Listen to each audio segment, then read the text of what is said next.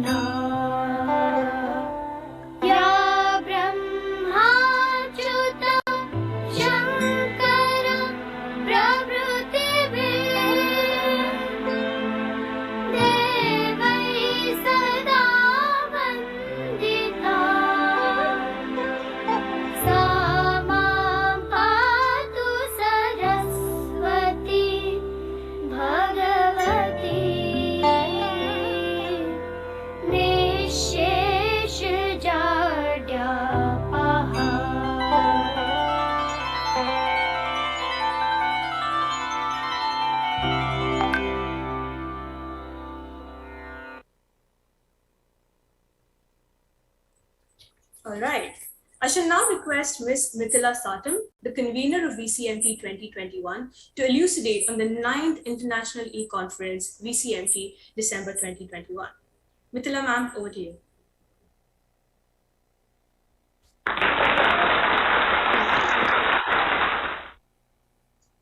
Thank you, Lakshmi ma'am. I hope I am audible.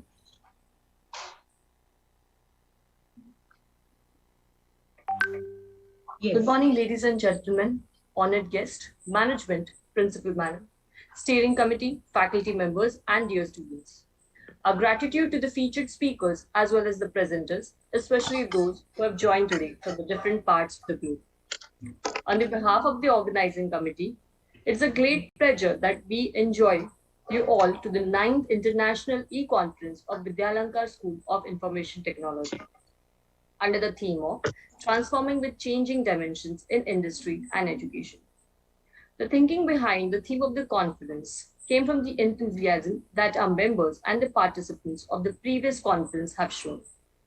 The interaction and the eagerness of learning and sharing knowledge and expertise have not only motivated the theme, but also compelled us to reconsider the format of the conference, as well as keeping it small, but as always an exemplary conference. We hope that this conference does just that for you. Now, let me give you the gist on the papers received. A total of 80 registrations and 50 papers have been received from the states like Goa, Uttar Pradesh, Rajasthan, Tamil Nadu, West Bengal, Maharashtra, and many more. The papers diversify on the topics like cybersecurity, artificial intelligence in marketing and banking, implementation of robotics and its benefits to the industry, use of virtual labs and its analysis, new educational policies, mass media research, and many more. These papers would be discussed today, post the lunch session in 2 different tracks, and the best papers certificate would be awarded. Also, the papers would be published either in an ISBN journal or a UGC care-listed journal. We are also grateful for the hard work of the troops behind the scenes. Our proposal reviewers, graphic designers, the young minds at the virtual registration desk, and everyone else who contributed to making this conference happen. Organizing an international conference is a labor-intensive task, and we appreciate all the efforts that have been exerted by all to build this community of learners. I hope that this conference provides the opportunity to learn with and from each other, as well as build networking and a strong community of intellectual and professional friendship. Now, I take the opportunity to introduce a person who leads a multidisciplinary institute, a dynamic leader, bubbling with innovative ideas and motivating her team to think out of the box. She strives to instill a constructive team spirit amongst her team in an excellent listener. She is our respected principal madam, Dr. Rohini Kelkar. She is a gold medalist from University of Mumbai in the subject of economics. She has completed her PhD from IIT Bombay from the Department of Humanities and Social Science. She has more than 30 years of experience of teaching at undergraduate and postgraduate school level. She has presented research papers in many national and international conferences. Now, I request our principal, Dr. Rohini Kelkar, to welcome the gathering and introduce the keynote speaker, Dr. Yashodhan Gokhale sir, and chief guest, Dr. P. Shekhar sir. Thank you.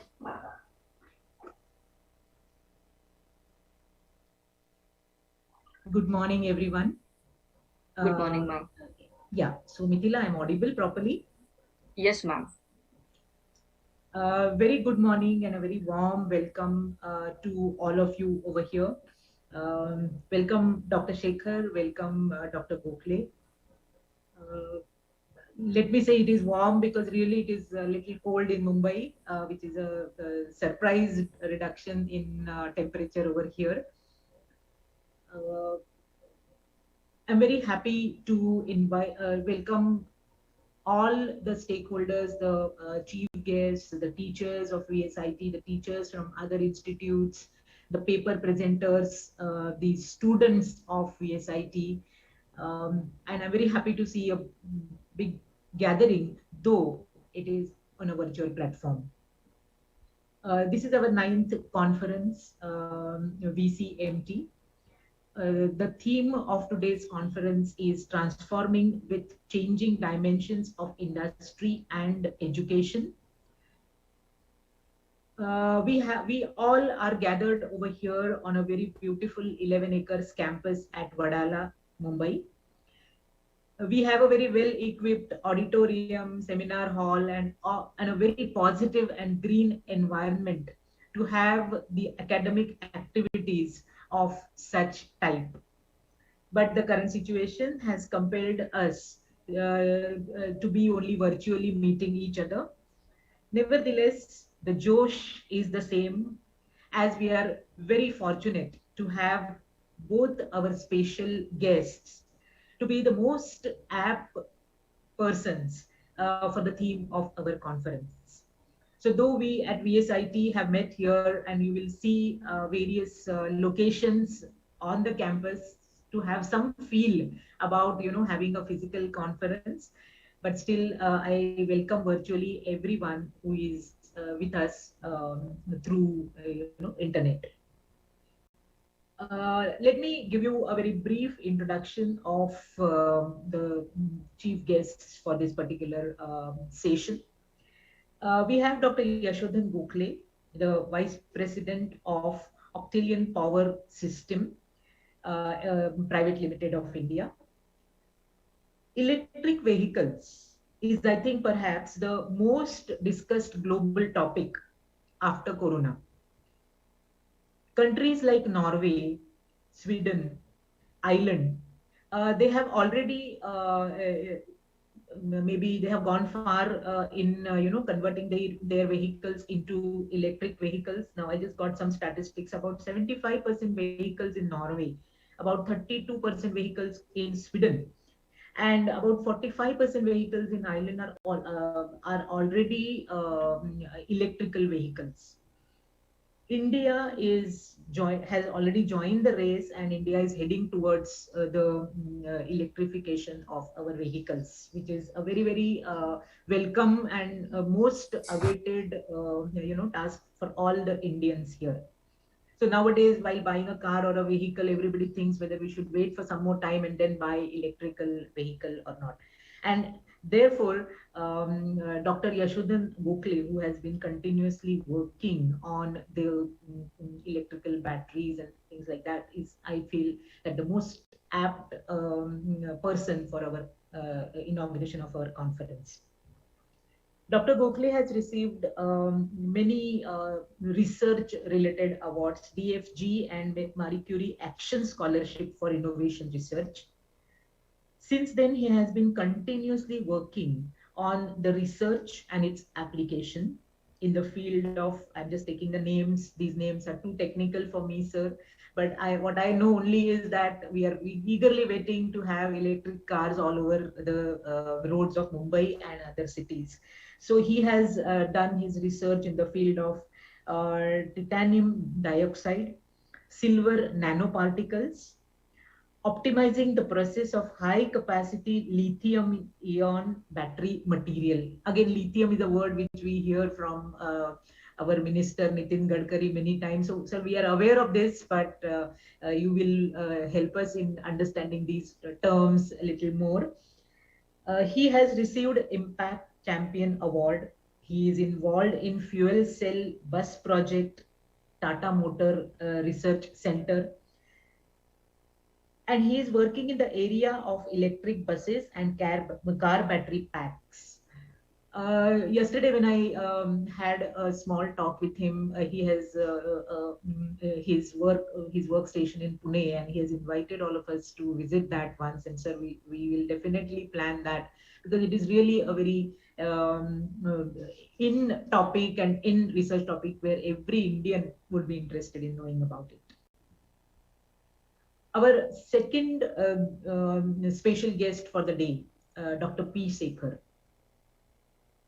As I told you in the beginning, we are really very, very fortunate because we had industry and education as our two main fields for this particular conference. By education, we mean the education research in very important areas related to the current situations and current challenges in infrastructure. And Dr. Sekhar also is, a part of that. He is chairman of Global Smart City Panel. He is chairman of Micro Tech Global Foundation.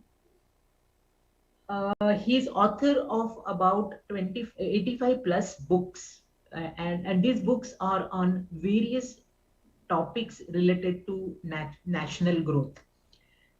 Under the series titled Secured Techno-Economic Growth of various regions, he has presented his thoughts over the economic growth process, infrastructure challenges of almost all states and union territories of India, union territories of India, and also many developing nations like Israel and Uganda and Myanmar and many more.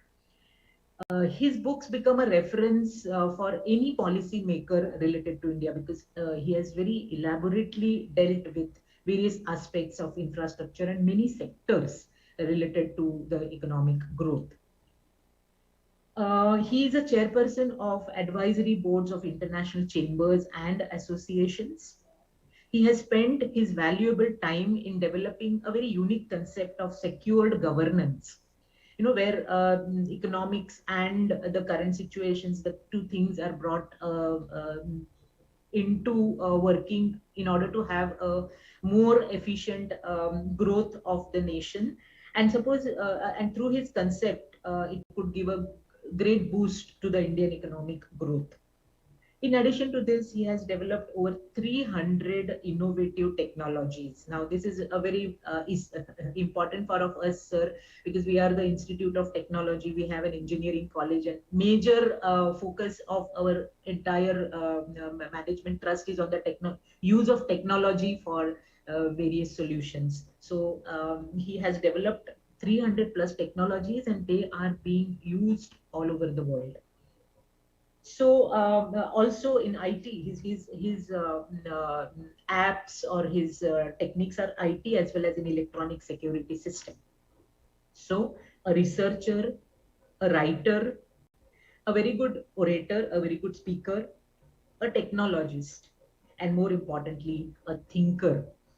So I think we have got both very, very eminent scholars for our conference. And I thank both of you for accepting our invitations and being here to guide, to give you a knowledge to on these topics to our people over here. So we have right from the students till the teachers and the special invitees in the group which you see over here. So welcome once again, and I request Mithila to take the things forward.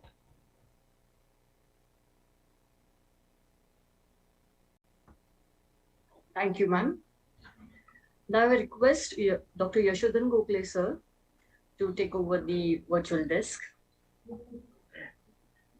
Thank you, everyone.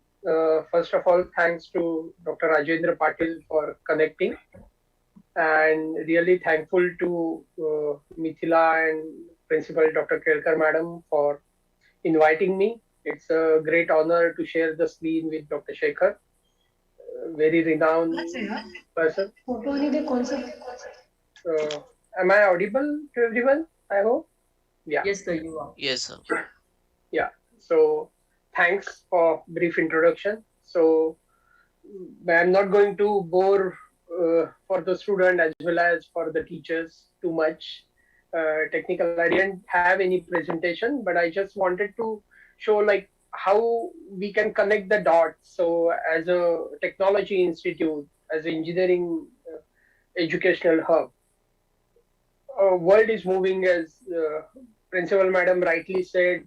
We heard about the corona too much, and now then the electric vehicles. But the thing in the electric vehicles, the one of the important thing in any EV domain is the batteries, like lithium-ion batteries, which is like the heart, and battery management system. It's like a cold brain. So I'm going to talk on a few of things. And when we talk about the Industry 4.0 or education, the new dimension of the education changes from the different areas, like from advanced robotics, additive manufacturing, augmented reality, simulation, horizontal vertical integration, industry with the internet, then cloud, cyber security, big data, AI, machine learning. It's good to use these terminologies, but how it come from fundamental research to advancement. And as a teacher or as a student, it's important is how you connect the dots. I'm a chemist. I never studied engineering at all, but I done my PhD in mechanical engineering, where I done half of my work in mathematics, where I never have maths. After the marks of 12, I never taken the mathematics. But the important thing is during your course of study, when you have a passion is very important, passion and curiosity. That helps me a lot. You ask the question, solve and unsolve the issues, from stars to galaxies to carbon footprint to electric vehicles and so on. So more importantly is how you do your basics good. What I mean is, I'm a chemist. I used to make the cells, the lithium ion cells in the batteries, which is called the batteries. And when you connect these dots, you need a engineering, you need a mechanical help, how things work, then wiring harness or like electrical thing, then informatics where you can connect to the cloud, but what data to choose. To give you an example, I come from Pune. So there is a place named Katraj and Shanwarwada, everybody knows. If I am going with the electric bus, say from Katraj to Shanwarwada, how I use this technology. The one is with the lithium ion batteries, then big data, or we can say we develop the data logger, which can gives you how much kilometer per kilowatt hour is used, how much energy is used. And for that, this data analytics, which is connected to the cloud, you can do the analysis and you can find out which are the places where I can put my charger. To just give you an example. So in this complete journey, say from traveling from Katras to Shanwarwada, why I'm giving specific to understand the problem. You need a chemistry, you need a physics, you need mechanical integration, electrical integration, you need a high-tech AI, machine learning to use this connecting the dots. So that is one of the key aspects when you are studying any technology. And technology is changing. I was fortunate to work with these Nobel laureates who got Nobel Prize in 2019 for lithium-ion batteries. Professor Goodenough, age 97. He is the oldest person who won the Nobel Prize for lithium-ion battery discovery. Then these days, what we use is hard disk or USB stick, which has a maximum capacity in gigabyte or terabyte and so on. The person who done 20 years back for that discovery got Nobel Prize, professor in Jülich. So what I mean is, when you are evolving with the technology changes every after 7 to 8 years. In the electric vehicle domain, the lithium-ion batteries discovery done in 1980s. The next material which is used in Tesla car, NCA chemistry or NMC, because that's the main heart and brain of any EV domain. That technology come after 7 to 8 years.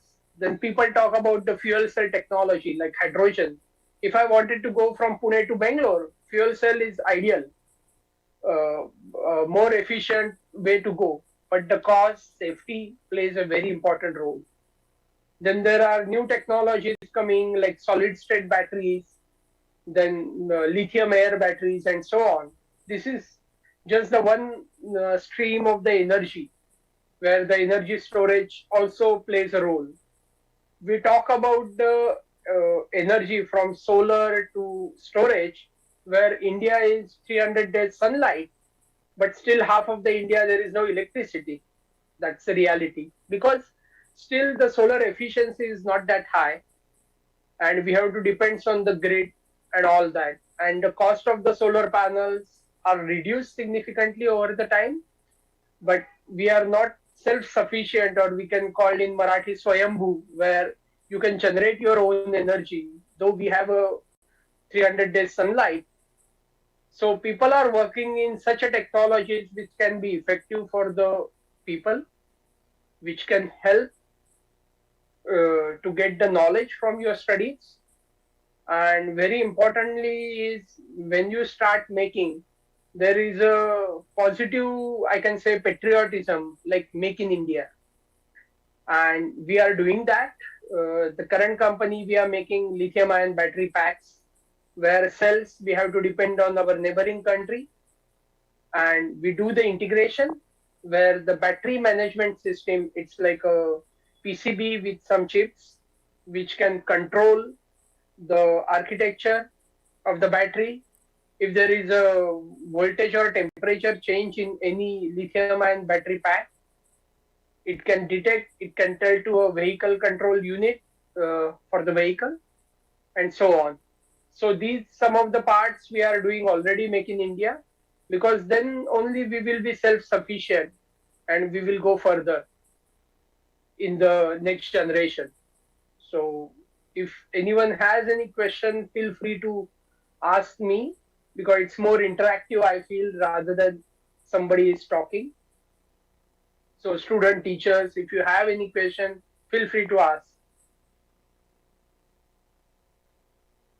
What will be the role of solar energy? Can we use solar energy for that? Yeah, it's ideal. People have tried, where Nissan Leaf and other companies in globally done, where solar roof for the car, but the efficiency is still less than 12%. The one of the thing is, I work earlier with the Fraunhofer Institute, and Fraunhofer Institute in 2010 made world record, like 42% solar efficiency. But the material they use to make this solar cell is with the very expensive material in our periodic table that we studied in school. And so it is still, the efficiency is the major issue for the solar thing, but people are working, and hopefully in next few years we will get the solution where the solar panel, because at this stage when you put the solar panel, you get the cashback after 7 to 8 years. So you have to invest upfront the cost, because cost and efficiency is the one of the major challenge in the solar area. One more doubt is always there in my mind. Currently, we are using thermal electricity. Yeah. And thermal electricity itself is not very environmental friendly. Yeah. So, how are you going to tackle? I mean, to stop the or to minimize the energy consumption or environmental degradation of vehicles, we are generating the electricity which is environmentally not very friendly. So how to tackle this paradox? No, there are different technologies. They are at the moment in a verge of, because one of the challenge in the technology is always, you do something in the lab or in the laboratory or in a small scale, but to scale up that or manufacturing, there are a lot of challenges in terms of the cost, supply chain, raw material availability, and so on. So there are different technologies, like hydrogen is one of the promising technology. May you have seen the ethanol mix as well as pure hydrogen. People are trying in the Japan, Toyota and all are shifting towards the hydrogen. So that is one of the very upcoming technology, I can say, from fuel cell to other subparts of the hydrogen. And there are solid state batteries which can give the energy efficient. Then vanadium or redox flow technology are coming up in that way, because even for the there is always, people do the experiment from salt water, the sea water can be converted into a good drinkable water. That also one of the technology, or the, yeah, in that manner people are working. Still manufacturability, people are working on that front.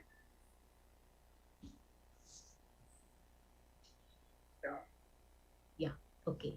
So thank you. If there are no questions.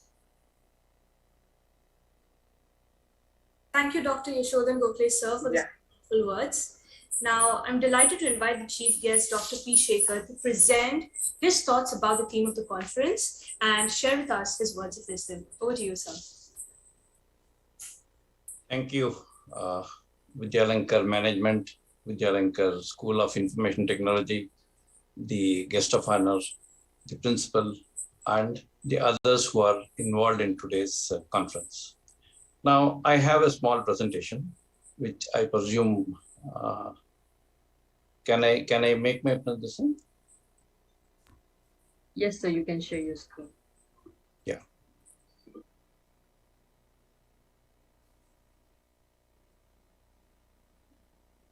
I am going to make my presentation in a slightly different format. This is more for the students to have a different view of what is going on, what they should look for, and what is it for them as the world grows post-COVID, and with all the things which are given by people like Dr. Gokhale, Dr. Professor Kilkar, and all the others. Now, this I have called it post-COVID devastation, strategies for industry education to plan a dominant role for national reincarnation. Just like VST has made its foray into education. Now, in this presentation, I want to see from where, how do the students go forward? What do they do? How to understand the way it is, and right from this first laid, which is on India. When we say India, do we understand what is India? Now, do we know that India means India is 206 countries put together in terms of its population, 1.35 billion. Now, whether population is an asset or a liability is something is the way we do and the way we understand and the way we can comprehend. Because we generally know that we say there is no land, there is no water, there is no this thing, everything we hear is all negative. Do we know that in India, we only occupy 0.45% of the land, remaining 99% is free for us to use. Now, many people get surprised. We say, okay, you go from anywhere by air and then you see the ground. There's nothing on the ground. Everything is open. Then they realize this is the actual fact on the ground. Okay. Now, we say water, there is no water. There is abundant water. In fact, in whatever I was introduced in terms of secured governance, I'm making plans for 200 years prosperity for India and 200 years, therefore, prosperity of the world. And why India and the world is getting linked, you will know when I'm going through this small presentation. Now, COVID has devastated everyone. Now, this is something which is very amazing. But this is a World War III without a gun being shot, without any infrastructure development, total economic disaster. Total disaster of our any values, any of this. But it is going to give us a very different, every world war has given us huge amount of development and prosperity. But during the World War, people have suffered and we are suffering now. Okay. But the world, actually COVID has done nothing except to create fear. If you see the number of deaths, if you see the number of people affected, they are all far, far lower than what it should be. It has just caused pain, that's all. Because whatever number of deaths we have, during COVID, there are less number of deaths. Whatever number of patients should be there, in COVID, there are less number of patients, as per facts internationally. And in all this thing, India has suffered far less than other countries, thanks to our own way, because previously people used to say, oh, Indian medical system is bad, Indian health system is bad. We were the best in the world. Not only we were the best in the world, we also supported the most advanced countries to come to the proper, even the doctors, everybody are from India, and today even the pharmaceutical products from India has gone to the world. But COVID itself, we should respect whatever it is trying to do, but we should not fear. The fear portion of COVID I want to remove, but do not be afraid. COVID is just a scorpion bite which is made into a dinosaur attack. Okay, so scorpion bite is equally bad. Nobody says scorpion bite is good. But dinosaur attack is a dinosaur attack. Dinosaur attack is total destruction, everything. But today we have taken, unfortunately, again, Omicron. This is something, this is going to destroy. It has not killed one person. It has affected some 2% here, 5% there. And then because of our intelligence, we are over simulating. So That means we are expecting some galaxy, something which is 10 billion miles away, to come and hit the Earth, and then we are all afraid, which may hit one day. Okay, not that it will not hit one day, but can we be afraid? We are all intelligent human beings. Why are we afraid? I am not able to understand. Now let me come directly to the students of this thing, because this is going to be a comfort zone for the student as I go in this presentation. I would like students to listen to some of these things for their own growth point of view. Imagine whatever we are. What is Vidyalankar? What are the other institutes in India? There's another wrong perception which is there. Oh, in Indian education system is not so good. Now let me tell you, Indian education system is the best in the world. Why? Here are the facts and figures. Okay, every topmost CEO in the world is an Indian. Okay, and they have studied in Vidyalankar type institutes. Okay, and I'm sure Vidyalankar, if it digs its alumni, they'll find many CEOs of Indian origin. The CEO doesn't mean only Google and Microsoft. There are so many good companies world over, including China.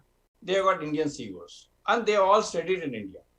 So we should know that they themselves constitute $1 trillion economy.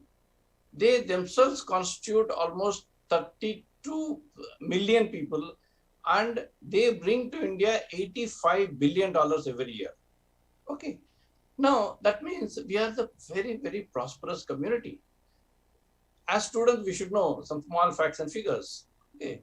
We in USA, we constitute only 1.5% of the population, but we constitute 25% of the startups and a major portion of the unicorns.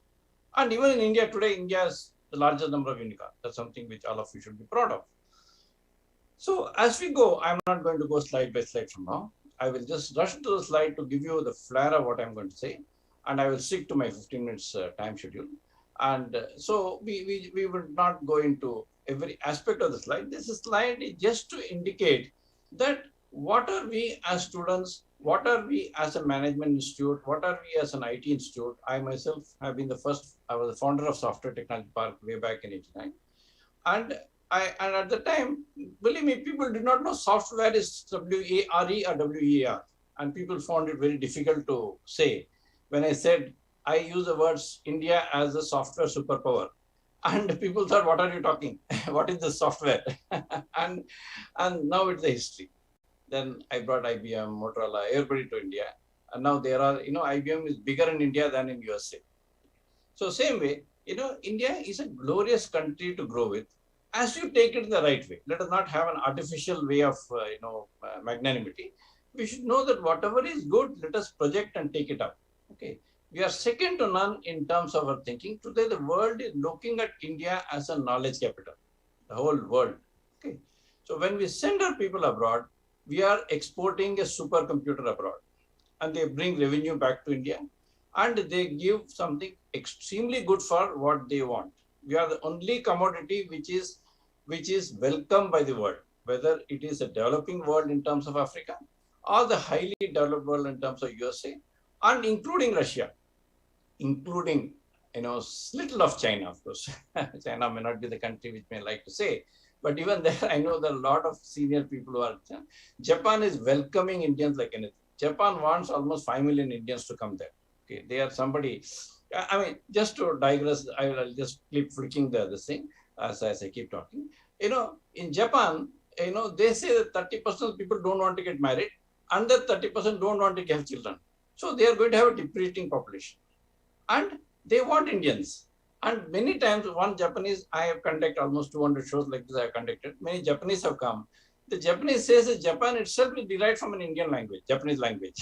And Japanese is saying that. Okay, so Japan is very, very fond of India. Okay, and why I am slightly digressing into this international forum is, as students, there is something which are all which we should all know. Entrepreneurship. That is, I'm not going to go in detail. I will give the definition. Any of my presentation can be forwarded to anybody. There is no, copyright issue. People can do whatever they want. And startups, other thing, made in India, make in India. And then we also say that, we are innovation. Okay. These are all we are famous for. I may have done 300 products. And there are people who have done even more. and people should keep doing. Every smallest aspect has got an innovation. Every many things can have entrepreneurship, and many things can have its own startups if at all nobody has started them. It can be integrated with a company, or it can be a startup. Now, when these things are there, there's a huge role which the institute like Vidyalankar can play. I'm sure Vidyalankar must be having an innovation cell, startup cell, and entrepreneurship cell. They can encourage students, but encourage the right students for the right way. A student who can be a good manager, please do not make him an entrepreneur. In India, I was the first fellow to start up an entrepreneurship program, and people were saying, as an entrepreneurship program, why are you telling everybody should not be an entrepreneur? Because if everybody start becoming an entrepreneur, we'll only have more failures. For one entrepreneur, there should be 100 people to work with them. So the right person should be an entrepreneur. There's no glory of being an entrepreneur. Entrepreneur has to be supported by good people. And so entrepreneur, what does it differentiate from others? Entrepreneur should have a risk-taking capacity. Entrepreneur should have a leadership capacity. Entrepreneur should have to command respect, not demand respect. Okay. Many people feel I am an entrepreneur or I'm son of an entrepreneur, so everybody should touch my feet. He will never succeed. Entrepreneur should be able to command respect. If these qualities are there, Vidyalankar, Professor Kelkar and others should encourage them to be an entrepreneur. If not, please do not encourage wrong people, because they will only be a drain on the economy, they will be a drain on all the resources.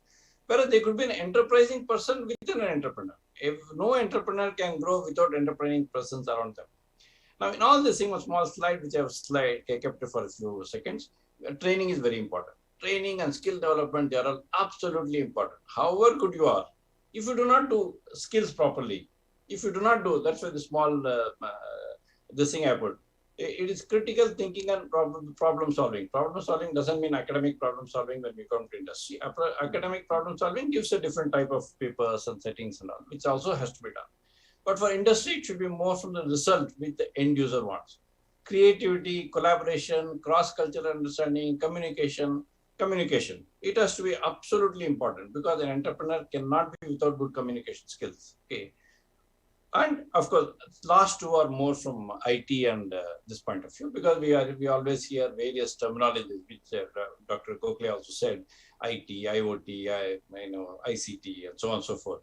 Because don't fear those terminologies, AI, all those things have to be below us. Many times we make this technology above us. If you make the technology above us, please note we are doomed. Okay. Now, why I'm saying also, let me see. Some of my AI conferences where I had to address or I had to chair or something, some of the speakers would say, what all things AI can do, AI should do, AI should do. Then finally, I concluded that if AI is overdone, we will all be in ICUs. Because everything will be done. We have to just be sleeping. That's all. We'll be fed, we'll be done. You have a small tablet. If you want to go anywhere, close your eyes and put AI, it will tell you you are in Switzerland right now, and then you are doing again, you close your eyes and say you are in Russia. And then I say, again, maybe some Nazi will hit you and then you are all dead. So never overdo technology. I am a technology person, I know, but I will never overuse technology. Technology should always be below us. Technology should never rule us. Okay, there are people who are dreaming that technology will rule us. Technology should always be below. So computing and digital technologies and everything, please ensure that they subsidize your work, they come below you, they come to assist you. And because as human beings, see, nature has created human beings as a thinking animal, Homo sapiens. Okay. Rest all things, even though they are alive, they are not thinking animals. Even animal can think to some level. Even plants can probably feel to some level.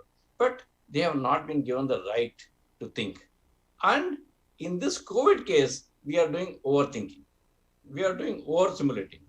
We are doing over. That is also not good. By that, we can create fear in every sector of our fields. We can create fear. A person who is doing just anything, and a transportation can feel that, oh, transport will do X, Y, Z, which is dangerous. A legal person will say everybody can be handbars. Yeah. Technology person, like I say, artificial intelligence person can feel everything can be done by the robot. Then what are you human being? How will you earn money to even keep a robot? Nobody will earn. Robots will rule us. So same way, every sector has got its own negativity. We should think over and keep it to the level in which we human beings can grow, can contribute, can innovate, and can do things which are this. So since I talked about the startup innovation, those slides I did not go into detail because every slide will take 10 minutes. So I'm just making every slide only 10 seconds so that, since we are talking to a very intelligent crowd, so I'm making the key points from my point of view. Now, India is having an extremely good start, okay? And in every aspect, India is the highest respected entity in the world. Now, let me come to the core portion of how a Vidyalanka type institute should do, what the student should think, and what will be the final result. Okay, when I give slightly a broad statistics, Vidyalanka Tech Institute should already plan for students to go abroad. I have written a book for education. I have written a book for innovation also. I have written a book for overseas Indians also. Now, India should try to export 3 million Indians every year. Today, it is hardly 3 lakhs. And that too, they are struggling to go. There are enough statistics available to indicate which field, where, how many are required. Okay. So we need not feel that today, right from the next president of USA to Prime Minister of UK and everybody are going to come from an Indian origin. Okay. This is not to belittle the other countries. Other countries are extremely good. The people are good. But we have got an additional responsibility. By saying the president, we are not saying India is going to rule those countries. Indians in any country, I have conducted these type of shows, and 20 people from 20 different countries have come and attended. And their main thing is whichever country where they stay is their first country, India is the second country. Indians are never, like others who invaded India. They always belong to the country of their origin. Indians' country of stay is what we are. So, Vidyalanka Type Institute should find 10% of its staff, students should be able to go abroad. And also welcome, about 10 years back, foreign students, especially from Western countries, studying in India was the rarest. Today, do you know that more than 3,000 students are studying even in our own, from US alone to India and US citizens? Okay. So, India has also attracted attention in terms of other students. So, you should welcome other students to come India and welcome our students to go abroad. That means our students going abroad, again, my definition is we are exporting a supercomputer so that, it is going to give results to them and it is going to results to us also. And the entrepreneurship facilities go ahead in a different way. When a student is joining itself, please tie up with all the local people around your institute and have your own entrepreneurship cell in which you should have your students associated with them. Okay. Then what happens? Students get into a different level of maturity. Students start spending all their, positive free time in terms of this rather than just playing games on the mobile. Yes, playing on the mobile, please do not stop it, but dilute it. Let it not be the primary focus of your free time. Let it be 20% of your free time, 80% of your free time spent on this. So students also will be happy. The institute also will be happy. And then, you are all in higher education. You are not in lower education. In fact, when I wrote my education book, the then education minister came to Bombay to take my book before the new policy was made. The new policies, most of it which I recommended in my book is part of the new policy. So the education policy allows a lot of freedom to the education institution. Gone are those days when things are highly restrictive. So because of that, you would have your own, I have addressed even IIMs somehow. Every institute is special to me because today people should be proud that I am coming from X institute and I can do this thing. And that's why this particular small slide I put, role of universities for world of knowledge. Innovation, startup, I think intellectual property, promotion, better exploitation, and evolution of your students' systems. So by that, what will happen? The students will be happy. The institute will also have additional revenue model. Today, education was one big challenge to me because in my own secured governance, I'll come to those slides, is a self-sustained model. So education and healthcare are two things where I was finding it difficult. When I come to the secured governance, I'll give a little more description of that. So university industry partnership has to be the ultimate. Everybody known to you, including a past student, please have a letter of exchange, please have an MOU with them that my students belong to you and you belong to us. So that, university people feel that the university, Vidyalanka, would have an automatic relation with almost 500 such institutes. And those 500 will feel Vidyalanka is mine. Please have that feel. They will also put your board, slide, and so on and so forth. Google should be the first one to sign an MOU. Then what happens? Your students those students whom he selects, they will have Gokhale's card with them, their visiting card. I belong to Gokhale, whatever be the name of the company. Same way, different students will have different, right from a granary mall nearby. Then they have a different feel till they finish education. That means right at the day one, they feel I also belong to that, just like Indians abroad. Okay, when Indians abroad are there, I am an Indian, but I belong to this particular. Same way, the students will be, I belong to Vidyalankar, but I also belong to Gokhale. That particular feel should come to the students. Then, these partnerships will have a devastating impact on their thinking, on the way they do, on the right, without, having any, on the priority front, academics is number one, industry is number two, till they finish. Towards the project time, industry is number one, academics is number two. Then many things which are all today, lack of technical skill, lack of market knowledge, everything will be taken care of by the time. Today, even when I say patent, people do not know what the importance of patent. Good and bad, there are a lot of bad things about patent. That also people should know. Okay. So people should know that not patent, everything will be good. Okay. And what each country requires. Now, let me come to secured governance. I think I am in the last 2 minutes. Now, secured governance is for self-sustained growth of economy. When I said I have written 100, 120 books on secured governance, it's not secured governance I'm writing. Secured governance is just one small chapter. That means education book, what education read, how many people are there, what should we do? As I said, the challenge for me from education and healthcare was that where will the money come from? Because education, unlike any other field, money does not come. And whatever tuition fees are collected, they are small. So a lot of negative things also happen because of that, which I am not bothered. Now, education gives huge value. In secured governance, what we say, that education institutions are also given a FSI, which are far more. Okay, there are multiple things. I'm telling a few of them. So you take the large FSI, and then you are also allowed to give some portion of it commercial. The commercial portion, give it to your own innovators, entrepreneurs and all, which they will pay back. And once the cycling starts, okay, you may have to bargain for a little more percentage. Then there's money coming in. Then start innovation, entrepreneurship in yourself on a commercial basis. Commercial basis means not commercial. Commercial business, something by which people run. And alumni are your wonders. There was one such institute like yours. When I told it, they said, which alumni will pay? You won't believe the first week itself, they got 50 lakhs of rupees from one of the alumni who had settled in Japan. They didn't know about it. The moment the letters came, they were shocked. 50 lakh check coming in first day, first week. Not that every day it will come. But, it is a good amount to come from your own, because they said, I was wondering when we can, because I am whatever I am today because of you all. So please be very, very closely in touch with alumni. Even when we see our own psychology, if my school or college asks me something, whatever I have, I'll try to give. It may be minor, but there are many. You are building up the, their coherence to you. So in secured governance in education can have various, centers of activity, so that, you would have a different format in which in this industry academia partnership will form a very major chunk. Now I'm coming to the last few slides. Okay. So here, as I said, have your own institute. In my secured governance, it's a hub, it's an education hub. And it has got various activities which it has to do.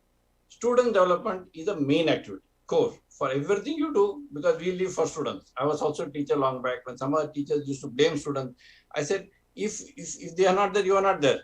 Many times my joke with them used to be that, they used to no, why you spend so much time on students. I was also a researcher during that time. I said, the students are good, you are not required. Many teachers didn't like it. They would blame students. Same way, students has to be students. Students will have to be given knowledge. Please do not expect students to be knowing everything. Guide them, but make them do the final thing. They will be wonders for you. Wonders for you. So they have to go far beyond, whatever this thing. Now, little of Abdul Kalam, I had the privilege of, he came to Navi Mumbai to give me an award on Global Innovation Award. And one thing which is there, with all this thing, we have to have happiness index as one of our prime priority. GDP is not alone the prime priority of growth. Happiness index. Now, happiness comes from various ways in which we say, in which we think, in which we guide, in which we govern, in which we do. So in all this thing, of course, there's one small slide on my books. I've written like this many books. I had the privilege of having one-to-one meeting right from Narendra Modi to so many others, including US. I was invited to Washington to present to senators by their invitation. So these are all things for your own growth. We would always be ready to support and whatever way one can contribute to your growth. I think with that, I will end my small presentation.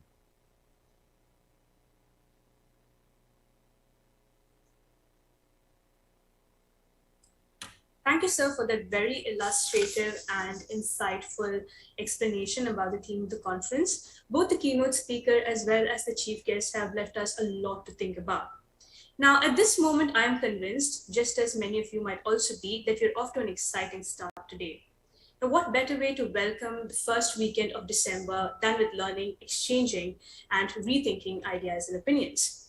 Perhaps what we can look forward to the most today is a fulfilling day of knowledge enrichment and renewed intellectual capacity.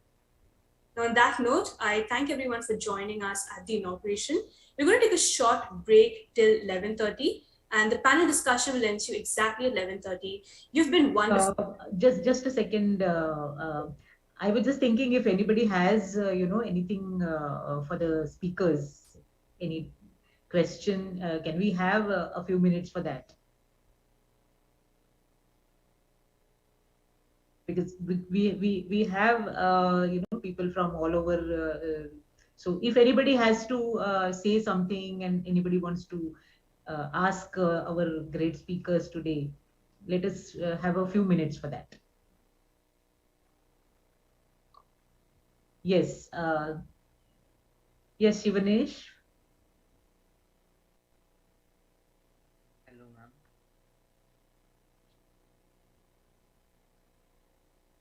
Hello, ma'am.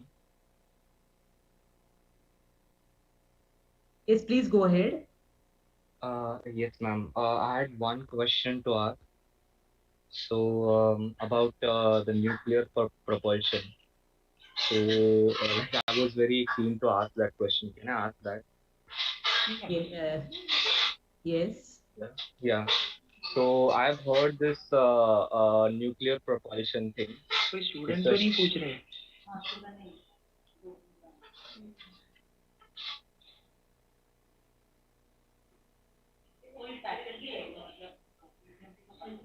So, I've heard this thing called as nuclear propulsion. So, it's a ship. So, like, can nuclear power also come into vehicles and all?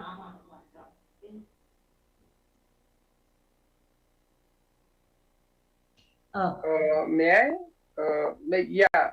Simnesh, I'm not expert in nuclear, but one of the thing might be Dr. Shekhar can explain, give a thought. I'll explain. I have done my PhD in nuclear physics also. Okay. Okay. You see, we are far away from bringing, the nuclear energy is also expected to come even in small pots. Okay. We are far away by another about 20, 25 years for nuclear energy to come to smaller vehicles, smaller systems. Today it has come in because of the fear it has created. Also, it has created a lot of problems. Because of unknown reasons, just like COVID. For no reason, it has given a lot of problems. And like somebody asked about, even I think Rohini Madam herself, that about energy being done by coal and others. The nuclear energy is a clean energy. Nuclear energy, there are enough safeguards that radiation, but it is creating a lot of fear. Because of that, some of the researchers also gone. Otherwise, by another few years itself, we could have gone into the nuclear energy coming in small pots and all. So we are far away from whatever you are saying. But there are other equivalent systems which will give us. Next one has to be on the hydrogen front, and which will give us enough of this. When nuclear comes, you don't have to think at all. In nuclear, just like whatever COVID has done negative, that 1 gram of COVID is supposed to be the total COVID throughout the world. Same way, nuclear, 1 gram of nuclear will give you energy throughout the world for 100 years. Yeah. That is what the difference, because E is equal to mc squared. So you should know that nuclear is going to come in a different way, but with time. By the time our maturity should be there to see that it is properly dispersed, because too many things too free also will not give us any economic.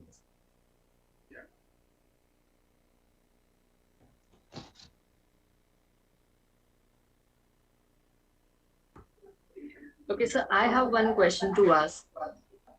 Can I? Yeah, please. So we have so much of saying, like even I do see that the Tesla cars is running everywhere. Like throughout the globe, there are these Tesla cars which are running. They are coming here. They have signed an MOU with us. They are here too. When will a product like that be there from our country, and when will that product make a tagline, as you said, that okay, made in India? So when electric product would be there in the market, and that would be a made in India product, and that will run throughout the globe, like how much more time do we need for that? See here, of course, Gokhale also will reply. Just one small comment before he replies. Please note that last 5 years, there are Indian-made cars, two-wheelers going. They are all making hybrid. They are all converting the present vehicle with the EV systems, and which are all made in India. See, in India, unfortunately, whenever something is totally done, it is just not getting publicity. Okay. But they may not be of the grade of Tesla. Let us also understand that Tesla and others have put billions of dollars. Our country does not today have the capacity. It is no more a developing country, but it is not the developed country where the funds are available of a grade. That's why people like Tesla and others are bringing things to a different dimension. And already many of the cars done by India with Indian technology are exported. Let us also know that. And there are more than 200 such manufacturers throughout India. Okay. But we have, and now all the large groups are all done EV, this thing. They have even demonstrated in your thing. And I'm sure now Gokhale can take over and say the balance. Sorry. Yeah. Thank you, Dr. Shekhar. And good, Mithila, you asked the question. Like one of the thing I mentioned also, it's a matter of 4-5 years, because one of the ingredient in the Tesla car, any EV car, is the cells. At the moment, nobody is making cells. Government Niti Aayog have PLI scheme. We are going to start the Make in India lithium-ion batteries. At the moment, we are dependent on our neighboring countries. So this is the matter of 4 to 5 years. So once the cell, rest of the things we are self-sufficient, and we are making now also, from BMS to metal sheet enclosures to cold plates and many others, which are the ingredients to make the lithium-ion battery pack for the any EV vehicle. So it's a matter of 4-5 years when we get the cell making in India mature enough technology, because it's a safety, it's a hazmat product. So we have to take care of that, and then it can be completely made in India, because that's the main aim. It's not only about just to talking Atmanirbhar and all that. Actually, we have to do it for the country, and there are good people who are doing that, and we are contributing. Yeah.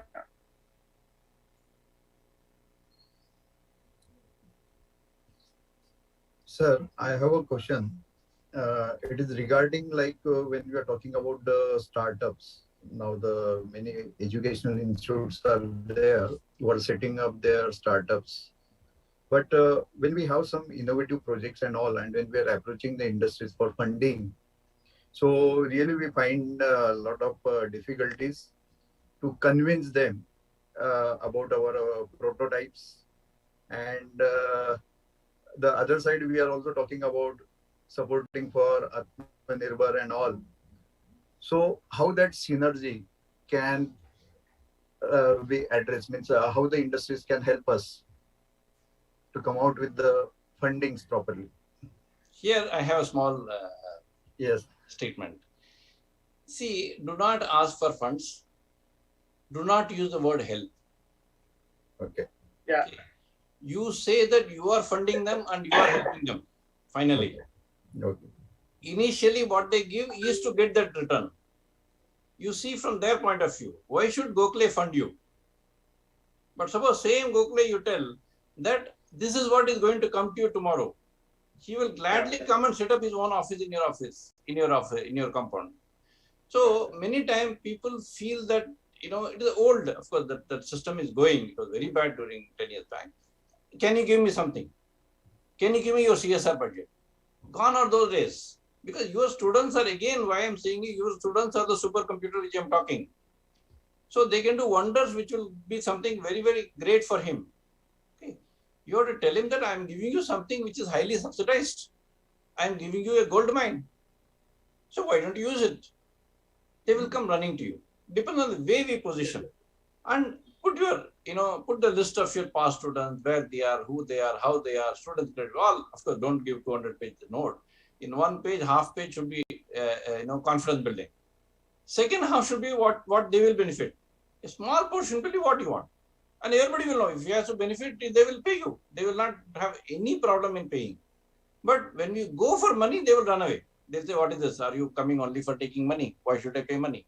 And even if they pay, they will pay out of, they should pay out of willingness. They should pay out of the fact that they are working along with you. Make them, that's why I told you, just sign an MOU with 400 companies known to you, your past students, your present students and all. 50 of them will be gold mine to you. Students will have enough confidence, enough like this. It should not be the wherever people like us have to come.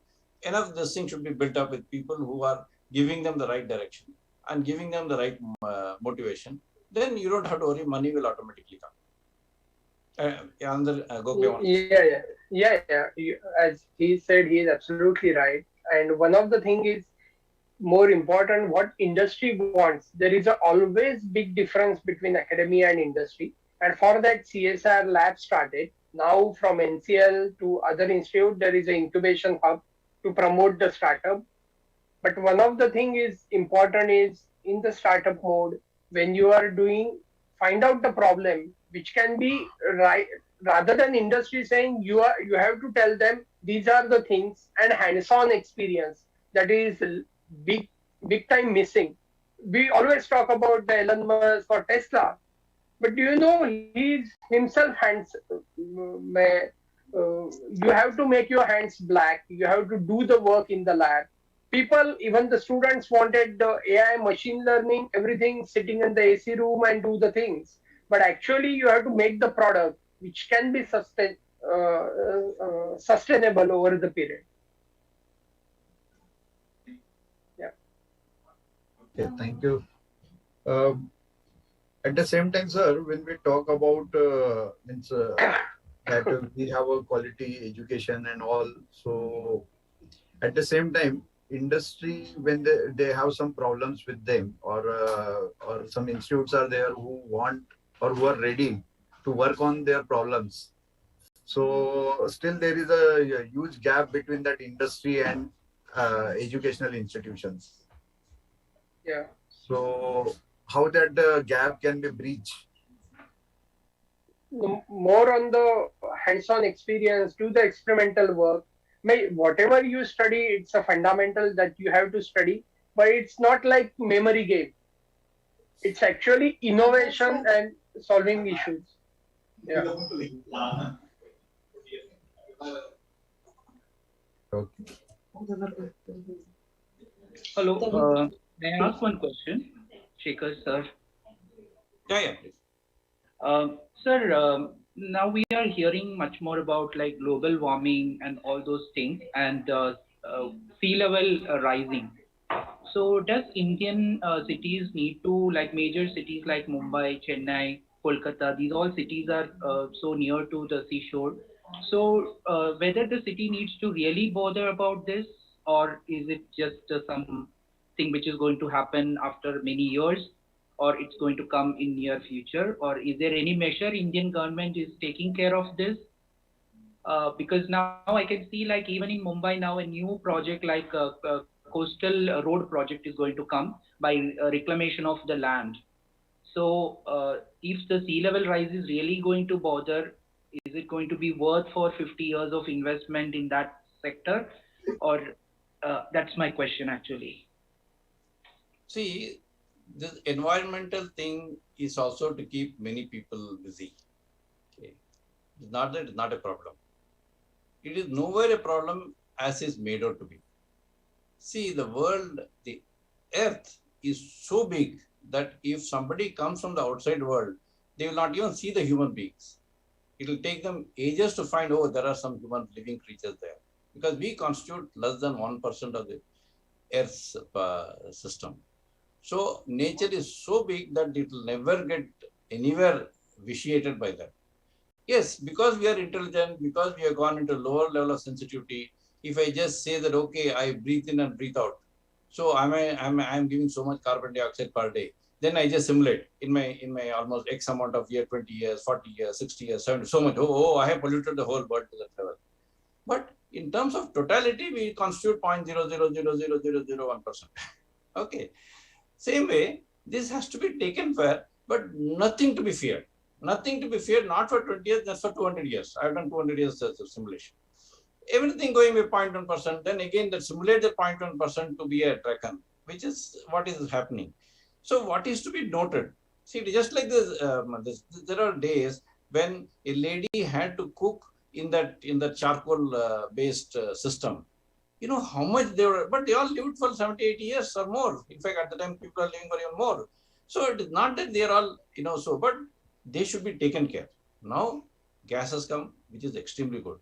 So much of saving of the so-called this thing for the world. So world has to be kept clean because it should be kept clean, not with the fear that, because of that. See, many times people say, oh, so-and-so earth came, so-and-so, the whole rain came because of, our own climatic change. And same rain came 150 years back. That means 150 years back also we were having the same evolution, environmental problem. Nowhere. So everywhere you just see whatever you say, they'll find this happened after 100 years. That means 100 years back, it should have been same thing as it is today. Let us analyze the way people are creating the fear. See, again, about fear, let us also know the reason for it. See, the press works on disturbing you. Okay, then only you will see. Even many of my own friends are very senior press people. They say we cannot write that, sun rises the east, sun rose the west. Professor Kelkar did a very good job. She's a highly qualified lady, being a principal. What do we write? So unless there is a disturbance, unless there is something like, dog biting a man is not a news. Man biting a dog is a news. So you tell me where man has bitten a dog, I'll make it a news. So because of that, so much fear is being created by the 0.001%, 0.1%, which they should do. Let us keep it at that particular thing.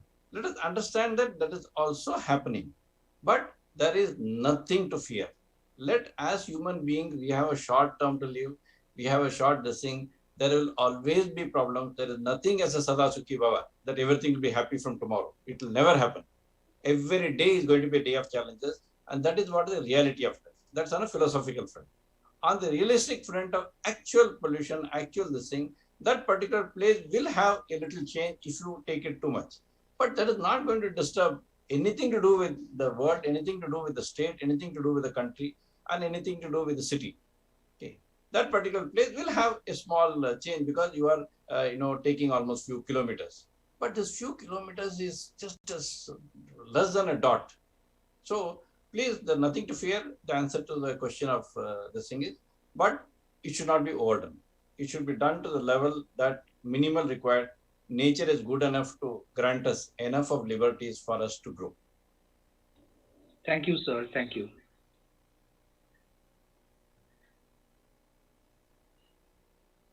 Yes, I think we can take one last question if anybody has. Yes, ma'am. Rumeli, yeah? Yes, ma'am. Yes, ma'am. I hope I'm audible. Yes. Okay. Good morning, sir. Sir, I come from English and communication field. So my question might not be in sync with all the discussions that are going on. So pardon me if this question is, as I said, not in sync. So, sir, you did mention that communication will play a very pivotal role in terms of a lot of things. So, do you think the style of communication in terms of promotion and marketing needs to be changed in the global field? Definitely. See, there's a small joke which I tell. Give the fox in a plate and a crane in a jug. Both will eat the same food happily. The moment you give a crane in a plate and a fox in a jug, both won't be able to eat. So same way, unless you communicate to the right person, just like what is the problem with the industry? Industry wants education, education wants industry, because industry people have come from education. But there's a communication gap. That's why even, your institute should first teach the student the soft skills and make the industry people themselves come and teach the soft skills. People like you go and can teach them on the way to pronounce, the way to say. Even many times I tell people, if you go somewhere, please know whether you are going to keep the right leg or the left leg forward. That is also should be taught, because that is very, very important. People just bang into the door, or people just knock the door and keep waiting, not knowing that nobody is on the other side. Okay, where you have to open, you have to open. So many smallest things which are very important and crucial are missing. You'll find all the successful entrepreneurs, all the successful scientists, all the successful, they were good communicators. Others, you may do the best of the things in the corner of your home or corner of your institute or corner of your industry. It is not going to be visible. You have to say and say to the right audience, like I said about the other industry portion. Industry should not be said, give me money. No industry will give you, and your own ex-students will not come and meet you. They'll say, wow, they only ask for money, nothing else. Many people will say that. But if you say you're going to gain this, if not they will recommend somebody else who can benefit. All these things are total communication. Okay. And this is independent language. A fellow in Gujarati should be told in Gujarati, the fellow in Odisha should be taught in Odisha, and in Bengali should be in Bengali. And the fellow in English, English is part of India. I always say today, for whatever reason, because of the last 200 years of rule, English is an Indian language. Let us not believe English is some foreign language. Because today we are able to grow because of English, so we should give the devil its due. Even though I have written a series of books and series of videos on how India is failing because of taking the system from a failed economy. This is just a half a minute, I will take more. Because the good things about India we should know, but bad things about India is, see, in 1920, Britain was ruling 72 countries, 50% of the world. Sun never used to set in a British Empire. By 1950, they were ruling 0 countries. Except themselves, they are not ruling anything. And the systems we are following, their admin system, political system, this system, with the trust on us, they all have to be changed. Okay, that comes with communication. By communicating, we should know what is good about them you take. Today, there's nothing. Otherwise, people talk of revenge and people say that they should not apologize, they should not do this, we should be welcoming friends. We should first come out of Commonwealth. Okay. Because Commonwealth is Gulami. You ruled me once, so I'm part of it. No, we are not being ruled by you. Because we are a 10,000-year-old civilization, 200 years, somewhere you are with us. That's all.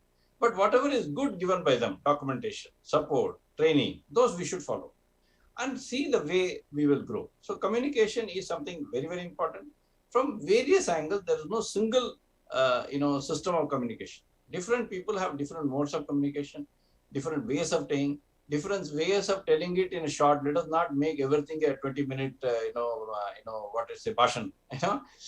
We should be able to convey what we are going to convey in 2 minutes. That should be the spirit in which we should teach our students, we should teach of course, the management should teach the staff also, and to others also, so that the right set of people come to you.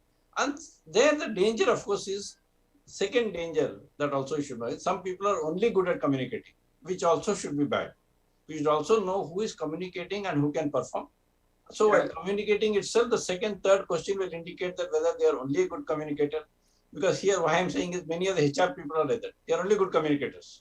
And they come and drag your students to some company because they are just good communicators. The students go to the company and they find this is anything but their company, whatever was told by the first person. And then they feel that's why many of the people who go for the first job, they don't stay in the job for more than 4 months time, 5 months time. Because you had a good communicator who came and told everything about the world which is not there in the reality. So the communication has to be realistic. And others who are communicating for the sake of being a good communicator, please keep them away. Thank you. And one thing just to add on in that, whether you do the technology, economy, education, communication because it's a people management. Whatever you do, the technology, it's because of the people. The technology, as sir mentioned, below us. So how you communicate with the people, because if people are happy, they are passionate, then you make a good product or good technology. Thank you, sir. Thank you, sir.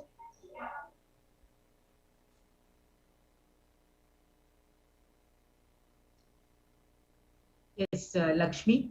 Yes, ma'am. Thank you to both the keynote speakers as well as the chief guest for patiently answering all our questions and giving us such a detailed insight into various perspectives about electric vehicles economy and a lot more other topics as well.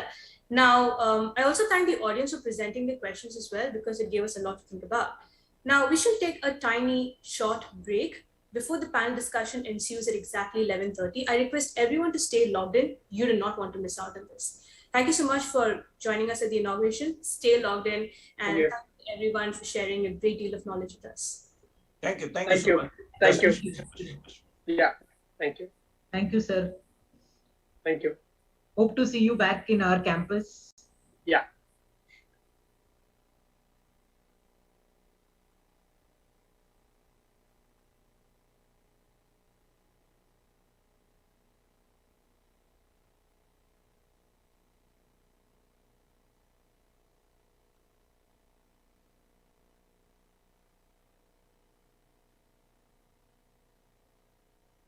Recording stopped.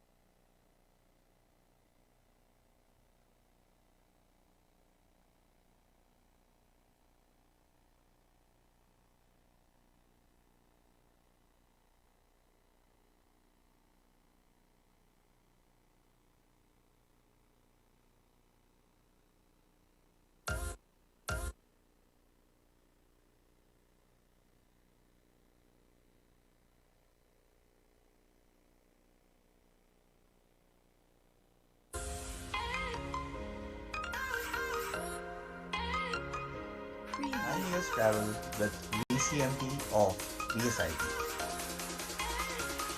Recent innovations and emerging trends in IT and management.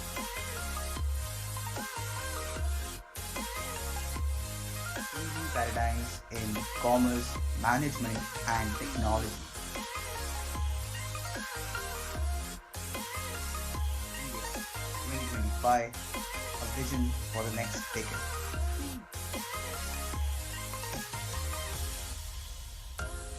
India 2025, a vision for the next decade.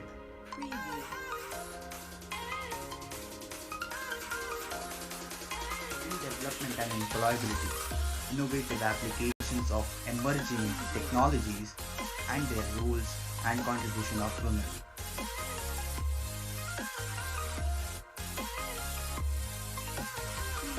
First International Conference. Policy initiatives of the Government of India, appraisal and assessment.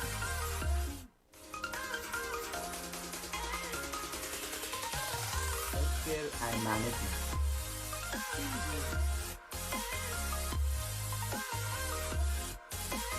Embracing change and transformation, vision 2020. Recording in progress. Now, VCMT December 2021, transforming with changing dimensions in industry and education.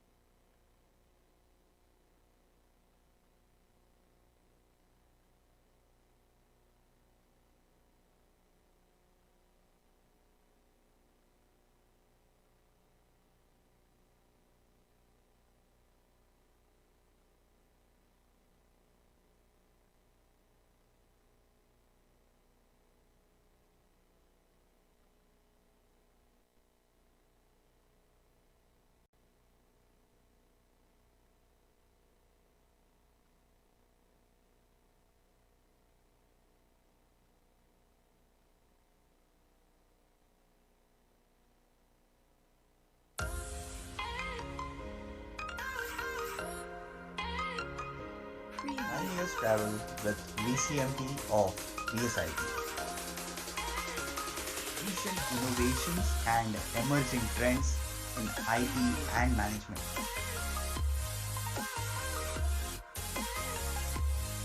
Changing paradigms in commerce, management, and technology.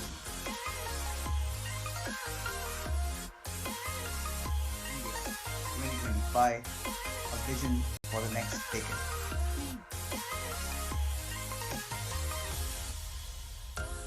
India 2025, for the next decade.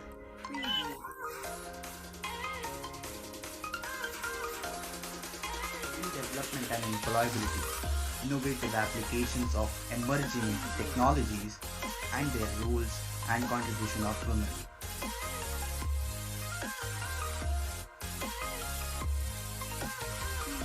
First International Conference. Policy initiatives of the Government of India, appraisal and assessment.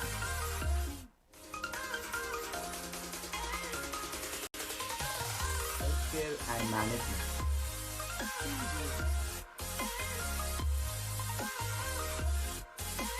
Embracing change and transformation, Vision 2025.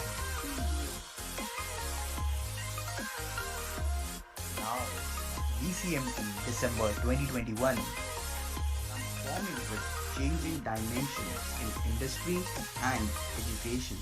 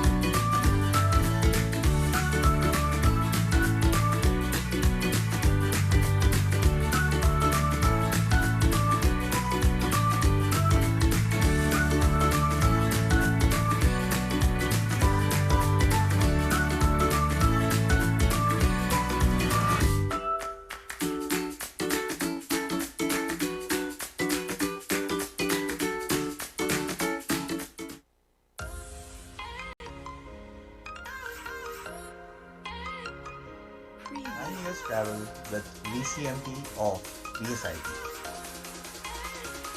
Recent innovations and emerging trends in IT and management.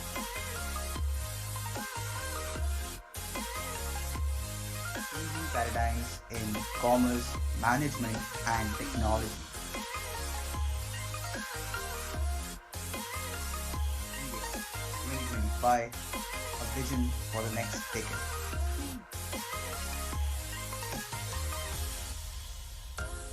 India 2025, a vision for the next decade.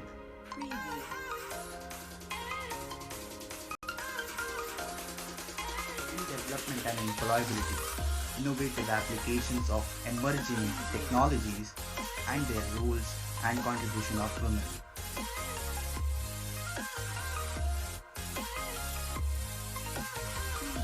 First International Conference. Policy initiatives of the Government of India, appraisal and assessment.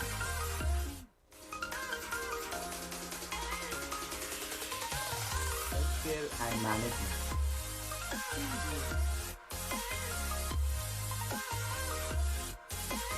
Embracing change and transformation, Vision 2025.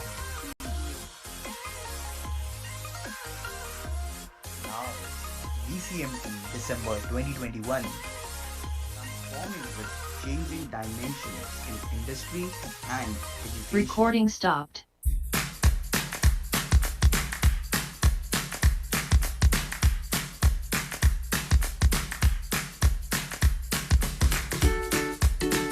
Recording in progress.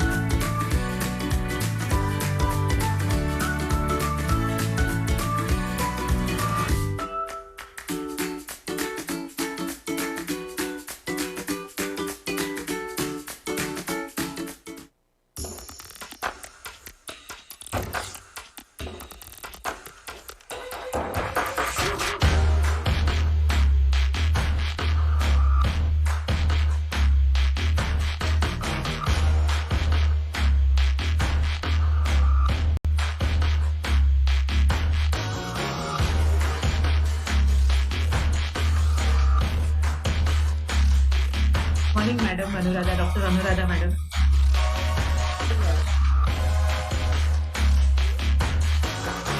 We will just begin. Yes, thank you.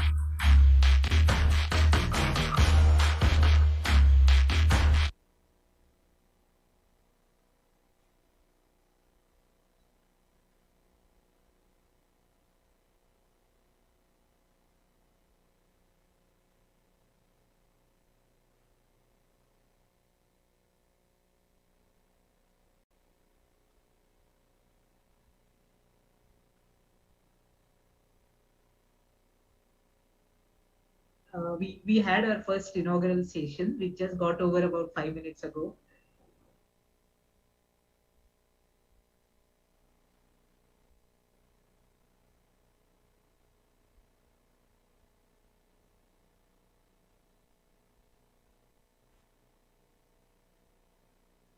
Yes, Swagatika, shall we start?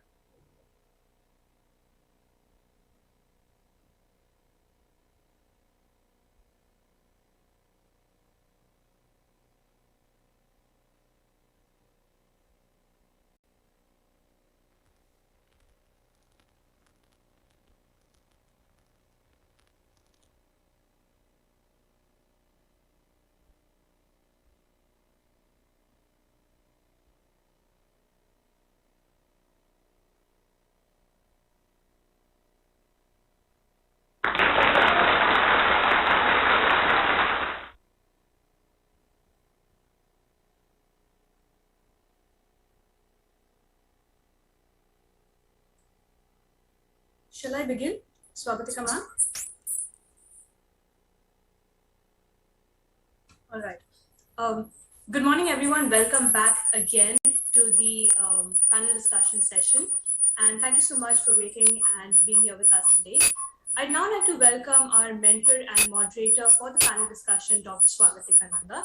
She's an assistant professor here at VSIT, and she's also a very resourceful member of the RDC committee, which is a research and development committee.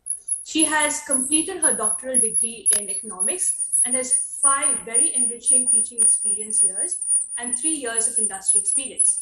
She's been involved in multiple research projects such as the IC SSR major project and has published approximately 15 papers at national and international levels.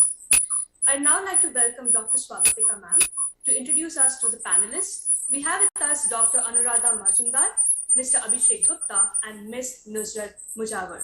Over to you, Swagatika ma'am.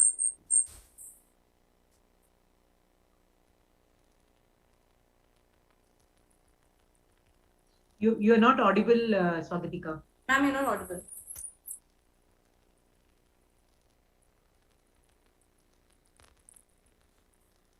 No, not yet.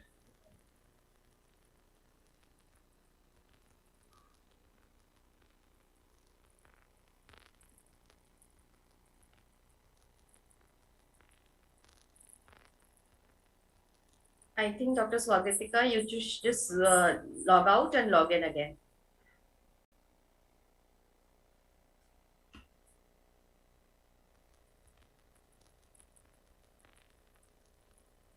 Ma'am, you leave the meeting and then join the meeting. Sometimes the settings go wrong.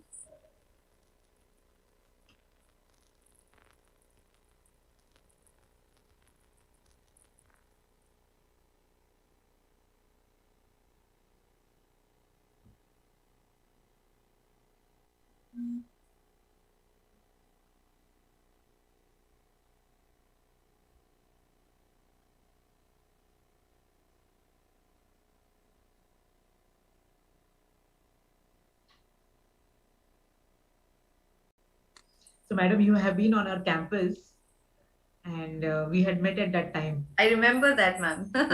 Now when I saw you, I remember it more distinctly. Okay. So that time you had the NAC, Yes, for our engineering college. Correct. Yes, ma'am, I'm back. Okay, great. Yeah. Good morning, everyone. I welcome you all to the panel's discussion of VCMT International E-Conference 2021. The panel discussion is aligned to the theme of conference, that is transforming with changing dimension in industry and education. I will start the session with two thoughts of famous personality that better suits the theme.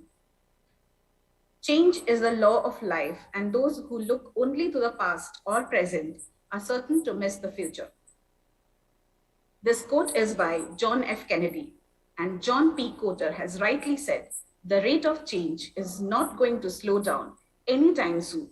If anything, competition in the most industries will probably speed up even more in the next few decades.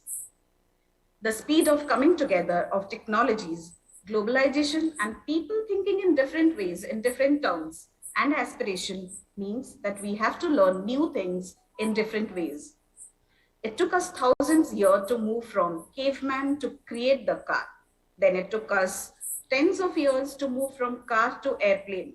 And then it took just few years to move from airplanes to computers. It is the speed of technology and the speed of adoption of new technologies which is making it happen. We are going to go through many phases of change in our lives and career. The days of just maintaining and existing are gone. Organizations must stay current with technology and industry trends. There are challenges too. At the same time, we have all the potential to work for the solution. In past couple of years, we have seen a tremendous transformation in almost all industries, be it education, entertainment, healthcare, or startups. We are gathered here for an effective discussion on different sector transformation and the impact on human natural life. So we have to keep learning and keep moving forward, but learning in this new way. Hi, I'm Dr. Swagatikananda, Assistant Professor at VCMT.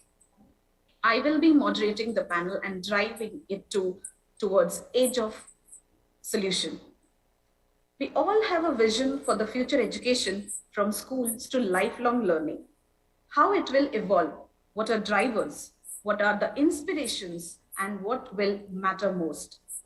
Educationalists debate different ways in which the content of education at all levels and the process of learning will need to change over the years. Whether it is a classroom or workplace, online or offline, structured or unstructured, certificated or not, then learning is likely to break free from our old mindsets in the coming years. To discuss the challenges in the way of transformation and to highlight a new way, we have with us Dr. Anuradha Majumdar. Dr. Anuradha Majumdar, Dean of Faculty of Science and Technology, University of Mumbai, has more than 24 years of experience as an academician and scientist. Currently, she is leading the newly established Center of Excellence in Maritime Studies as in-charge director established in Kalina campus, University of Mumbai. Dr. Majumdar has successfully completed a significant number of government-sponsored projects, including AICTE, BRNSDAE, that is Department of Atomic Energy, and major UGC projects. She is a consultant to pharmaceutical and allied industries and has completed several industry-sponsored projects. Recently, her proof of concept on a drug delivery system platform has been selected by CIPLA in its Innoventia drive and taken up by the company for further development. She has taken up the mantle of Dean, Science and Technology since more than 2 years and has worked relentlessly towards upward benchmarking of academics and research at the University of Mumbai. Ma'am, we all are eager to know your point of view on the changing dimension of education and role of higher education and research in shaping young minds. Over to you, ma'am. Thank you, Dr. Swagatika.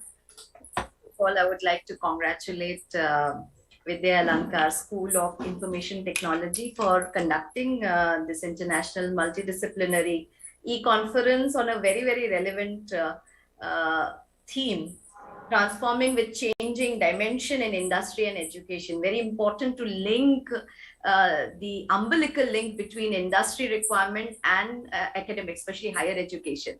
So this was a very, very relevant topic. Greetings, if they're still there, to Dr. P. Sekhar, who's alumnus of our own university from the Department of Physics, Chairman Global Smart City Panel, Guest of Honor, Dr. Yashodhan Gokhale, Principal Dr. Rohini Kelkar, who I can see in the panel, conference conveners, Dr. Miss Mithila Chavan and Dr. Swagatika Nanda. Swagatika is also going to moderate this current panel discussion. Dr. Rajendra Patil, who has been coordinating with me from the beginning, and my co-panelists, Ms. Nusrat Mujawar and Mr. Abhishek Gupta. Really good to know that they are from the industry, and that to top honchos from the industry.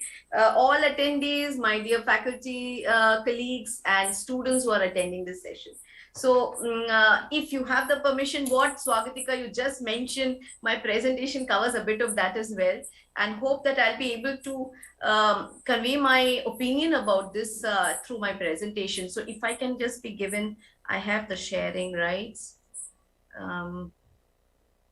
Yes, so I can present it. Yes, ma'am. Can you see my slide, this? Yes, ma'am. Yes, ma'am. It is visible.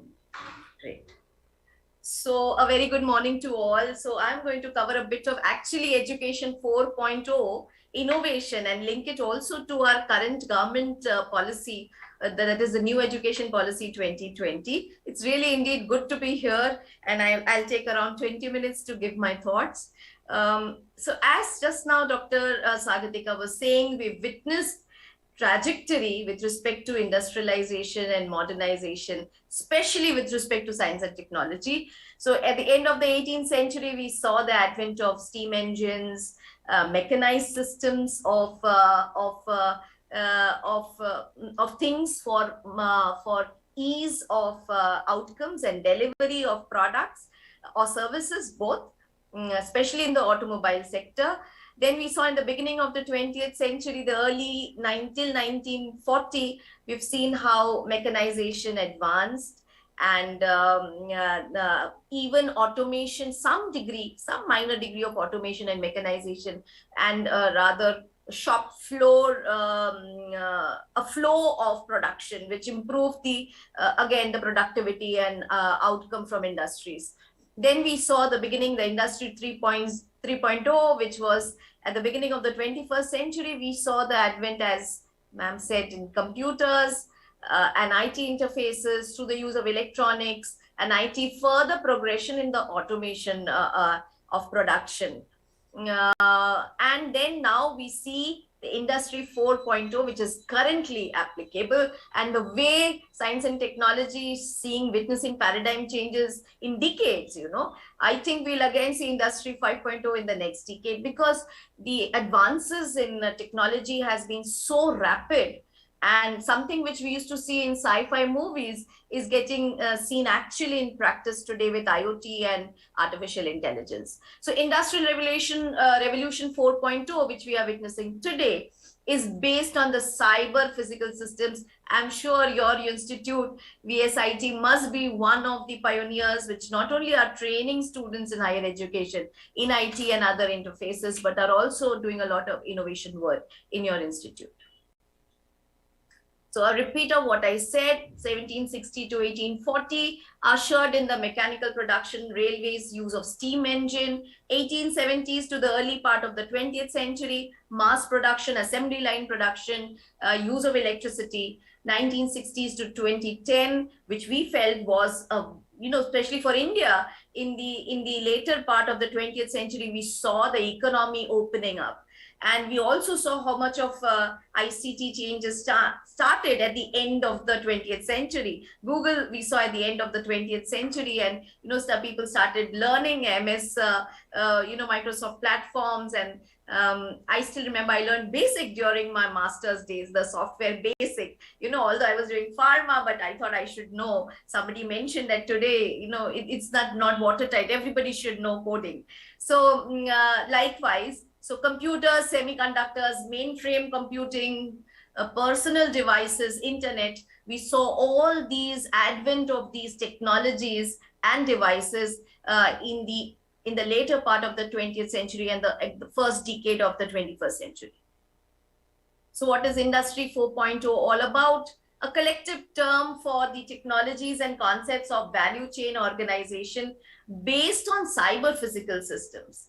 And that is very important because this is building a digital revolution of sorts.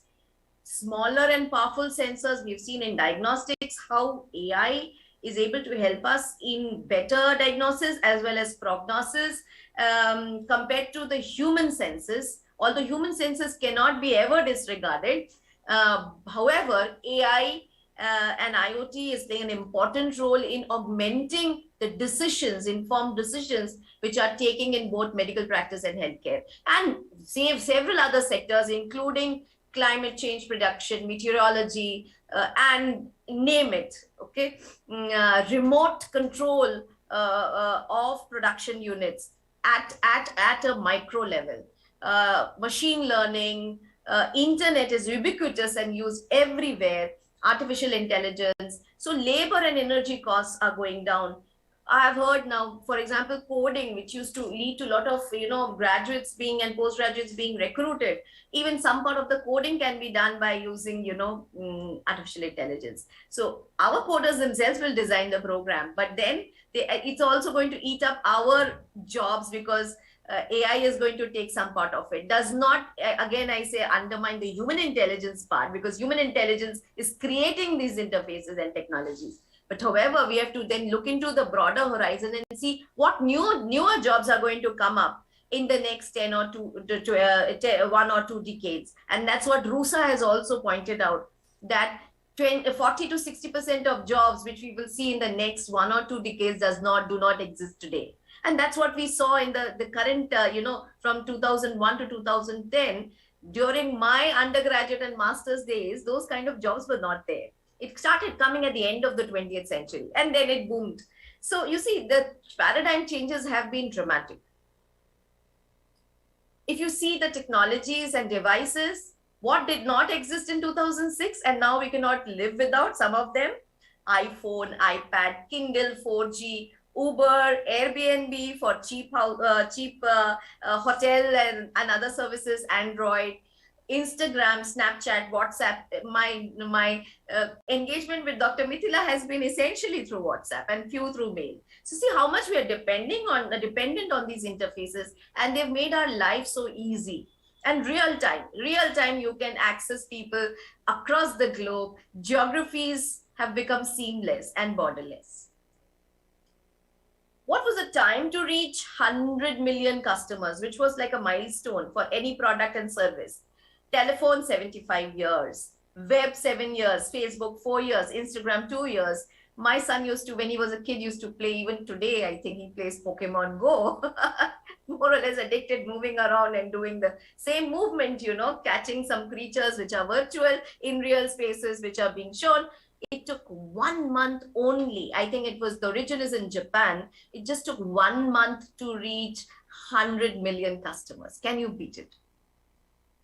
We should understand that there's a difference between invention and innovation. Invention can fetch us patents. Innovation is doing things in a better way. It's a product which is improvised or a process which is improvised. So we need not reinvent the wheel. The wheel is there. We can improvise and improve now with the supersonic jets, what kind of wheels would be required? So many improvisations can be done. There's no end to it.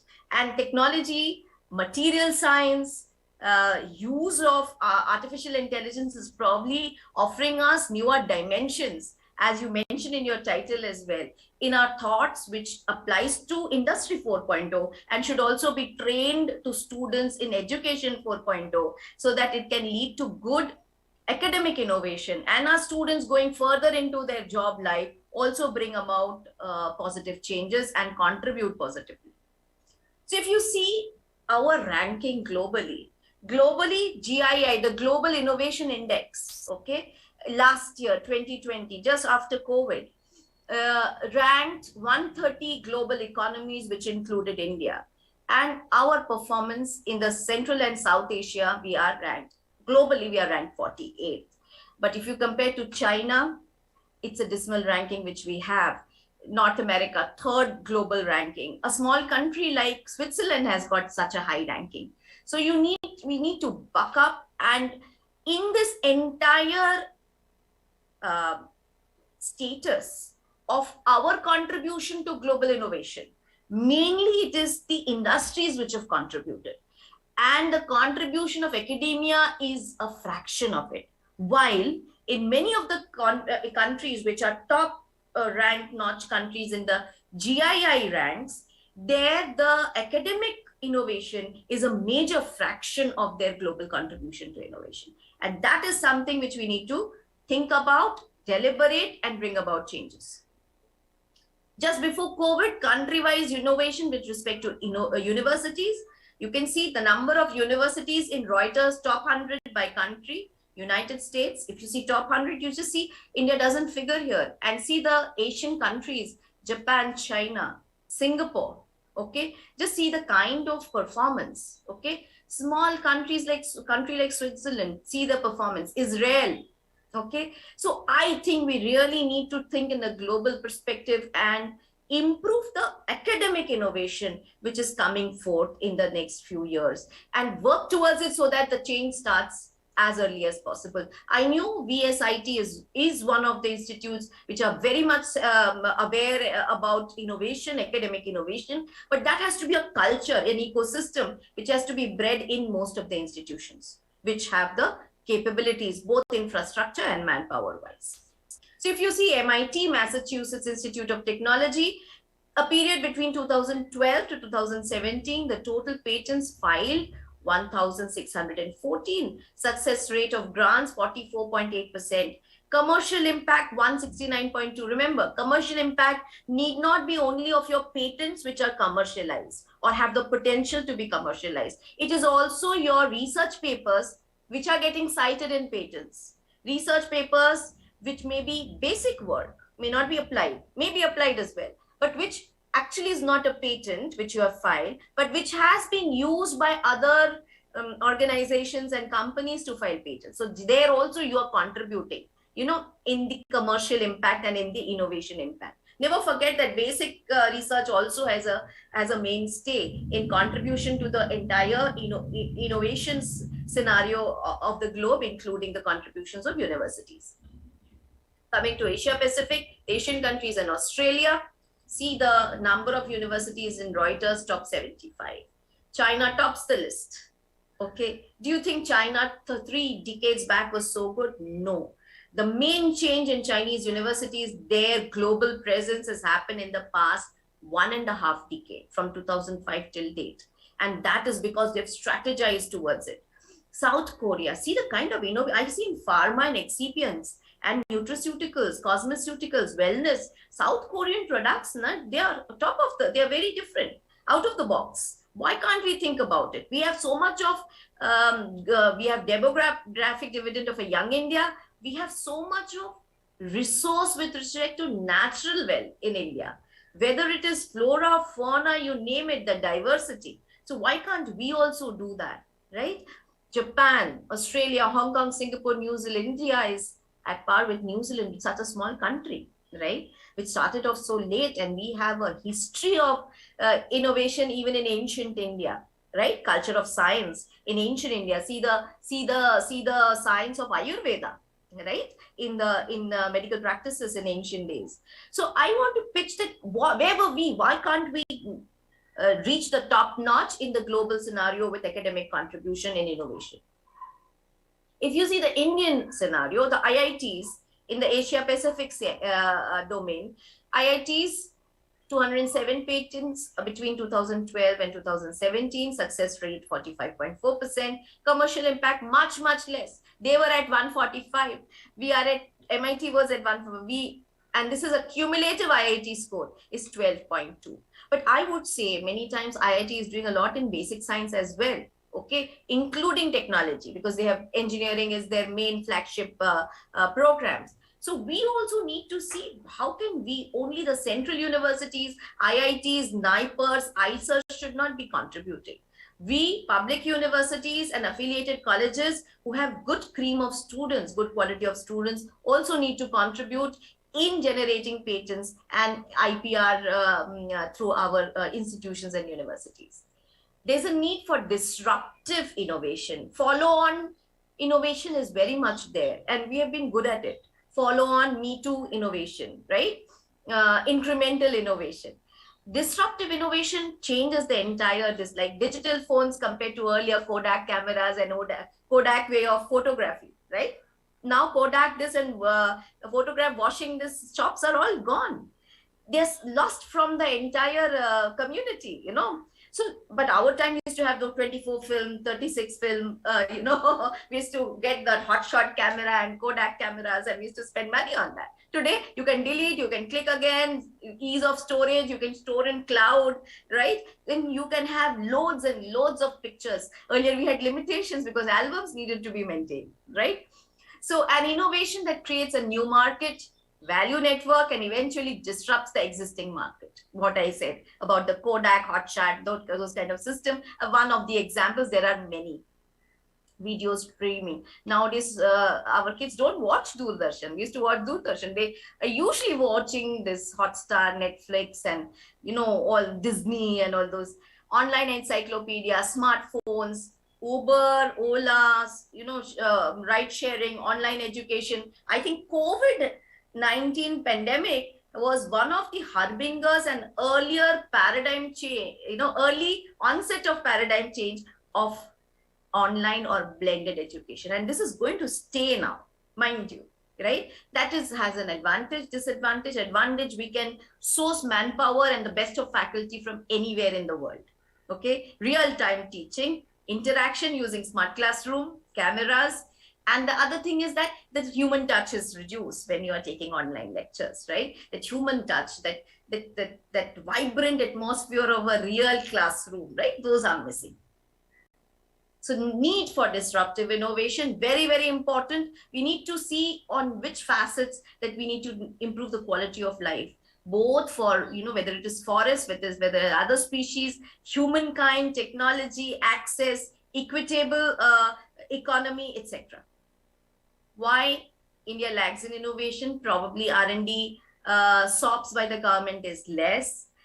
Country needs to spend more on both primary, secondary, as well as third, higher education. The GDP allocation to education is very less compared to many other countries. Lack of encouragement to commercial innovation. Many teachers, they feel I need to get it for my API scores, I need patents, I need publications, I need some industry, this. But to take it to its logical conclusion, to get the product to the market, start your own startups, okay, something which need to look at.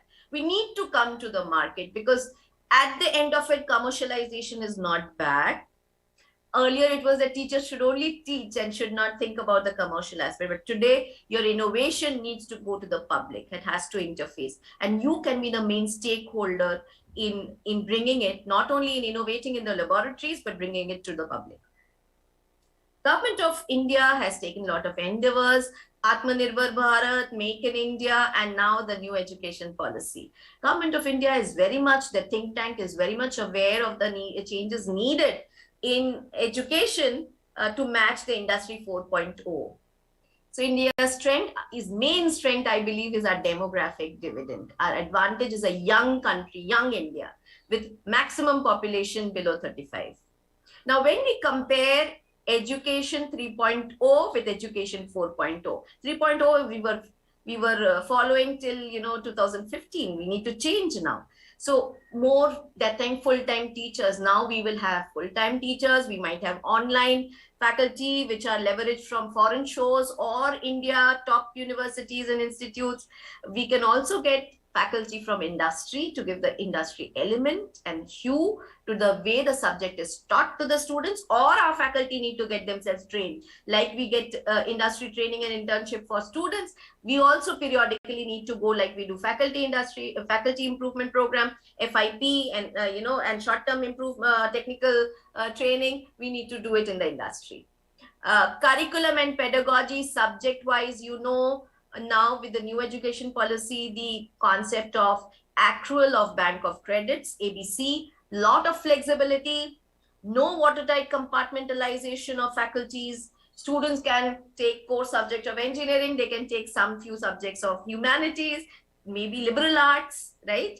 Some may think I like pharma, so I will take something on jurisprudence of pharma. What is Schedule Y drugs, what are Schedule X drugs, etc., etc. So ease of data sharing. Now IT, you all are in that sector. ICT is going to play a crucial role. Learning management systems, e-learning, all these things are going to play an important role, and institutions are expected to increase their investment on technological infrastructure along with laboratories, classrooms, etc. So you should have a smart classroom, which AICT has already made it compulsory, but UGC has not. But other institutions which come under science, humanities, commerce and management, commerce management comes under AICT, should also need to implement these. So new education policy, major revision and revamping of the education structure, including regulation and governance, to create a new structure that is aligned with the aspirational goals of the 21st century education, while remaining consistent, remember, with India's traditions and value systems. You're aware now AICT has said that if a college can offer engineering degree education in native languages, Marathi, Hindi, why not? If you see Germany, if you see Russia, if you see China, whether it is medical education, whether it is engineering education, everything is given in their native language. And that means that is evolved. And now with machine learning, okay, rather I will say artificial intelligence, you can do translations. Why not? It should not be difficult. And then a human element can come in and see whether a translation has been correct. And if words do not exist, words has to be created. If those words in that language do not exist, we need to create a dictionary of words, which is technical words. And that can be done. It is not impossible. India is a country of so many languages. Our civilization are very good in linguistics and language skills across thousands of years. Why can't we do that? So emphasis in NEP 2020 is foundation skills, soft skill, very important soft skill, communication skills, higher order cognitive, Bloom's taxonomy, 4, 5, that you do through your mini project, your major project, and that is what gives experiential learning to your students. So this is, I think, NEP 2020. I know there are 2 more speakers. There are many things. They are looking forward to a vision for higher education system in India. Then, the institutional restructuring and consolidation has been promoted and proposed by NEP 2020. Higher educational institutions will be divided into research-intensive universities, RU, which Mumbai Vidyapeeth is trying to get into, teaching universities, that is TU, and autonomous degree granting colleges, that is ACs. So you see how much of liberation will happen, decentralization will happen, and focus will happen. So there's no confusion. So a research university is expected to give that kind of academic innovation, which is globally relevant. Teaching universities should come out with very good, highly skilled and knowledge-based graduates and postgraduates. And degree granting authorities like yours, which are autonomous, which have got very good NAC grade and NBA grades, are the ones which would have the autonomy to even grant their own degrees. Another very important aspect, and I will wrap up with 2 more slides, I'll run through the others. By 2040, all higher education institutions should become multidisciplinary. I repeat, nothing is watertight.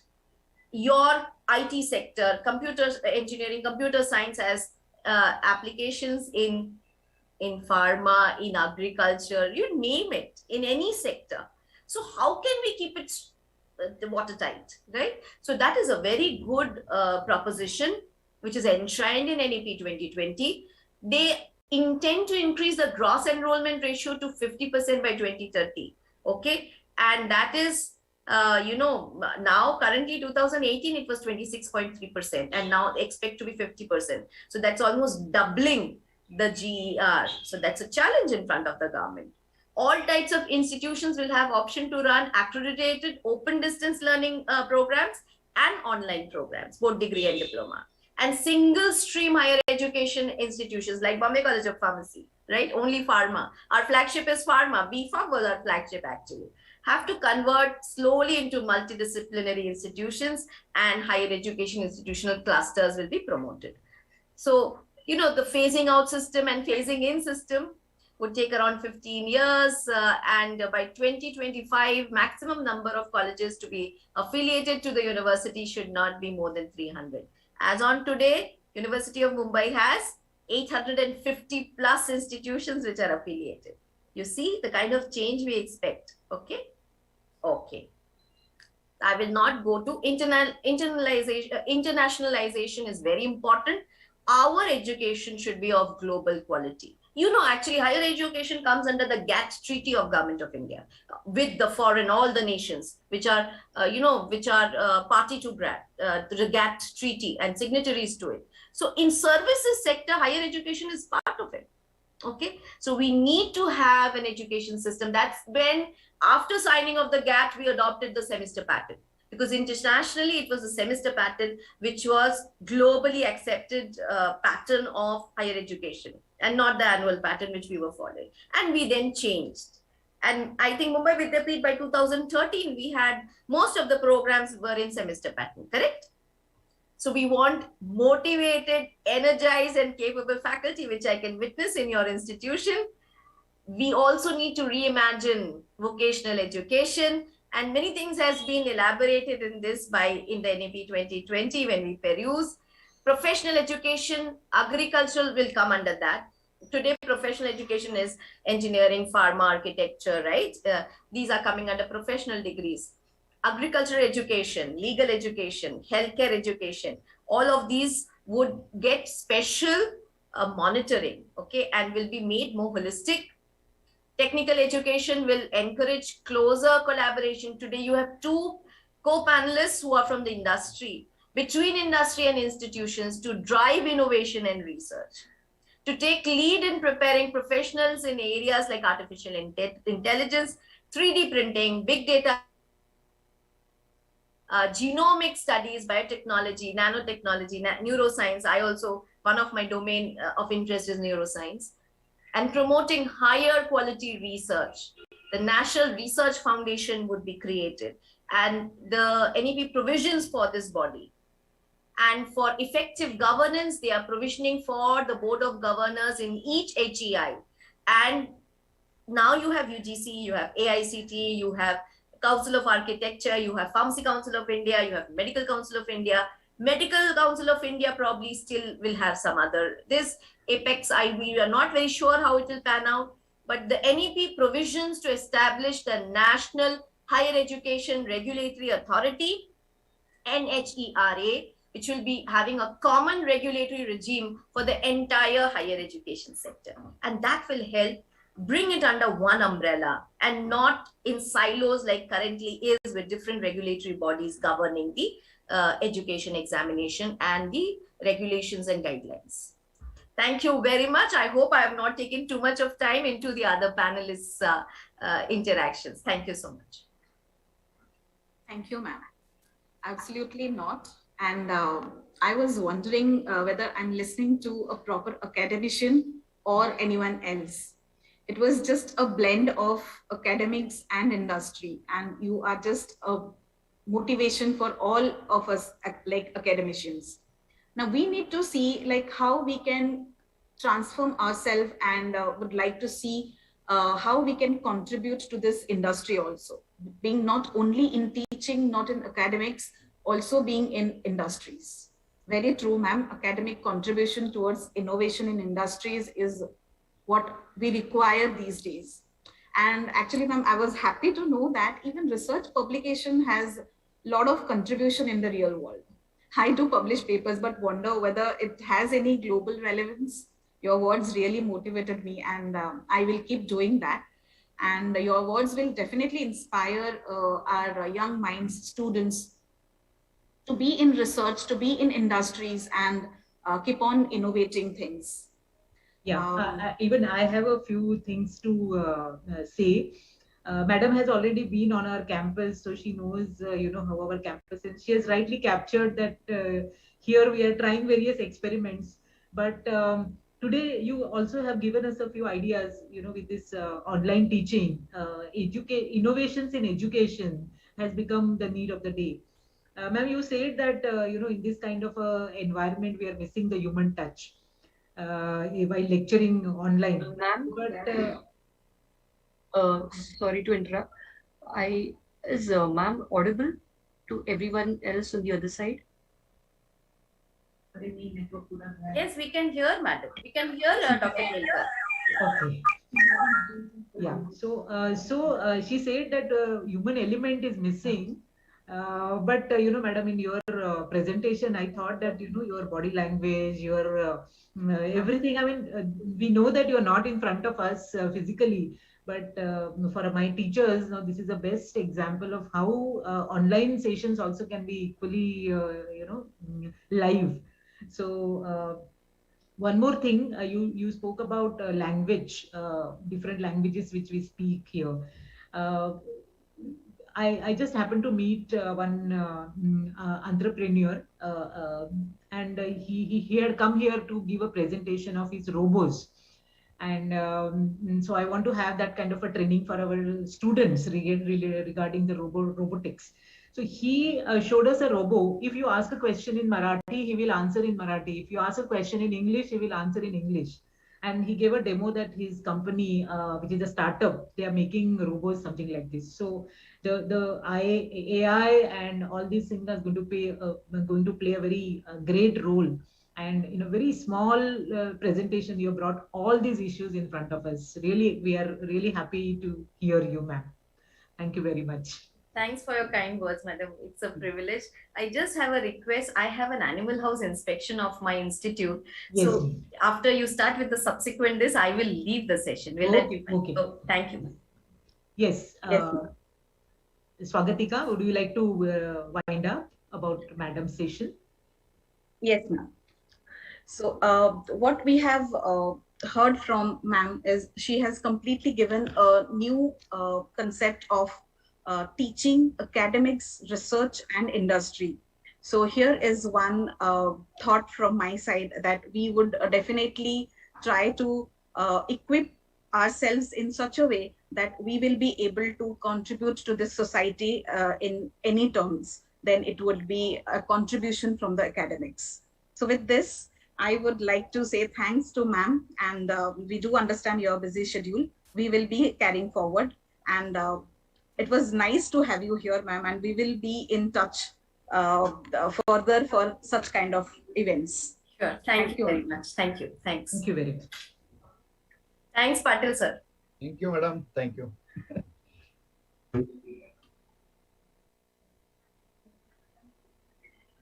So moving forward, we have seen education is an industry which is highly discussed, and placed, and it is rated highly. But we have one sector which is under discussed, that is food and entertainment sector. As far as I know, government is doing a lot for the entertainment sector and food sector. Still, it is not highly discussed. The food and beverages industry world over has gone through a complete metamorphosis in the last 1 year. The pandemic has reshaped the industry in different ways, and suddenly we keep looking at chefs, and both consumers are turning toward healthier options, like be it immune boosting mocktails to high protein salads. Dishes are being innovative, or they are reinventing like never before. We have here to discuss this sector, particularly Mr. Abhishek Gupta. He has 20 years of work experience, of which he has spent 11 years in leadership roles. After completing his MBA, he joined Tata Group in year 2003, and over 11 years working in various roles across different industries, including Tata Power, Taj Hotels, and Tata Teleservices, before moving to retail sector in 2011. He joined Chroma as head of business development, and since been part of retail sector, he was associated with Tata Starbucks when the brand was its in India launch phase. He joined Burger King India Limited in 2014 as part of founding team, and has been with the company since then. He has held Chief Business Development Officer, and expanded the brand to 276 stores across 60 cities in India. Burger King India Limited is listed now in 2020 and recently commands a market capitalization of over 6,000 crores.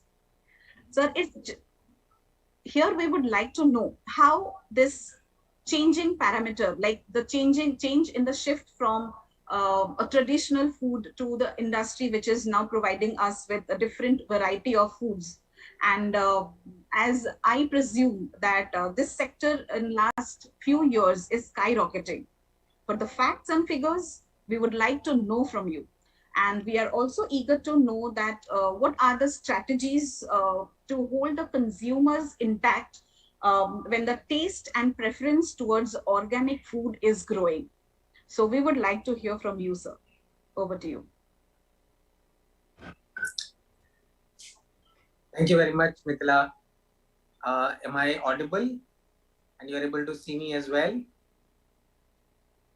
Yes, sir. You are visible and you are audible also. Okay, fantastic. I'll appreciate if I am put on a full screen rather than this slide, because that way it will be easier for me to speak.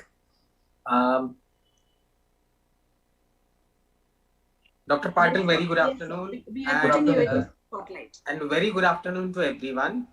I am Abhishek, and I have a very small confession to make. And the confession is that this is the first time ever in my life that I am participating in an event of this nature. Okay, so I too happen to be a little nervous. Please, Dr. Patil, Mithila, help me out in case I get stuck somewhere. And in some sense, to add to the situation, I have been put immediately after an academician who obviously knows, how to lead an event like this, right? So I will try to do my best. I think the point that got spoken about was the food preferences, but before I get to that, I will take about 5 minutes in discussing what we as the industry practitioners believe is actually the 4.0, which is the impact of digitalization in the last 5 years on the food industry. Okay, we have been seeing internet coming in business and impacting different parts of business right from the early 2000s. When we saw that in the first wave, there were travel, e-commerce, and multiple other streams which were impacted by internet. And we realized that travel was the first entity to start moving online. Then came 2008 when we saw more and more of e-commerce sites emerging. And then we saw fashion, slowly electronics and other streams moving online. Then around 2012, 2013, we saw, Ola, Uber coming in the market, and suddenly we saw the impact of digitalization on the travel industry. And then around 2015-16, we saw the impact of Swiggy and Zomato, where they actually started impacting the consumer choices and delivery, unlike the earlier manner in which an individual will actually call and place the order and the order will be delivered. It all started moving online, right? So digitalization actually started impacting business, especially in the food and entertainment from 2015-2016. Even on the entertainment, around 2015-2016, when we saw that these speeds on 3G technology and introduction of the movement towards 4G technologies actually brought all sorts of entertainment on the phone, as against an earlier situation where everything was being consumed on a television. Right? So we have seen the consumer choices change a lot over the last 3-4 years. if anything, I can say that, COVID has ended up precipitating the situation. People unfortunately got stuck in the house. They really had nowhere to go. Cinema halls were shut. Places where one can go and interact with other people outside were not available. And that is how the entertainment in digital form and calling in the food on different apps actually completely changed the consumer preferences. At one point in time, the businesses had 5% or 10% business happening through delivery. Today, there are businesses which are having 60-70% of their business on delivery. Right? The question is, how does it change the face of the business? How does it change the manner in which the business is performed, the manner in which the P&L, pricing, distribution, and labor, these strategies are written, especially for a chain, let's say a Burger King or a McDonald's or a KFC, which operate in a chain environment. These are extremely important variables, right? So, few pointers that I will, I don't have a presentation, so I will take everybody back to education 2.0, where everybody will have to take notes physically. Yeah. So the first thing that I want to speak about is how the business model has changed. Okay. Any business model has got revenue on the top, costs in the middle, and the profit at the bottom. Right? What we call bottom line and the top line, and then costs are all in the middle. Now, interestingly, what happened was the revenue, which used to happen at one point in time in the dine-in area for the businesses, suddenly moved online, which means that all the lobbies that the restaurants had built were staying empty all along, and all the food was being consumed at customer premises, right? So the incremental variable of preparing the food in the restaurant, however, sending it to the customer premise for consumption. Obviously, the delivery does have its own cost items, etc. So these are the new cost items which started appearing in the business model. Similarly, for the entertainment industry also, while a cinema hall was being prepared earlier for 1,000 people, suddenly 500 of those are now consuming the content on the OTT platform, right? So how do you work on your business model is the first question that has been looking at the industry practitioners, right? Given that the revenue, the cost, and the bottom line, all the three items are getting impacted by the introduction of digitalization. That's number one. The second variable over here is the format of the stores. For the last 70, 80, 100 years, for the last 70 or 70, 80 years, there was a certain size of the store or certain size of the cinema hall. That is what was propagating the business. Now, in the last 5 years, all those assumptions have been challenged. There is a big question mark which is staring us in the face in terms of, do you continue to build large lobbies, hoping that once the impact of COVID is gone, people will start coming back? Or fact of the matter is that this is a permanent change which has happened, and then all that the industry needs to do is to start preparing for the fact that on-premise consumption will never be the same again as it used to be at one point in time, right? So that is where the format of the store is a question which we are working on, the size of the store. Now, in order for the business model to sustain itself, what it actually needs is that if the costs are going up at one point in time, I was owning the customer would come in, consume, pay all the money to me, and I did not have to give any money to anyone.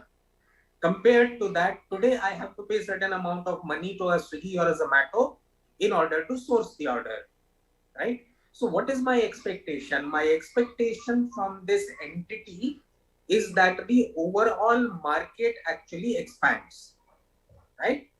So if I were to quote one number, a typical Indian household family has a propensity to eat out about twice every month. Okay, twice every month, a typical Indian family eats out. Compare that to China, the average eating out is about 8 times a month.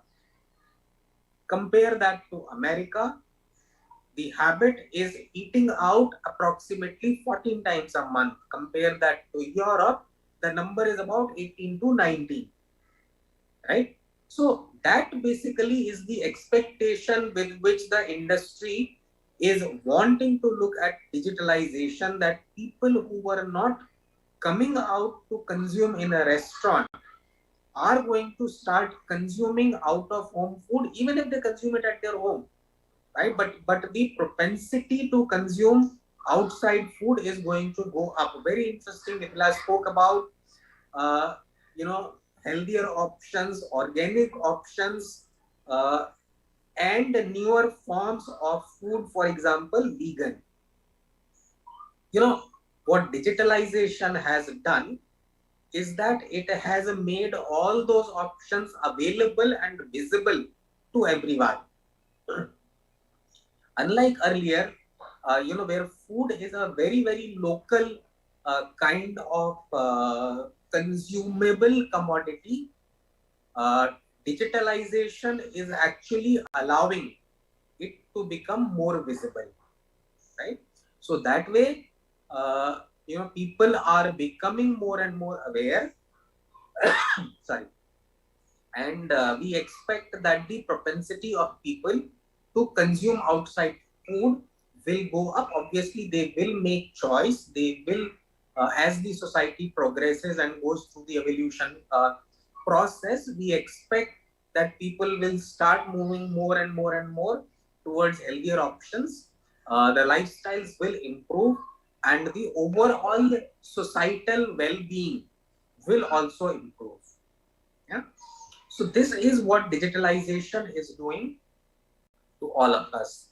Similarly, when it comes to entertainment also, we expect that with the OTT, which is over the air, content being available to everyone, the propensity of people to willing to pay nominal amounts. We know that piracy has been the biggest challenge of entertainment industry for almost 20-25 years now.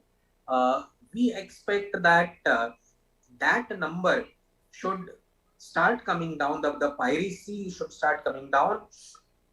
People becoming more and more aware, willing to pay nominal amounts to consume the content as the content becomes available to them on different platforms.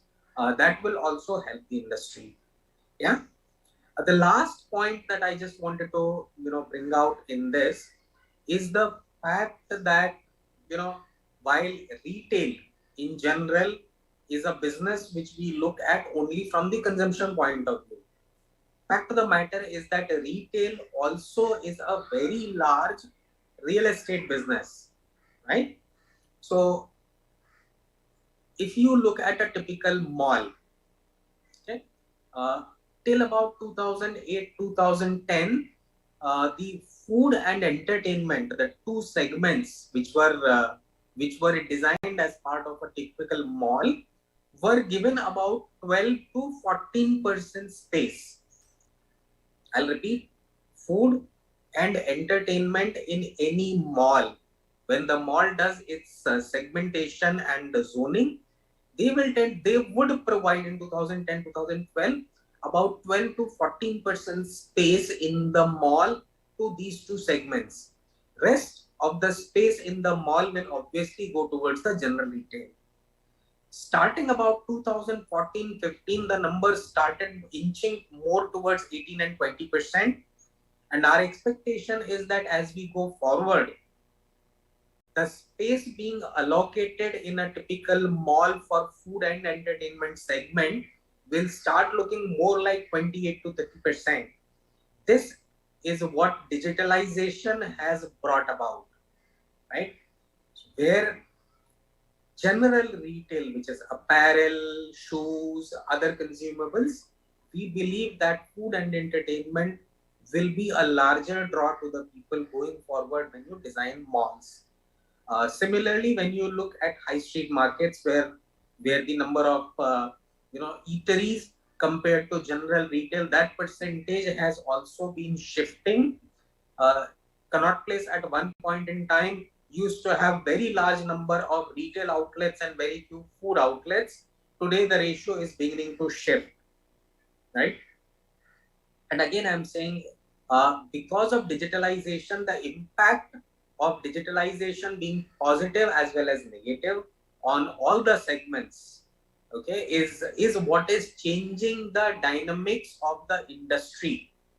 And we expect that over the next 8 to 10 years, we will have to redo the business models I spoke about in terms of formats that we operate, the sizes of the stores that we are designing. If we were designing earlier a typical restaurant expecting 100 people to come in, we expect that going forward we have to start designing the stores with only 60 people as a potential capacity, right? Our expectation is that with the digitalization, the reach becoming higher, the ease of calling in order, the consumption story should continue because the headroom available, I spoke about India twice, China 8 times, America 12 to 13 times, Europe 18 to 19 times, right? So these are the kind of headrooms available for the industries to grow in their respective segments. Digitalization, we believe, is going to help all of us reach those numbers, right? And I will leave everyone with the last thought on this, that Dr. Majumdar also spoke about it, that the technology from that point of view is a very funny entity. The change which used to take decades earlier is now happening faster and faster and faster and faster. And we expect that digitalization, 5G, we are expecting to be launched next year. And there is work which has already started on 6G, right? So digitalization will continue, and the manner in which it is going to impact the food and entertainment industry is going to be the story of next 1 decade. Yeah. Thank you very much for your patient hearing. If there are any questions, I'll be happy to answer now or towards the end of the other. Thank you, sir. As I understand, you said digitalization in food sector. And as far as I understand, you said that you are squeezing it, like infrastructure wise, now it is of 100 capacity and sector is trying to reduce it to 60. Don't you think there is a growing importance of supply chain in terms of food sector, where people will not stop going out or having food outside?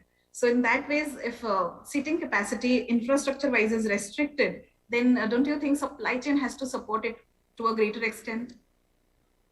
It's a it's a very, very interesting question. Very interesting. I'll tell you why. I spoke about the fact that with the digitalization, Swiggy, Zomato coming in, people having a tendency to order food online and getting it delivered to their homes, right? Now, what happens is that if you actually look at the manner in which these delivery models work, and again, I'm saying that these have been made possible only because of digitalization. What they have to do is that they have to draw hexagons around each restaurant that operates. Okay. By that, what I mean is that from the point where a restaurant is located, you know that you will be able to deliver hot, fresh, and consumable food, good quality, tasting food in that vicinity of 3-kilometer area. Anything more than that, and you will start compromising the quality of food. By that, what you actually then mean is that as a chain restaurant, you now require more number of units in order to support this digitalized food service. Okay, so earlier, if you were in, let's say, we are in Mumbai. So if I quote the example of Mumbai, if you are located on Linking Road, you will expect that all the way till Santa Cruz, you should be able to service the consumers, and they will walk in. Today, when the consumers are calling the food in, you cannot from Bandra start servicing Santa Cruz in the peak hours. So in order to service the consumers in a proper manner, now you need to be in Bandra. Now you also need to be in Khar. And guess what? You also need to be in Santa Cruz. That's the only way in which you will be able to provide good quality, hot, fresh, tasty food to the customers. And that's the reason why your requirement to put up more number of smaller units actually comes to the fore as compared to an earlier situation where you open one large restaurant in Bandra and then everybody comes in. I hope that in some sense I have been able to address the question. Sir, can I ask you a question? Like you are saying that we need to set up smaller units at different places. So in this case, how do nowadays cloud kitchens are coming into this picture? So is it possible with cloud kitchens to rule over in the near future then? So, it's again another very interesting puzzle that we have all been trying to solve. But I have to be honest and acknowledge that as on date, I really don't have an answer to this question. I will tell you why. See, I come from Burger King, which operates in a QSR, quick service restaurant space. Now, the variable that we generally thrive on and we promise to our guests is that everything that we are doing, I am repeating, everything that we are doing is visible to the guest in an open manner. Over the last 70 years, I can say this, that a McDonald's, a KFC, a Burger King, a Pizza Hut, a Domino's, we have all put in extreme amount of effort to make the invisible, which is the kitchen, visible to the consumer. When you are standing at the cash counter, placing the order, you can see everything that is happening in the kitchen, which is what gives you the confidence that everything that is happening in a proper hygienic manner, right? Now, when you move to a cloud kitchen, the effort of last 70 years to make the invisible visible moves back. The visible now becomes invisible, right? Now, I am not saying that the cloud kitchens or the dark kitchens, as sometimes we refer to them, are not going to be able to live up to the hygiene standards that we have been propagating for years now, right? But all the effort of making the food preparation visible to the customer is a promise that we have been living by. That obviously does not happen in case of a dark kitchen, because unlike a typical restaurant where you will do part business in delivery and the balance in dine-in, in a dark kitchen, 100% of the business you are expecting to happen on delivery. Okay, that's one. That's one very important existential question that we are grappling with, and I have already acknowledged that as on date, I really don't have an answer to that question. We are still working on it as a brand, but more generally as an industry, especially the branded industry. Number one. Number two, the brands that I spoke about, all these brands are 60, 70, 80 years old. Okay. So the question is that what do these brands achieve by going dark, right? These brands have got the ability to be able to put in as many restaurant units as are required to be put up, right? And hence the question is that if I have to provide only the food product, which is what I will do from a dark kitchen, and not so much of an experience, It's a question that I need to find an answer to. I am working on it, and we expect that in a couple of years or so, we will know a better answer. But as on date, we don't have the answer, and hence, as a brand, if I can speak about Burger King specifically, we have chosen not to go to that option as yet. May not even happen ever. Thank you, sir. Can we have few more questions if you have? Yes. I have a question. Sir, like you're working for Burger King, so we have many brands which are ruling across, not only across the India, across the world, like McDonald's, KFC. What about the Indian food? Why they are not exploring, or what is the reason? Is there any technical gap or any willingness gap that we are not able to find any Indian, like we have popular Mamledar Misal or any of the specific. So why our Indian products are not reaching to that height? In fact, our Indians are only promoting Burger King, Domino's. So let me answer it. Uh, do we know that in Indian business, in Indian restaurant business, which is the largest category of food? Let me answer this. The largest category of food is in India is actually Indian food. Roti, sabzi, paratha, dal, vegetables, pulao, rice, etc.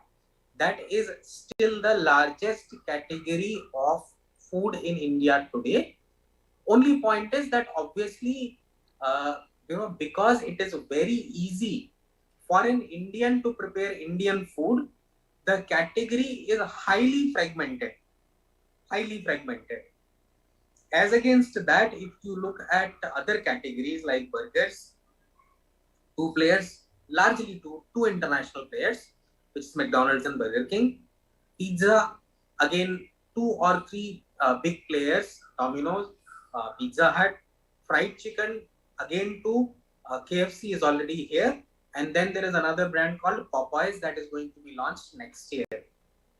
However, to answer your question, all these foods put together as on date are just about 6 to 7% of organized, I'm repeating, all the international non-Indian food products put together are about 6 to 7% of organized food industry as on date.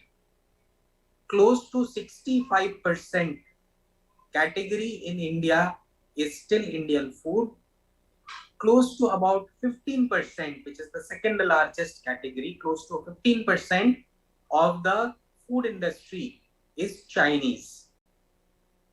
Okay, about 6 to 7% is all QSR put together. By all QSR, I mean a McDonald's, KFC, Pizza Hut, Burger King, Domino's, Starbucks, and other international brands with Taco Bell, which exist in India, put together are only that much percentage. But yes, just to answer your specific question, why can't Mamledar Misal become a pan-India brand? Answer to that question is twofold. One, let's say misal as a concept is more of a Maharashtrian kind of dish. Whether it will find acceptance in Chennai is a question that one needs to ask. But most important, if you ask me, is the fact that the individual business owners also have to take the call of becoming adventurous enough to take their formats across many cities. There are people, there are different chefs. There's a gentleman called Anjan Chatterjee who runs many food formats. And there are multiple other companies, including a Devyani, including a TFS, which is Travel Food Services, which are working on creating different formats of brand which they believe that they will be able to take in an organized manner, at least at a national level for the time being, if not international. I hope I am able to Because sir, the food acceptance, as you mentioned, the burger is not also our food, isn't it? But still everyone is accepting, or people like you are promoting in such a skillful manner that everyone likes to eat Burger King. Thank you so much. I take that as a compliment. Fact of the matter is that it is see, food in some sense. Uh, if somebody gives you or gives me dal and roti for breakfast, dal and roti for lunch, dal and roti for dinner, 7 days of the week and 52 weeks of a year, right? It tends to get a little too much, right?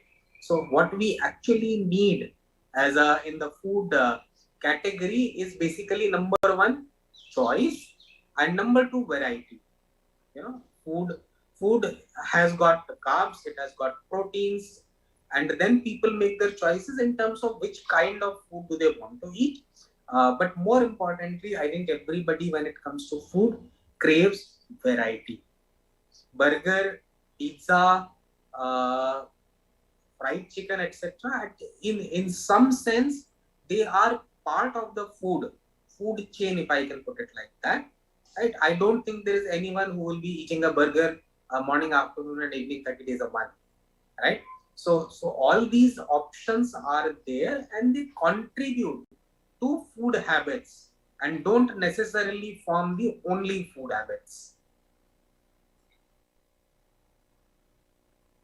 Thank you, sir. Thank you very much. Are we having any other questions from participants? Yes, Swagatikama. Sir, I would like to ask one question. Being a common man, right? Somewhere just 3-4 years back, I read. So in the future, what we have to eat, especially in the city, will be decided by Swiggy, Zomato. Right, because they used to give a lots of promotionals, today's special, today's this is maximum discount.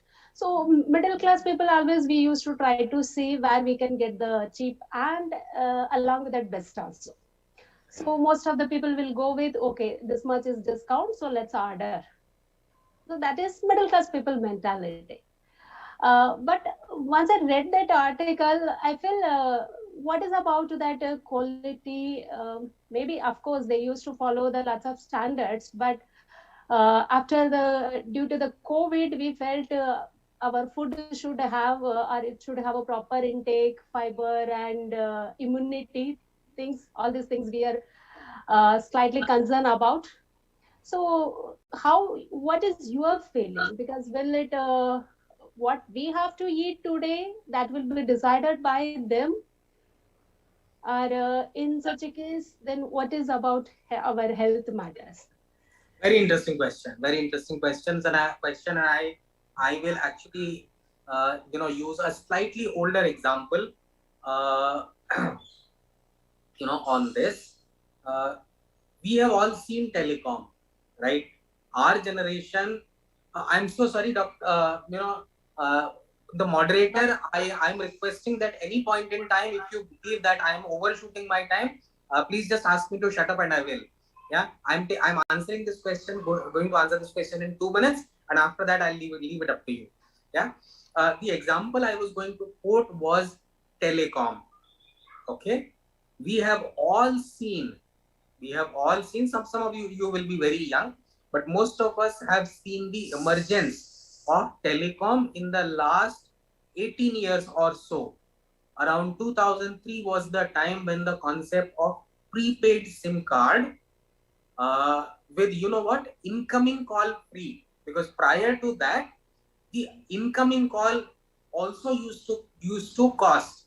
When telecom had started, the incoming call was 16 rupees a minute and the outgoing call was 32 rupees a minute. Cut to 2003, outgoing call was still being charged, incoming call started becoming free. And then around 2004, 2005, 2006, we got to a situation where if you agree to go and sign a form, you will get free SIM card with certain amount of talk time preloaded into it. Okay.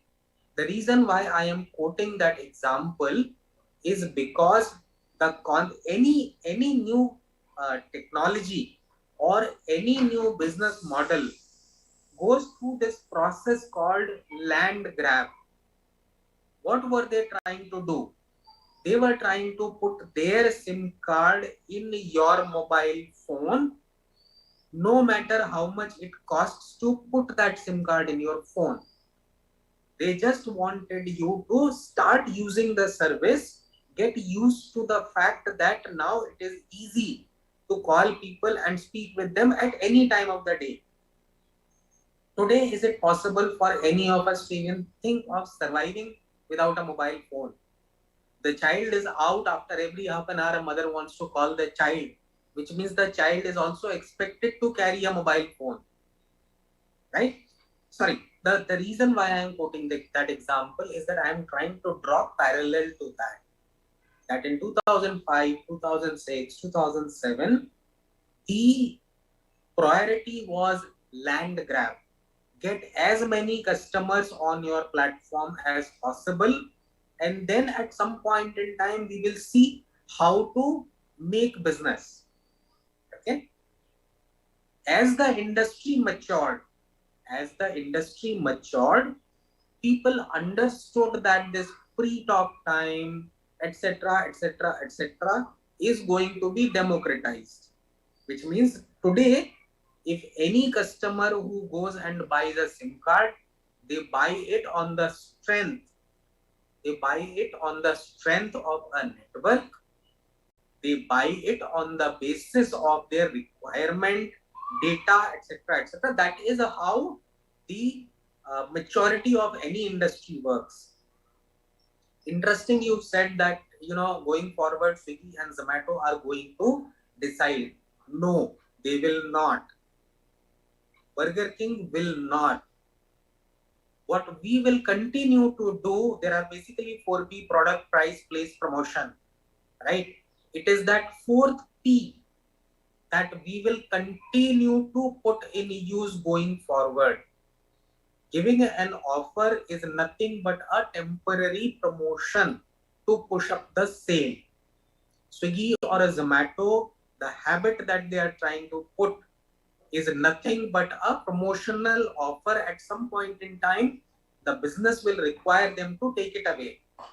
But more importantly, what will happen is that we all, me included, we all as consumers or customers, okay, will start understanding and prioritizing our own choices. And yes, promotion will continue to play a part in it. Right, the 4Ps of marketing, we have all seen, since humankind existed. Michael Porter found a way of putting them nicely, but fact of the matter is that it was being practiced even prior to that. Right, so sum and substance of what I'm saying is that promotions will always be there. We will always be tempted by the promotions, but as we learn the new systems, the new ways of existence, we will be able to make more intelligent choices. That is what has always separated humans from all the other races. Yeah, and we believe that it will continue to remain so. Back to you, moderator. And I am now wondering if my next panelist is getting irritated by me taking too long. No, we have enthusiastic panelists also. It was quite interesting, and as I understand, India is a country which is led to growth because of its consumption pattern. So no doubt this sector will be ever growing, and the consumption pattern is understanding how people are changing their food system. We cannot eat roti dal every day. So for a change, we need the help of this sector, rightly said, sir. So wishing a very good growth for this sector, at least, yes, sir. So, and in the international market also, we can see that the food sector and entertainment sector is growing these days. I was wondering Maybe there are few lagging because of this pandemic, but I have seen that it has even grown fast at a faster rate. So hoping for all positive vibes. I thank you, sir, for your wonderful talk on this. Thank you so much. Thank you, everyone, for being such patient listeners. So moving forward, as we have seen in food sector, like we are moving from traditional homemade food to outside because of our busy schedules probably, and women in every house are busy in different sectors working and earning bread. So the sectors and the people working there are generally discussed from one point of view, where we are judging all the human resources, that is from their capability to work outside and also at home. So there is a need for work-life balance from all perspective in this changing environment. So especially if I say COVID, I don't want to focus it more because we have already crossed it and we all are set positive, but still there are certain changes where 1.5 years back, we were transforming from a regular pattern to a work from home or remote working sector. And now again, we are coming back. So this is a kind of transformation that is happening in each and every organization. So my point is, like, this transition should not be difficult as the previous one. And every human being, be it the person who is working in a sector which is hardcore, needs more human resources, or the person who works at home, the transition should be very smooth and steady. And that needs a proper work-life balance. A very difficult phase, but yes, we need to tackle it.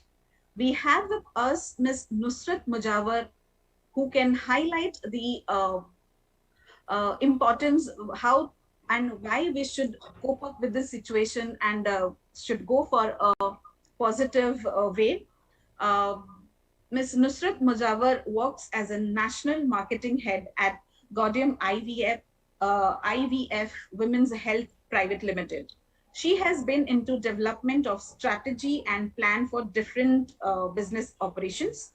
She worked with Johnson & Johnson Private Limited, Mumbai as specific engagement leader and associated with launch of Avino baby products in Mumbai.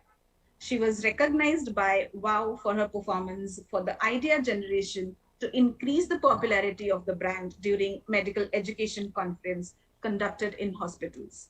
She has also been awarded with gift for excellence in execution of planned strategies while working with Zydus, that is Cadila Healthcare, Mumbai. How have you been managing your work life with your personal life, especially with experience? If you can explain it to our students, to our co-members, then it would be nice of you. So with this platform, with this question, I'm moving forward. Ms. Nusrat, what do you have to say on it? So very good afternoon, one and all. So very first, thanks to Vidyalankar School of Information Technology for conducting this conference with such a beautiful platform to gather and learn so many things, exchange a lot of knowledge. And I have to say this since last 1 hour, I already learned so many things just by attending 2 seminars. So it was beautiful. And thank you so very much. My first thank goes to Mr. Dr. Rajendra Patil. He has been a very first point of contact for me being here today. And Dr. Mithila for being so patient with me, answering all my questions because I had a lot of doubts. And thank you so very much, Dr. Swagitika, for having me here. So have I been given rights to share my screen? Yes, ma'am. You have got the rights. Would need a moment. I think it's not yet.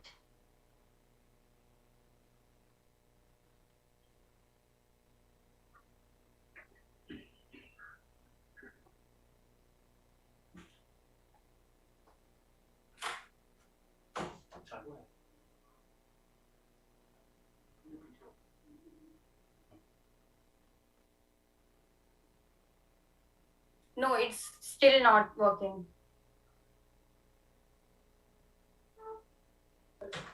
One second, just 1 moment.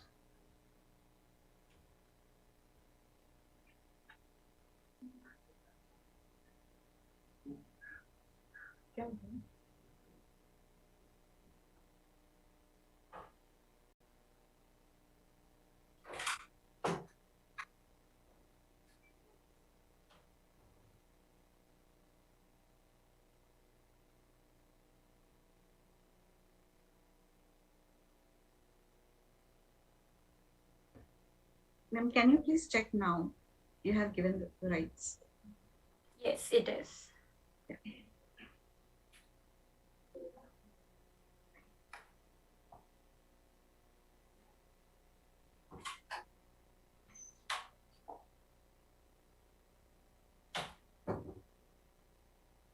Is my screen visible to all? Yes, ma'am. Yes.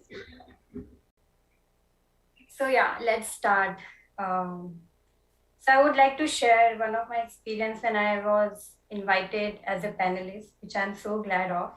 And I've been given with the list of topic, and many of the topic were like, it was a Chinese language to me. Then I saw one small topic right at the corner, work-life balance. Then it was a bit confusion in my mind that should I be talking on this? Then I decided yes, I should, because most of the time when we just keep running behind the big things, we end up forgetting small things in life and how small things create value and contribute to the big things.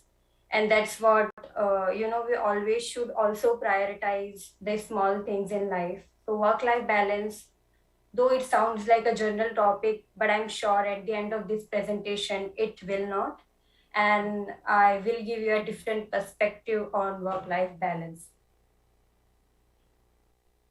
So here is a quick reminder for my audience. See the outlines that we'll be covering.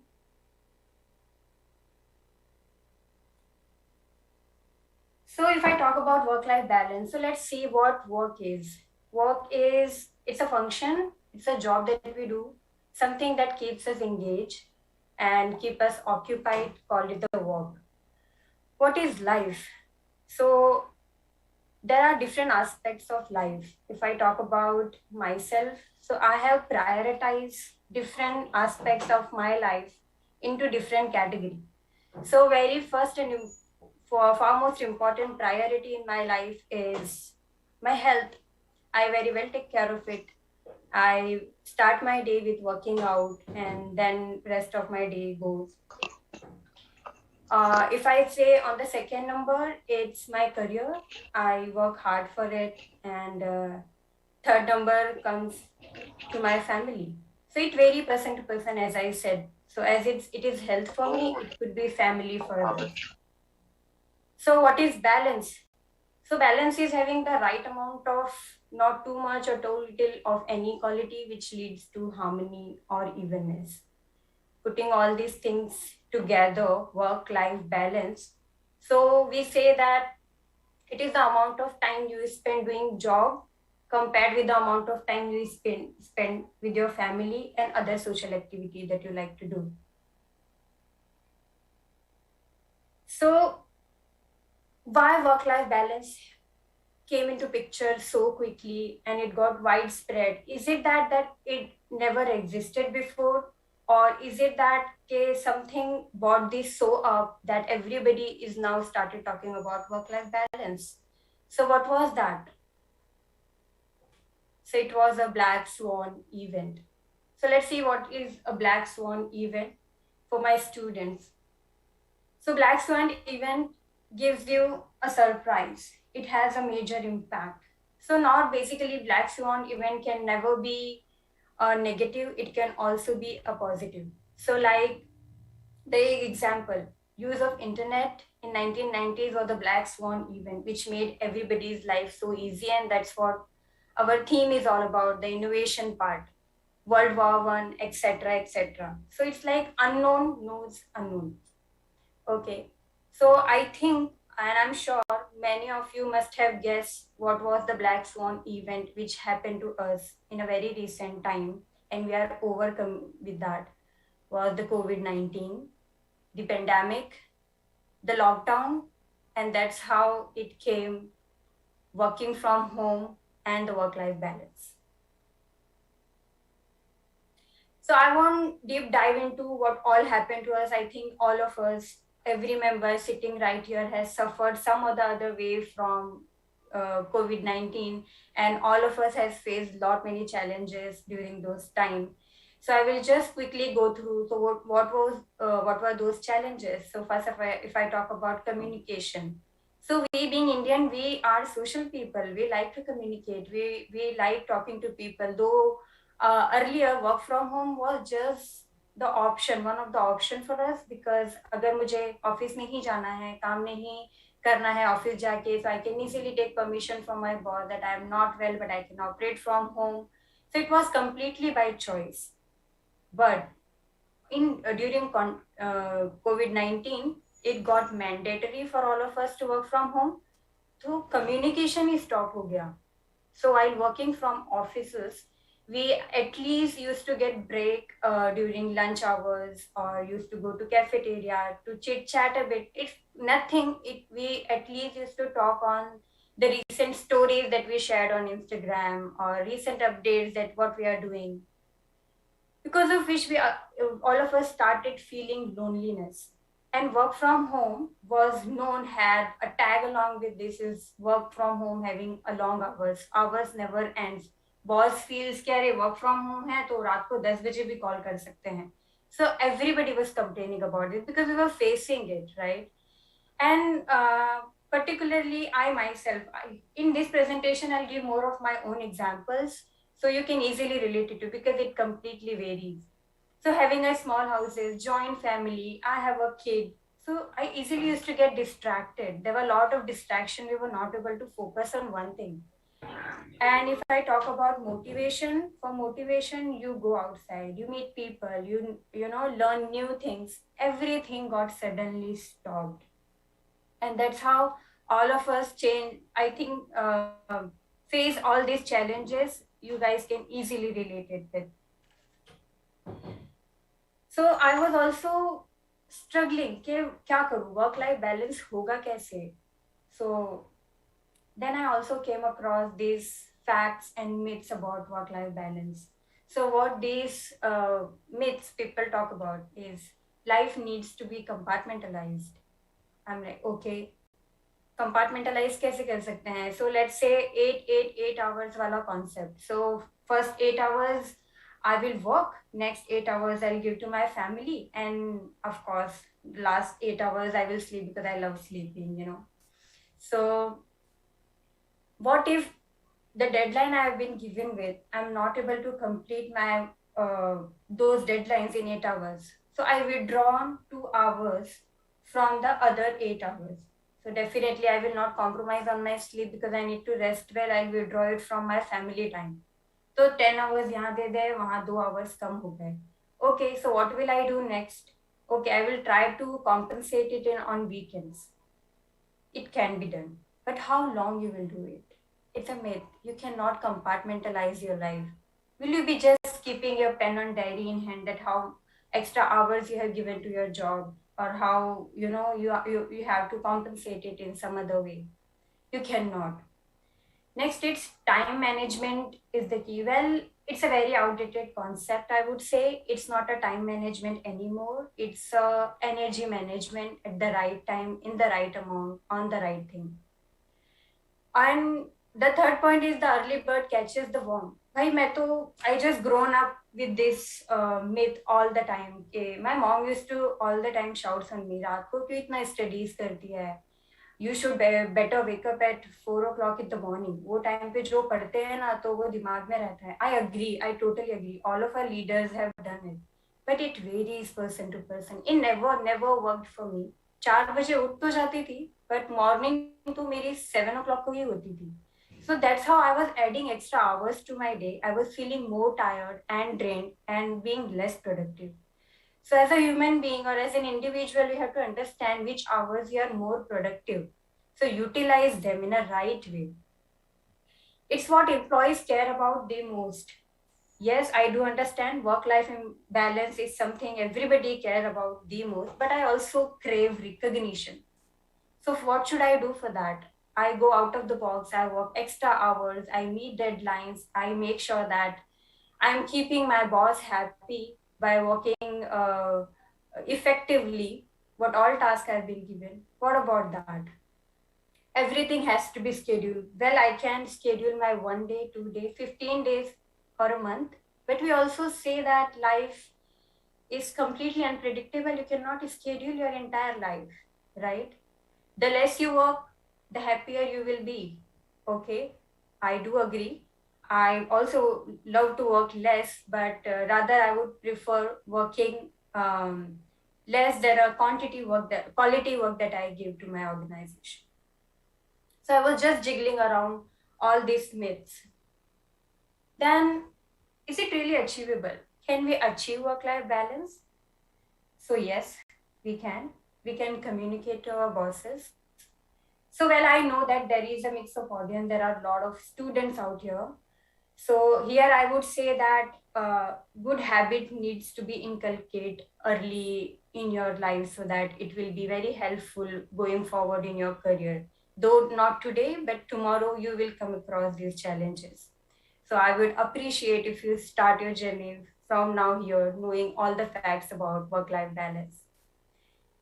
So coming back to it, is it achievable? Yes, you can communicate to your bosses saying that these are the working hours I work, but I need to give time to my family. You can set boundaries. Okay. So very important thing is get an app. So what is this get an app? Since morning, I think our theme is more on this point is that so we can use how you can use the technology in balancing your work and the life. So there are apps available where you can put off the notification, जहाँ पर weekends पे आपको कोई notifications नहीं आएंगे mail के. How you can make your life easier by paying bill online, grocery shoppings भी online हो जाती है. आज तो urban class पे beauticians भी घर पे आके services करके चले जाते हैं. So what else is needed, you know? That's how we are transforming, and it is saving our time, energy, and everything, and that's how we can give this time to our families. You can easily unplug your work depending on your availability with the family. You can unplug yourself, but make sure the deadline you have been given with, you are completing that. So yes, some extent it is achievable. We can achieve it by using these tools. Then I also came across one concept called work-life alignment. Oh my God, I was so just work-life balance hota hai na? What is work-life alignment? So I will not deep dive into this concept, but what this concept talks about is you have to align yourself with your work and the life. So if I say in a very simple words, घर का काम आप office में कर रहे हो और office का काम आप घर पे कर रहे हो, and that's how you are aligning yourself. Yes, it does work for many people. Those are having flexible working hours, freelancers, small businessmen. It does work, but in my opinion, it does not work for all because it did not work for me. So, what it is, how I can achieve work-life balance, I was really confused. Then I love reading. I read a lot of books. So that time I was reading one of book called Fitness Habit by Amaresh Oja. And in that book, normally what I do is जो about the author वाला part होता है ना, I always find it so boring. तो वो मैं skip कर देती हूँ. I quickly jump into the chapter because pages भी तो count होते हैं ना. अरे वाह, 50 pages पढ़ लिए. So it gives you a good feeling, you know. So, but some other way, I just came across 2 lines at the very beginning of the book. It says that fitness should never be a goal. I'm like, what? Fitness goal नहीं होना चाहिए. Fitness तो गोल होना चाहिए. मुझे इतना weight lose करना है. I was 72 kgs by the way, and today I'm 58. So वो तो मेरा गोल ही था. थोड़ा और कम करना था पर हो नहीं पाया. But at least I achieved it till some extent.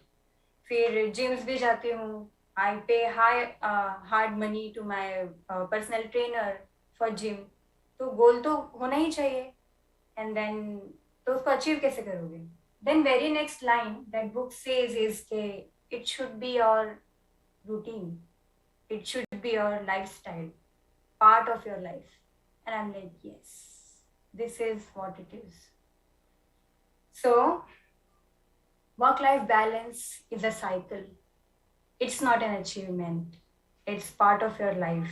You have to include this in your daily routine, and that's how you have to follow it, and that's when you will achieve it.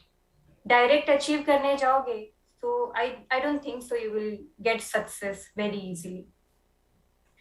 So this is my message, that work-life balance is a cycle, is not an achievement.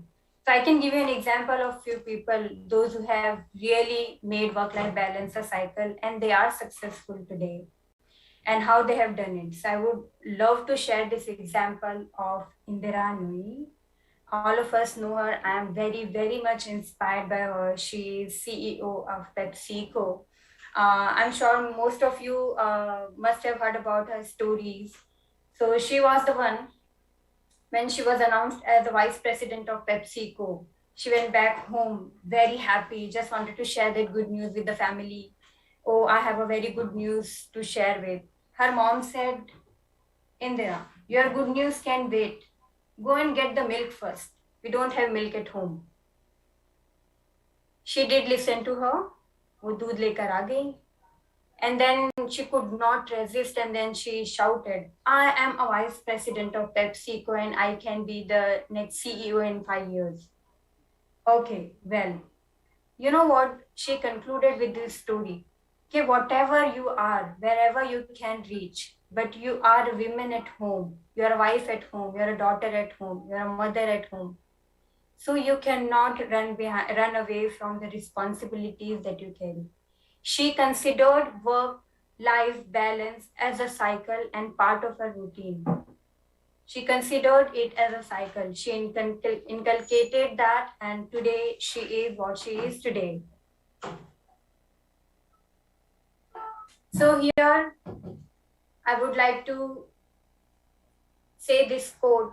People often do not realize that they have a chance, so they miss it. So today we have a chance. So let's not miss it. We know what work-life balance is now. It is a life cycle. It is a routine. So let's do it. It's like, you know, the yin and yang model of Chinese philosophy. So that the black color and the white color, these are the opposite of each other, and they easily complement each other. So it is like the duality of that yin and yang model talks about, and you can easily implement that over here.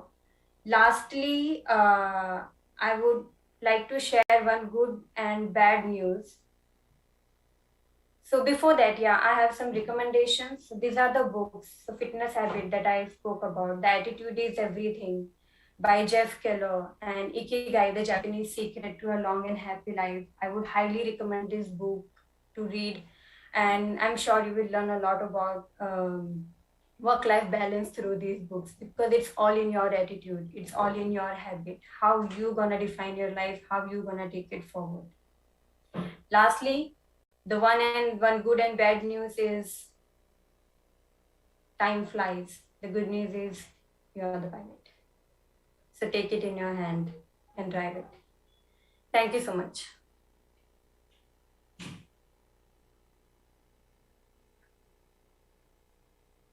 Wonderful thoughts, Ms. Nusrat. I came to know about work-life alignment. Yes, many times we try to do and we think that we should do it, but as far as I understand, and I will make it a habit, like work-life balance should be in the cycle. Yes, and I'm sure like I can get one or two questions, even though we are running late, but still I'm sure like people will having questions. Yeah, sure.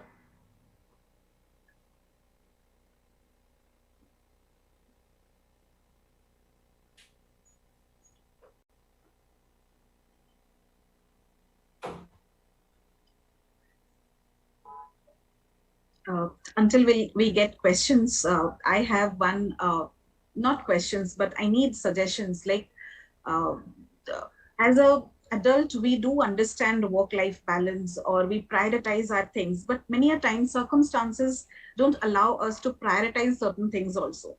So what should we do when we are not able to prioritize, and we fall short of ideas how to do it? I'm sure like we don't have such apps which will study our mind psychology and help us out. So do we have should we have a circle or an environment which should support us or help us? Basically this question is for students point of view, where they do not come out of their box, and they do not discuss their problems with others, and they they decide on their own that we should not go for it. So this is what they cannot balance their life. So is there anything, any way out where we can, as a mentor, as a help, as a teacher, we can help the students out of their trauma or something like that? Yes, we can. Like a very first thing that I spoke in the slide, that you have to communicate.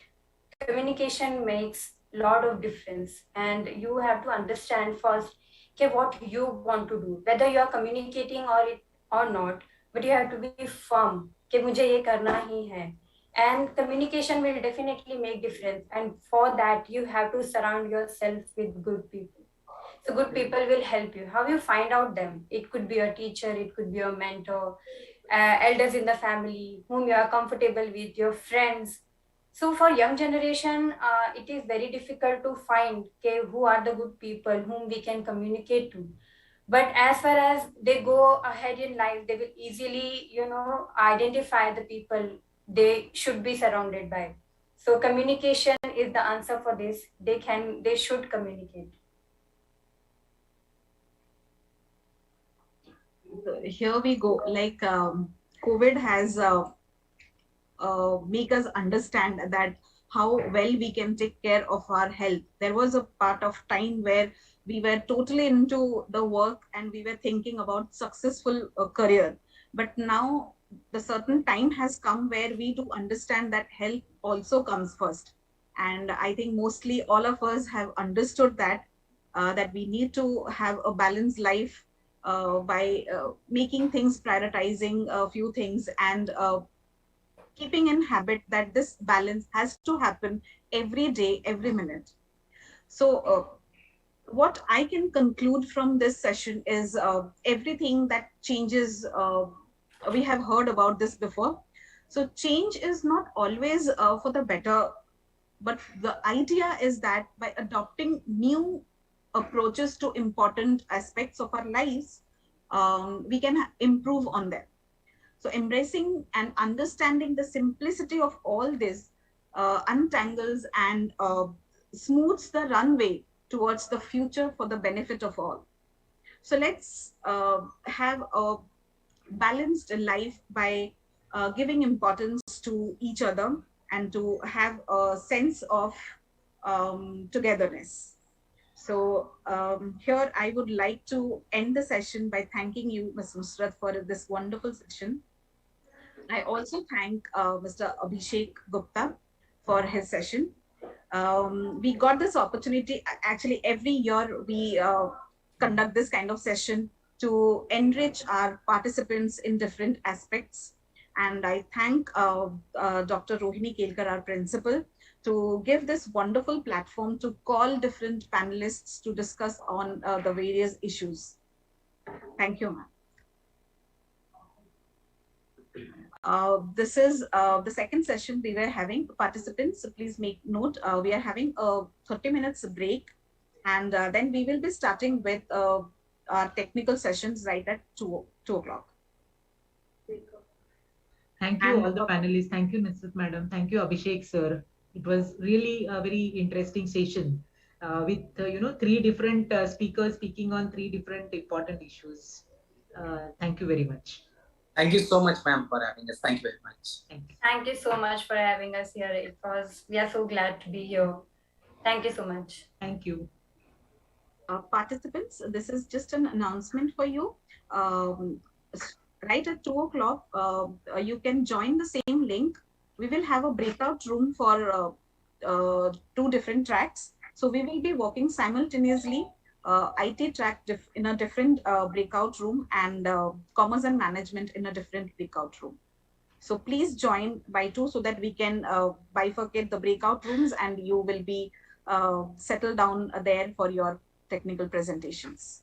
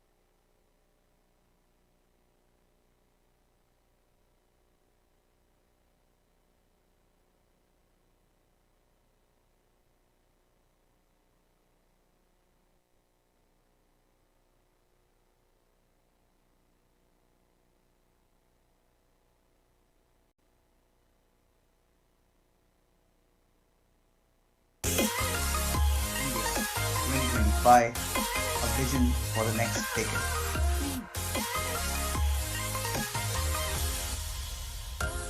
India 2025, a vision for the next decade.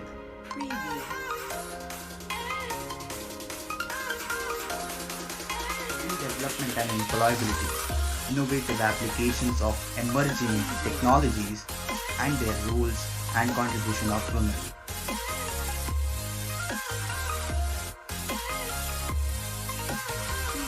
First International Conference. Policy initiatives of the Government of India, appraisal and assessment.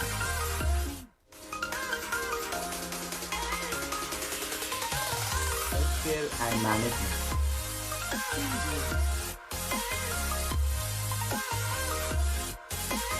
Embracing change and transformation, Vision 2025.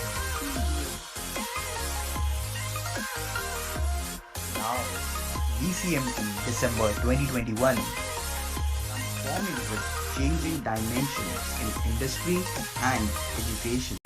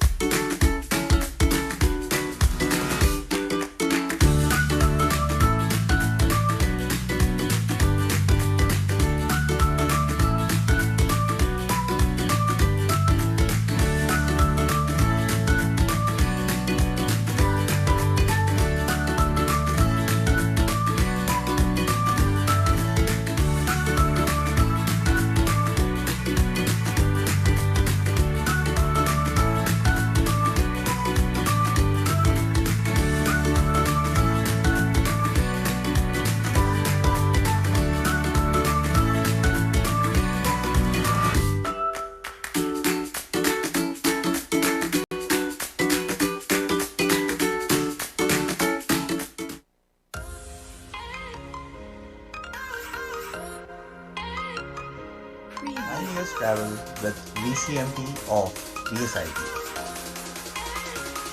Recent innovations and emerging trends in IT and management.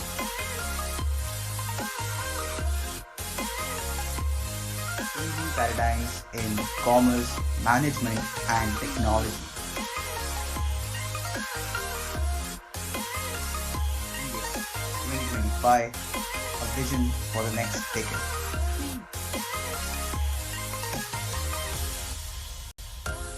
India 2025, a vision for the next decade.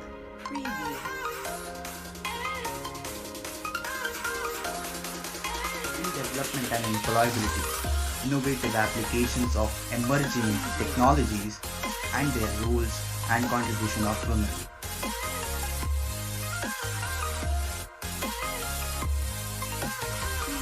First International Conference. Policy initiatives of the Government of India, appraisal and assessment.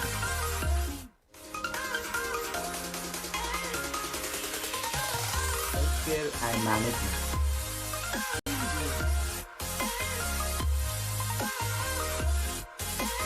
Embracing change and transformation, Vision 2025.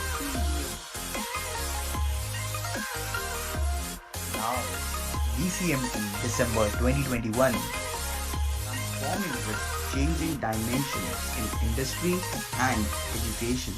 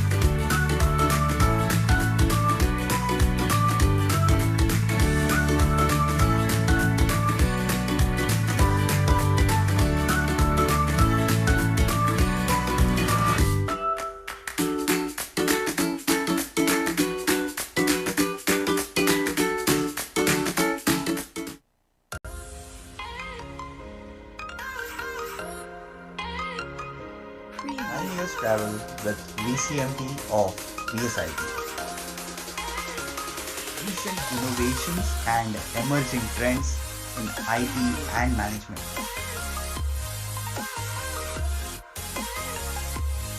Changing paradigms in commerce, management and technology. India 2025, a vision for the next decade.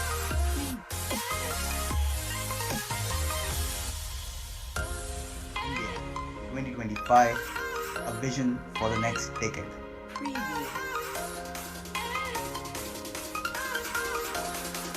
Skill development and employability, innovative applications of emerging technologies and their roles and contribution of women.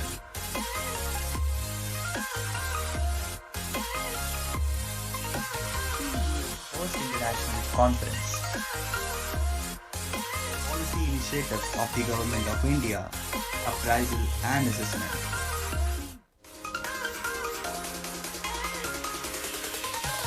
Healthcare and management.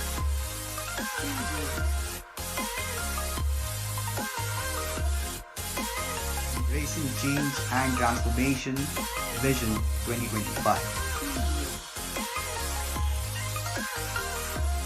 Now, VCMT December 2021, transforming with changing dimensions in industry and education.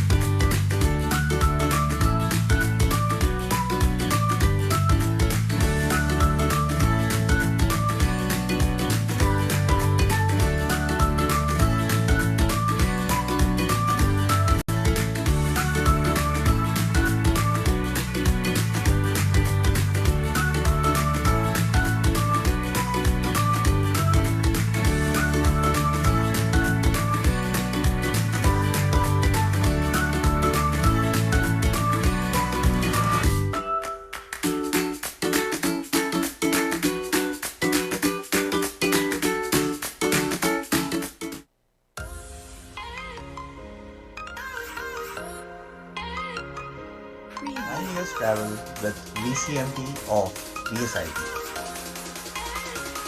Recent innovations and emerging trends in IT and management.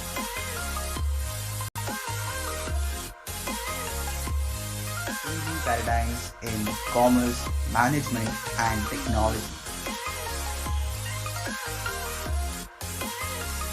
India 2025, a vision for the next decade.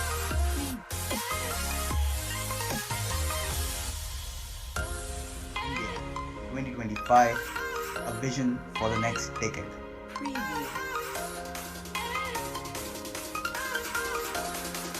Skill development and employability, innovative applications of emerging technologies, and their roles and contribution of women.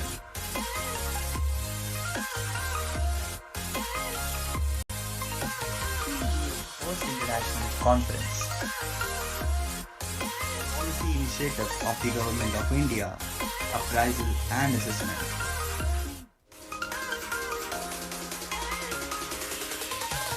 Healthcare and management.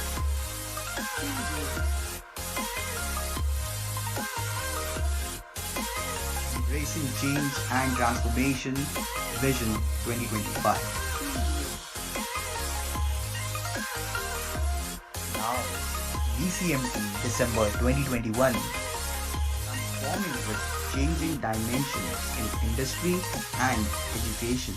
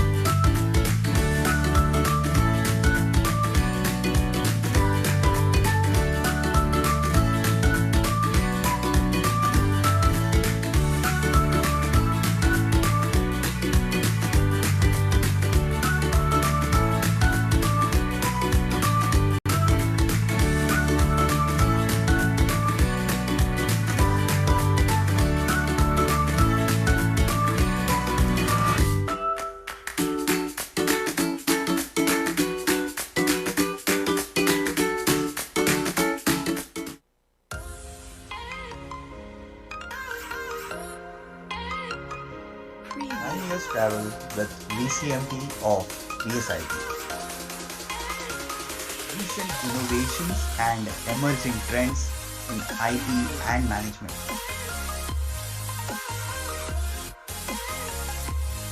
Changing paradigms in commerce, management, and technology. India 2025, a vision for the next decade.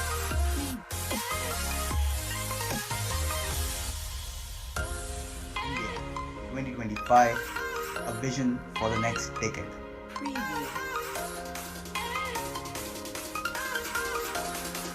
Skill development and employability, innovative applications of emerging technologies, and their roles and contribution of women.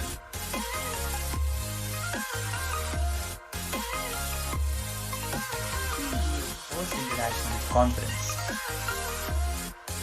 Policy initiatives of the Government of India, appraisal and assessment.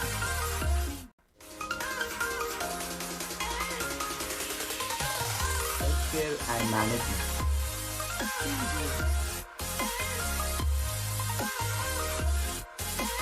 Embracing change and transformation, Vision 2025.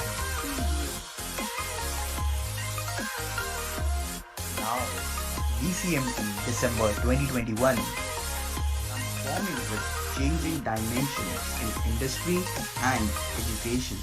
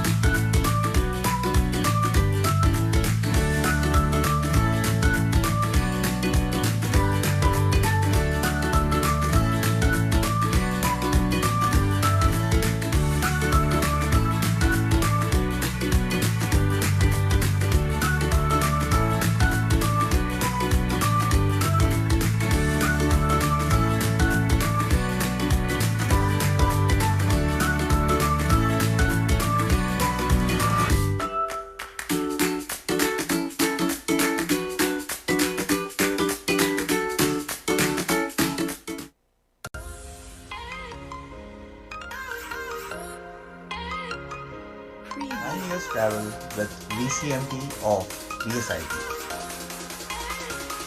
Recent innovations and emerging trends in IT and management. Changing paradigms in commerce, management and technology. India 2025, a vision for the next decade.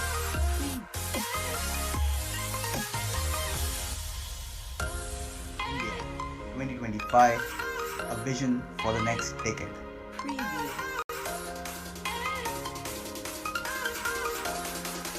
Skill development and employability, innovative applications of emerging technologies and their roles and contribution of women.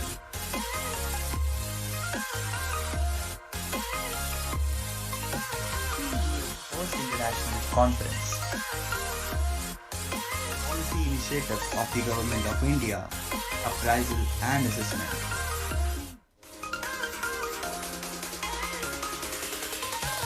Healthcare and management.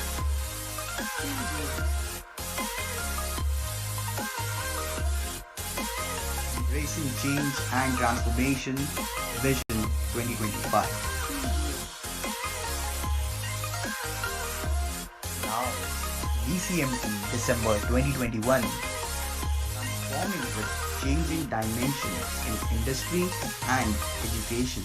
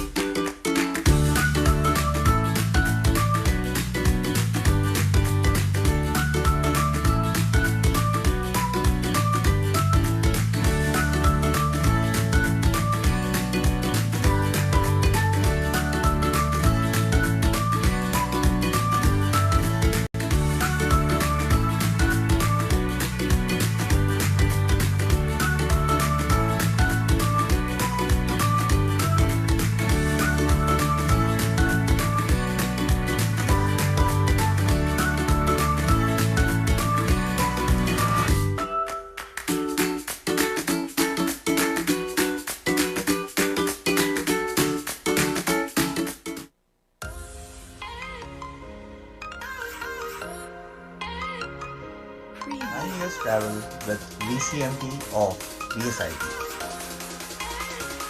Recent innovations and emerging trends in IT and management.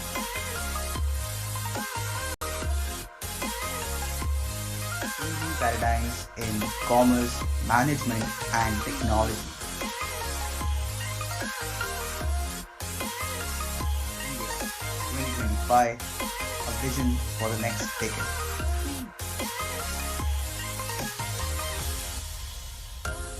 India 2025, a vision for the next decade.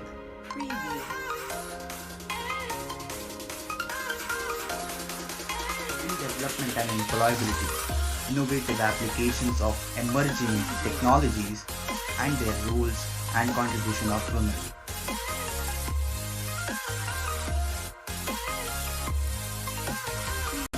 First International Conference. Policy initiatives of the Government of India, appraisal and assessment.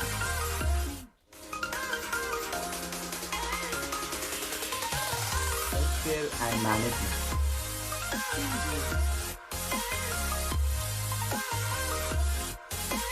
Embracing change and transformation, Vision 2025. Now, VCMT December 2021, transforming with changing dimensions in industry and education.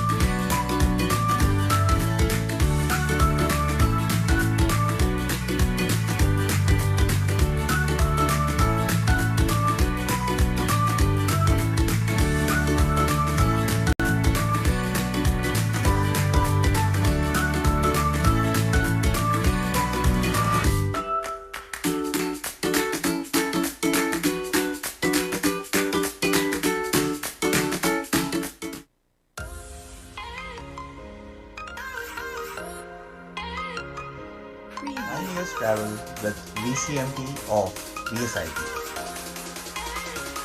Recent innovations and emerging trends in IT and management.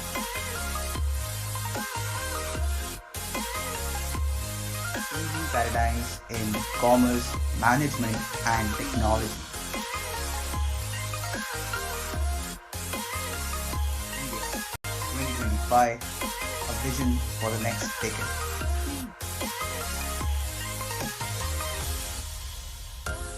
India 2025, a vision for the next decade.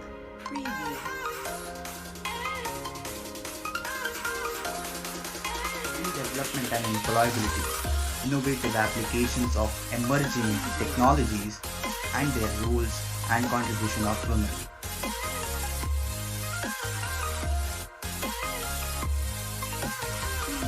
First International Conference. Policy initiatives of the Government of India, appraisal and assessment.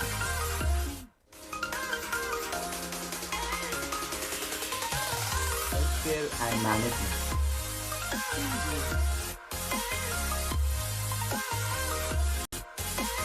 Embracing change and transformation, Vision 2025.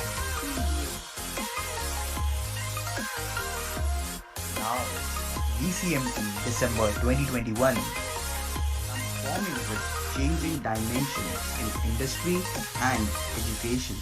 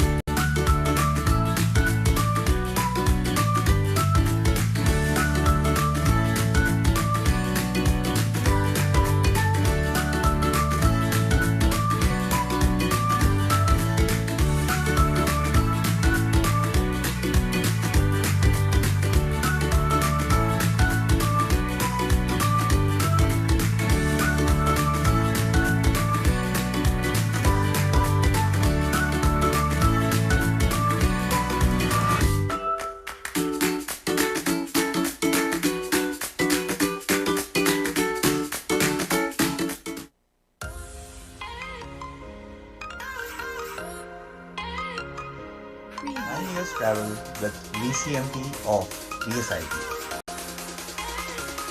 Recent innovations and emerging trends in IT and management.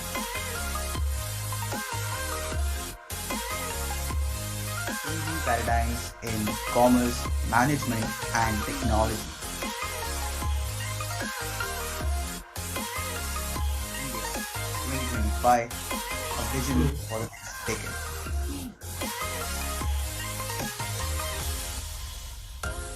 India 2025, a vision for the next decade.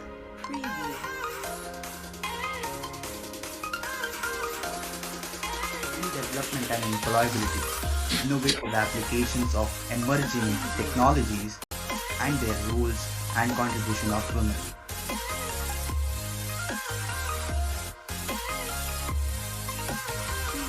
First International Conference.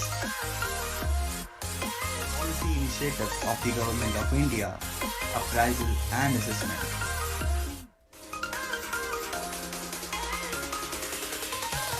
Healthcare and management.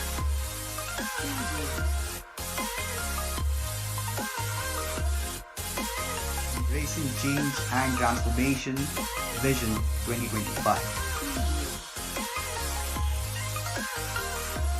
Now, VCMT December 2021, transforming with changing dimensions in industry and education.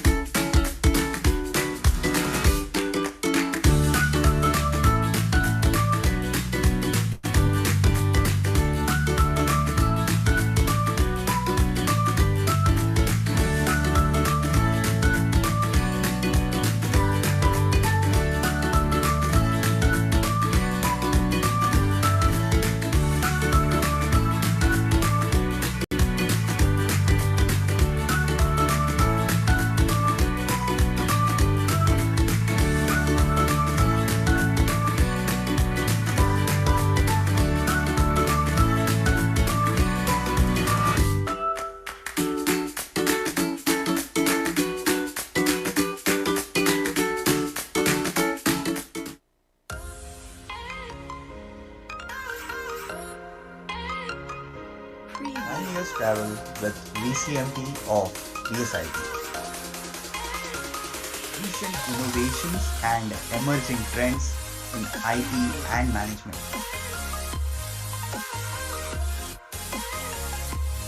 Changing paradigms in commerce, management, and technology.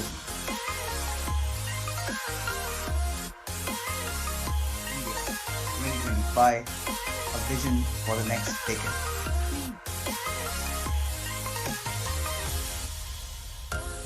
India 2025, a vision for the next decade.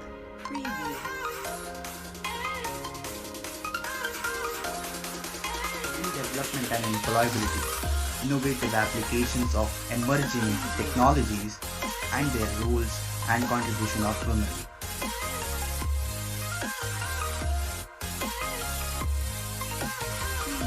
First International Conference.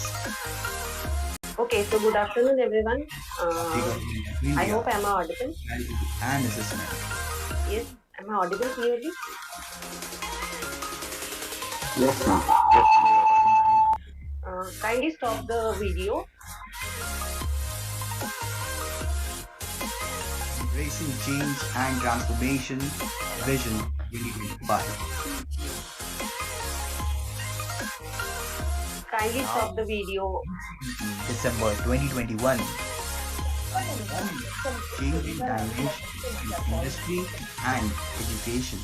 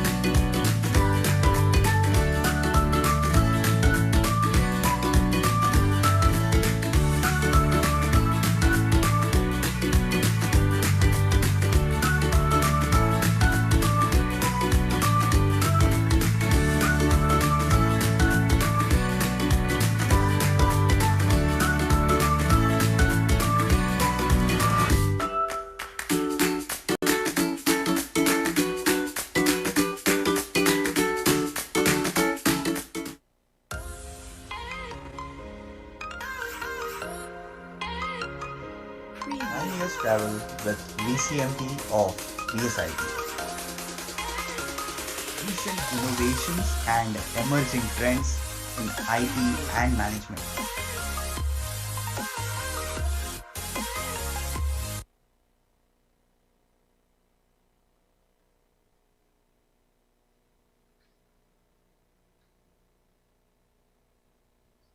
Okay, I hope now the screen is unshared. Thank you. Yes, so good afternoon, everyone. Now I like to make one announcement that we are going to divide the session into two. Amit sir, are you there? Ma'am, sir, Rohini ma'am here. Just a minute, I'll just like to make an announcement. Ronak. Amit sir. Hello. Yes sir, Rohini ma'am here. हाँ Rohini ma'am वो अभी split करना रहेगा ना हाँ sir एक minute that is what the announcement I'm going to make. Just a minute sir. So participants kindly listen to these instructions that we are going to split this meeting into two different meetings. Okay, so one will be an IT track, another will be commerce management track. So you have to, while the meeting is getting broken into two different parts, you will get an option to select which meeting you have to join. So who all are belonging to IT need to select IT option, and those who are belong to commerce management need to select commerce management option. I hope this is clear to everyone. Yes. Yes, can I get some response?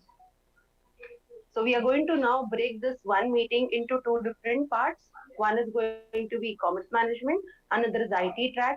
So presentation will will be done hand in hand. Okay. So the participants need to select the link according to their department, whether they are going to present in IT or they are going to present in commerce management.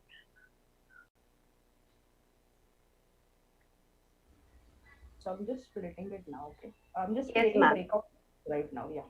Yes, yes, okay. So kindly select the meeting link accordingly.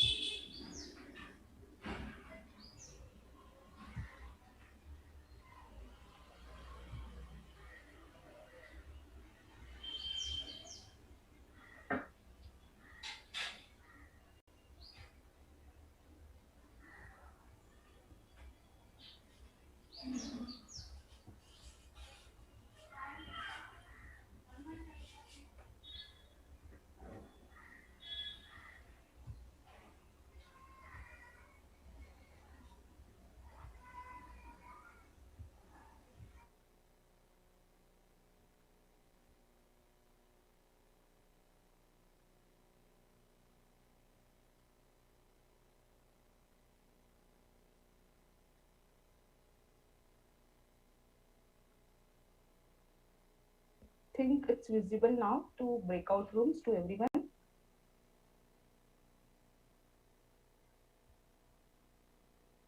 Is this visible? Am I audible, Chitra ma'am? Or anyone? Yeah, audible, ma'am. But is that breakout rooms visible?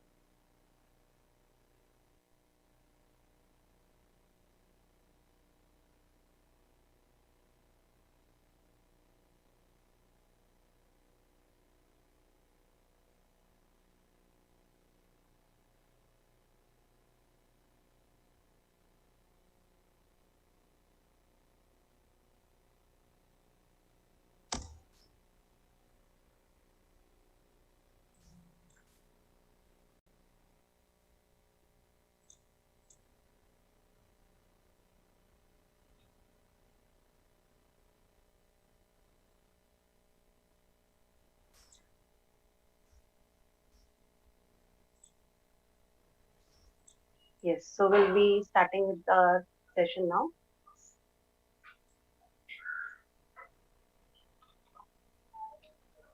Seema ma'am, kindly start the recording.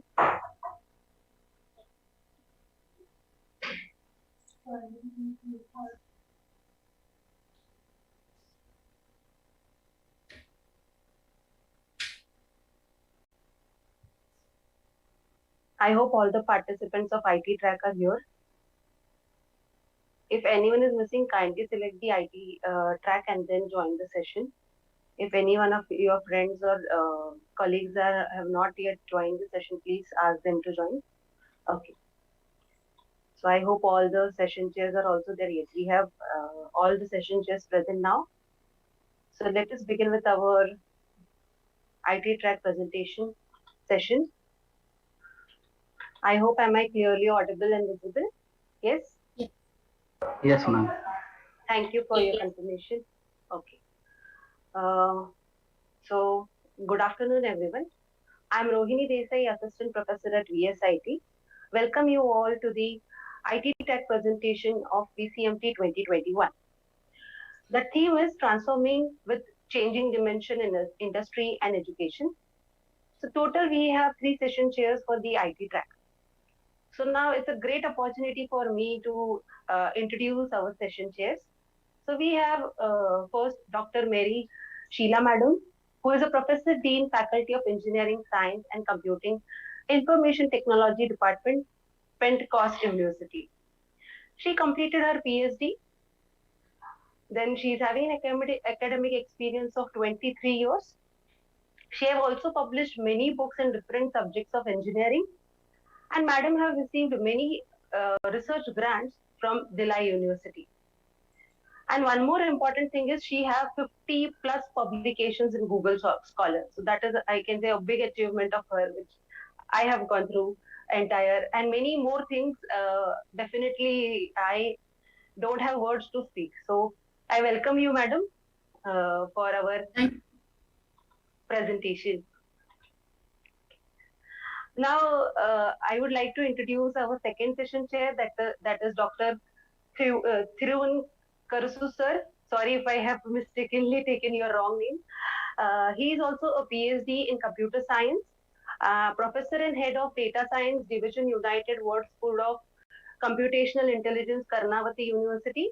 He is also a distinguished academician and researcher with over 23 years of experience, including both. He is in teaching as well as he is from software industries as well. He have filed almost 7 patents in IPR at the Government of India. He presented more than 31 plus research paper in both the national and international level, as well as many Scopus Springer level papers. He is a guest editor of 2 books in CRT Press, Willy Publication, and also indexed in Scopus. His research interests are big data analytics, machine learning, business. I welcome you, sir, for the session. Delighted to meet you today. Thank you, ma'am. It's my pleasure. Okay. Now I would like to introduce our third session chair, Dr. Sarika Chauhan, ma'am. She is our VSITian. She is a CAO, that is Chief Academic Officer at Vidyalankar School of Information Technology. She also had PhD in computer science and MPhil in computer science and many more degrees with her.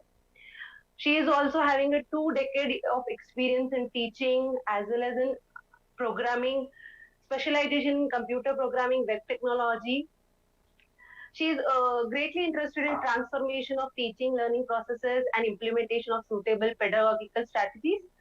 She has published many papers in IT technologies, as well as she has received many best paper awards. She guides research scholars, doctoral, masteral students, undergraduate level students. She has been a peer review for many national and international conferences and journals. She is also a head of our IEEE and many other departments. I welcome you, ma'am. Thank you, Rohini.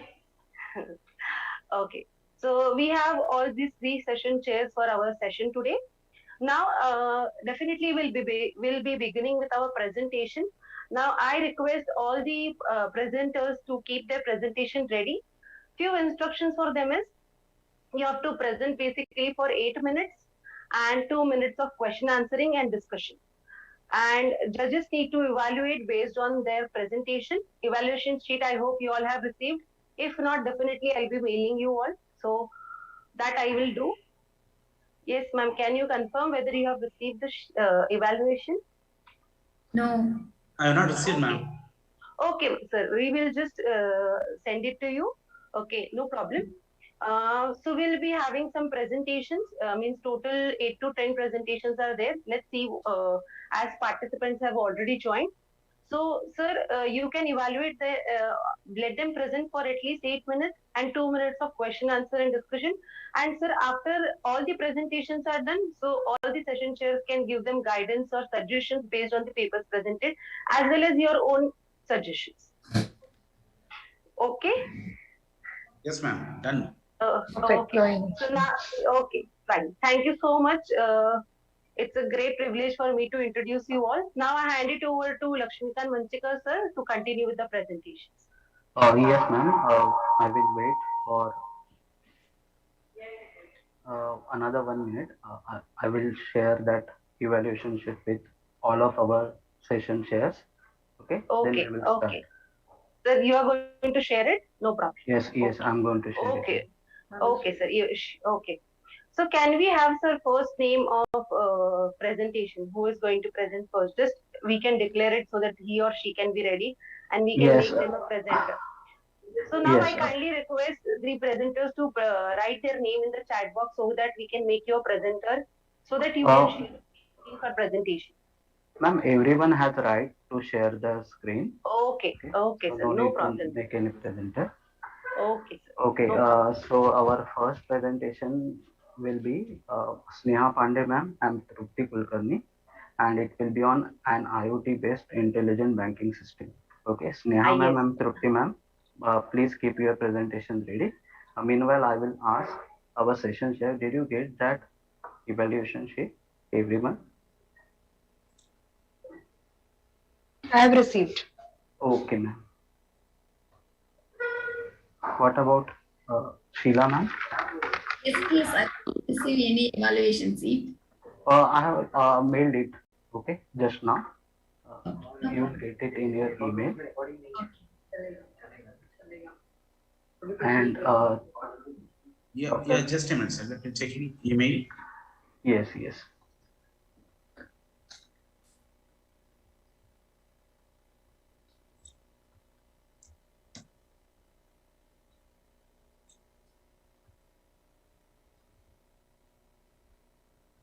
Yeah, I received, sir. Okay. So, with your permission, can we start with our first presentation, sir? Yeah, please proceed, sir. Yes, please. Yes. So, I will request Sneha Pandey ma'am, okay, and Trupti Kulkarni ma'am to share their screen. And their topic for presentation is an IoT-based intelligent banking system. Yes, Sneha ma'am. Yes, sir. Share your screen. Okay. Thank you.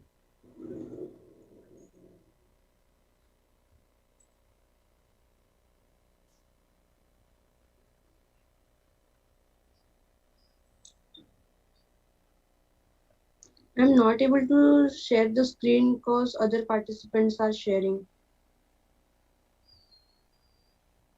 I'm getting such pop-up.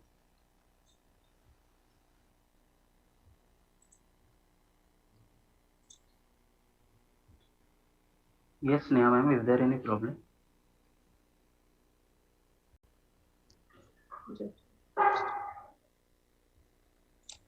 Yes, your screen is visible, ma'am.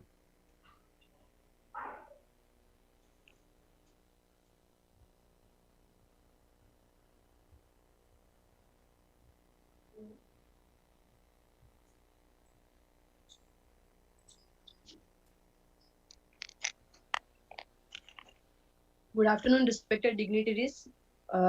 My name is Sneha Pandey and I am a last year graduation student from field of Bachelor of Computer Science. Today's theme for session is Digital Transformation 4.0 and my project is an IoT-based intelligent braking system. The main reason or objective of building this project is to just to save the life and the safety of vehicles. The intelligent braking system can also be known as an auto braking system, and this technology can be basically used in the automobiles to sense and avoid the collision with another vehicles or obstacles without human intervention. And the intelligent braking system is basically used to avoid collisions, and it is given in higher importance concerning safety issues and in particular active safety issues. The advantage offered by this intelligent braking system is to include a lower risk of collisions and enhanced stopping power. This is a block diagram for auto braking system or intelligent braking system. While building this project, I have used Arduino UNO, motor driver L2N98, ultrasonic sensors, which is used to sense the obstacle, and motor drivers, DC motors. The main purpose of building this project or to design this project is to avoid the accidents. Usually what happens when we drive a car or vehicle for long tour or for longer period of time, the driver or get tired, and due to that there are lack of more number of accidents. And in recent we have seen that more number of accidents has been occur because driver is unable to apply the brake as suddenly if any object or any obstacle or another vehicle comes in front of it. So to avoid this problem, I have built this project, and as is mentioned over here, so the driver hits the front side vehicle. By using this project, the vehicle is stopped by the automatic braking system. If the automatic braking system is provided in the vehicle, so it is easy to avoid accidents and collision of vehicles with another vehicles, and the persons who dies in the road accident due to brake failure or due to not applying brake on time, that thing can be stopped. And the scope of this project is to basically save time also and save life of people. The vehicle can automatically brake as the obstacle when ultrasonic sensors can sense the obstacle, and the coding of C programming which is produced in Arduino, which is proceed in the Arduino UNO, will help the vehicle or the system to automatically brake and avoid collision or stop accident. By using this project, the vehicle is stopped by intelligent braking system. And the future reference for this project is, according to statistics or survey, we can say that only 40% of drivers applied brake in accidental situation. So this is the main reason I have thought of doing this project or working on this project, because only 40% of drivers applied the brake in accidental situation. So if automatic or intelligent braking system is used on large scale in automobiles, this thing can be overcome. We can save the damage of vehicles, we can save the lives of people, and even for the long tour we don't need to have much tension about it, that whether the people are safe or moving properly or not. And the laboratory results has also been proved that about 47% of the collision impact can be reduced by the automatic application of brake force. And this auto braking system or intelligent braking systems are designed to develop a new systems that can basically solve the problems of drivers sometimes may not brake manually, but the vehicle can stop automatically due to obstacles, which will be sensed by the ultrasonic sensors or IR sensors used in the vehicle. And thank you. Okay, thank you, Sneha ma'am, for your presentation. If there are any questions?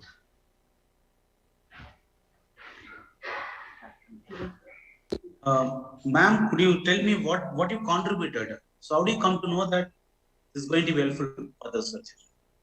Sir, What do you contribute? Can you repeat once again? What's your contribution, ma'am, on this paper? Sneha, ma'am. Sir, by using this project, it can help us to means it can avoid collision, and on road accidents also it can also be Saved.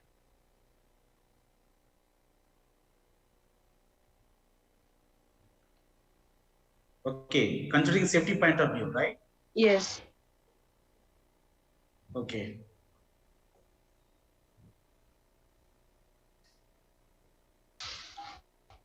You find then I'll give the conclusion later.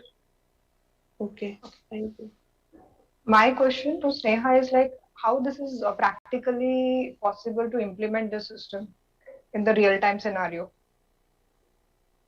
Ma'am, we can implement if we on the in the car, if the ultrasonic sensor is being placed at the front end, then it can directly sense the obstacles as it has to sense like emitter and receiver. So with the help of that, and as we have performed the codings which is being inputted or proceed in the Arduino UNO, it helps that at what distance, at what length the obstacle will come and how to overcome it. As on small scale, we have prepared the live project like on small disk board using it, Arduino UNO, motor drivers. So if we try and it's working with the help of that coding and the connections we are providing on Arduino UNO motor drivers, so it can be used at the large scale also, and it will be benefited to the further safety measures. Find out the cost of this device. Cost means what I have prepared. Yeah. If you'll actually use this. Actually, it I'm not knowing, but what I have prepared, it usually cost me 1,000 and something approx that. All material, purchasing Arduino UNO, motor driver L298 and DC motors, that iron pallet which I have used for preparing vehicles and wheels and all, it just cost 1,000 approx. Okay, thank you. Thank you. Sneha, ma'am, one question to you. Don't Yes, mind. See, you mentioned there'll be a collision could be avoided. Yes. With one vehicle with other vehicle. So how do you come to know? So what is the evidence you have? Is it not so easy actually? Yes, actually, it's not very easy when it's used on very large scale. Working on it and preparing such project is not easy, but on small scale, which I have prepared, actually, I was having my live project, and in that, when obstacle used to come, the car used to move either on the left side or used to stop automatically. So if How do you measure? How do you measure the distance? That I have just put an judgment on that coding level, the which of coding I have put in my Arduino UNO. In that I have mentioned. So with the help of that, I have used. So what type of IoT sensor you used? Ultrasonic sensor. Okay. Shall I ask one question, Sneha? Yes, ma'am. Yeah. First, thanks for your presentation and your idea. My question is, we are seeing the obstacle in the front. Suppose if you suddenly stop your car, what about the vehicle coming backside?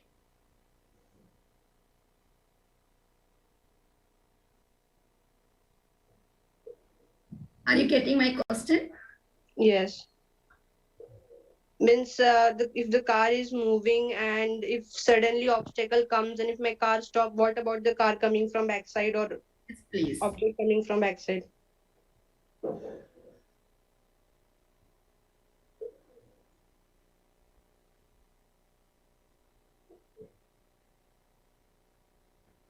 You make a note in future when you are doing implementation, anything, you consider this issue also. Okay. Thank you.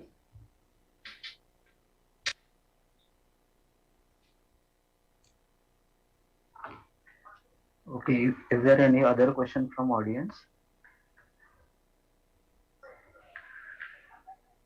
Okay, thank you Sneha ma'am and Trupti ma'am for giving your presentation. Now next I will request Mr. Ahmad Sheikh and Punita Devkate ma'am. Their topic is scrutinization and analysis on detailed description of HRM. Ahmad Sheikh sir? Yes, sir. Am I Yes. audible? Yes sir, you can share your screen.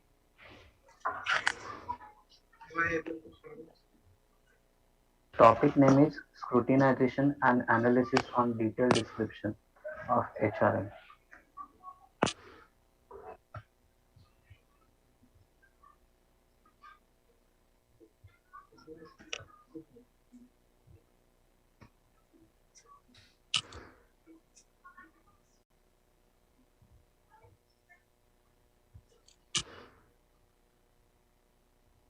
Yes, sir, your screen is visible.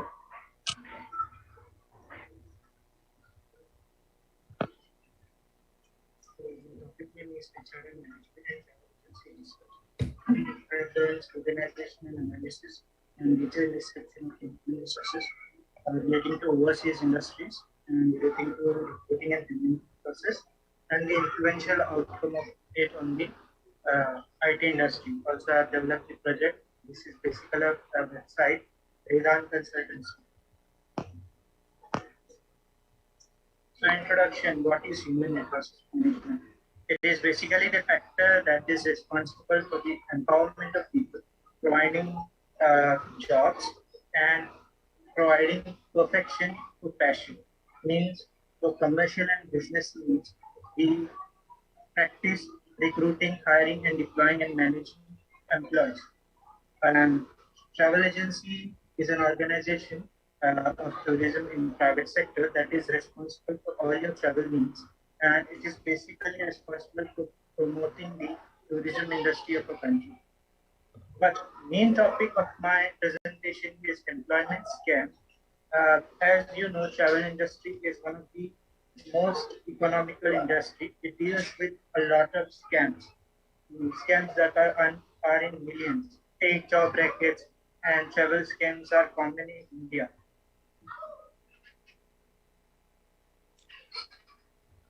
So the objective of this project is to build a website that can question the benchmark of any website to our helpline number, or anyone can verify the documents that they feel that it is a counterfeit or a forgery.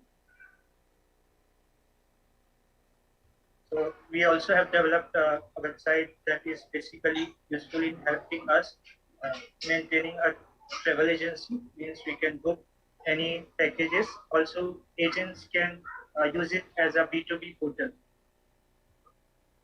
So according to my research, what a scamster's profile looks like and what are the basic things that he does to scam people.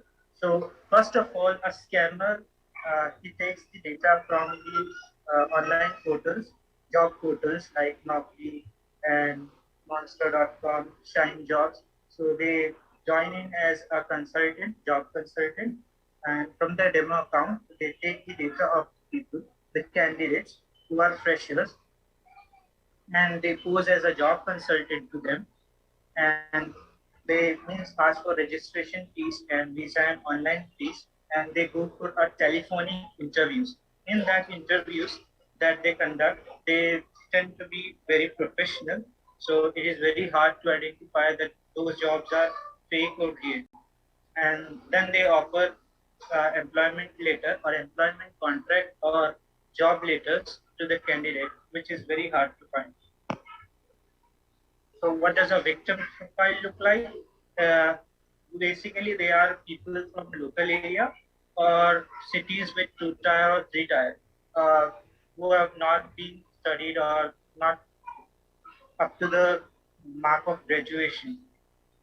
They are from poor-oriented areas with less work experience, and their age is between 20 to 30, who do not have well-versed language or they are not good at communication.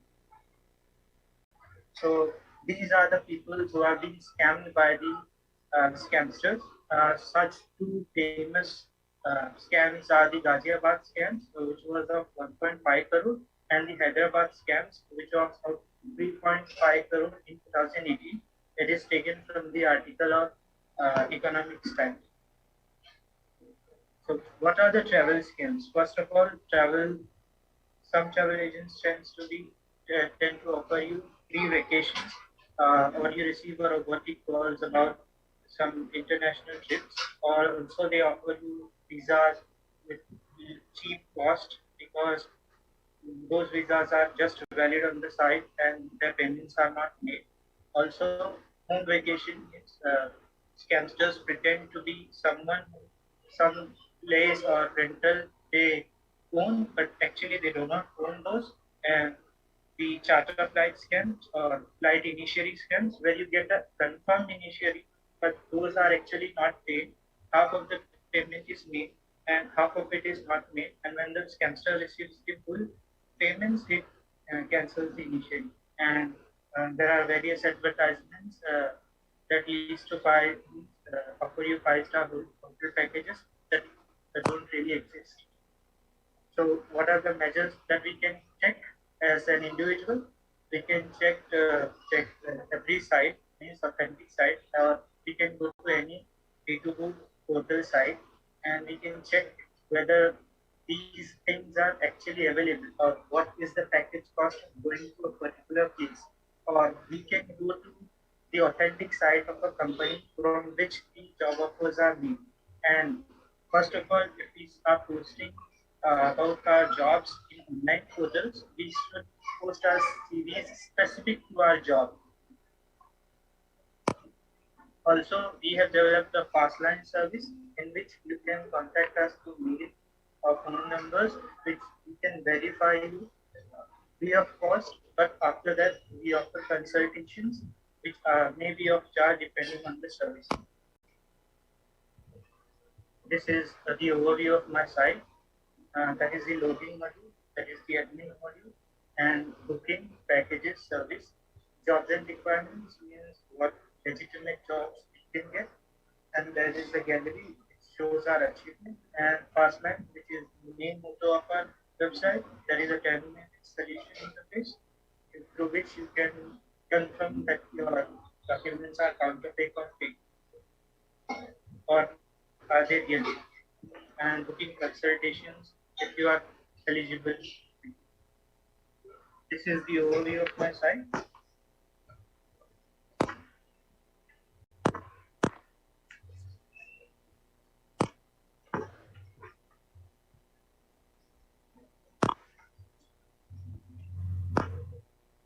Here are the references. Means I referred economics time lately because I trust that source of things, and research here about the human resources management and digital studies. And also I'm Giwala and HR International, which are reputed HR consultancies for sending overseas jobs. That marks the end of my presentation. Thank you for letting me complete. Thank you, present. Thank you, Amar sir. Now we are open for the question.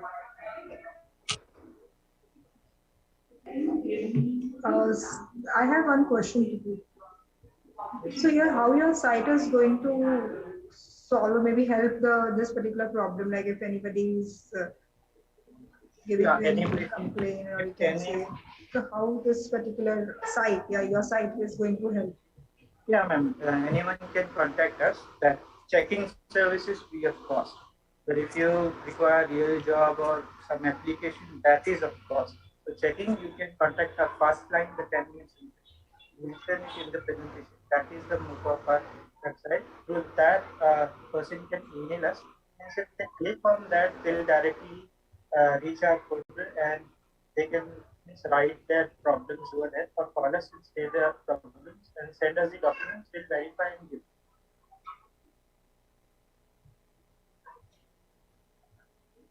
Okay. Sheikh Ahmad, can you tell me which are the base paper you referred for this preparing these research papers? Research papers are just written news channels. Research.net, the sites. There are multiple research papers. I've basically researched on human resources management, and this travel agency. I've referred to many travel agency sites and news articles about it, about the online scams and what are the possible ways that a scamster can do. Also, I've referred many travel agencies and their modes of payment. Like if you are making a payment of direct deposit or a wire transfer, which is not in India, but in USA. So your initially gets confirmed, but you will not need the payment. You get the PNR status. So I've done research on that. Have you mentioned all these in the paper? Comes under appendix. Yes, yes. In the references section, I have mentioned. Okay. Okay. My question is, if you are doing a research means the reference is not enough. And also you are not comparing what are the traveling agency you compare, what are the challenges they have, how you are overcoming the challenges from your consultancy. You have to mention clearly.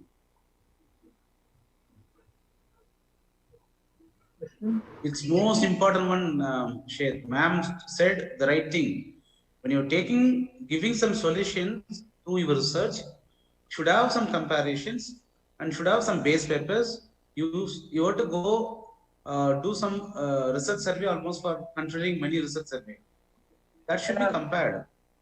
I've done some research on this, and I met some personal candidates who are scanned by these scamsters, and I've written it in the way that how they are scanned.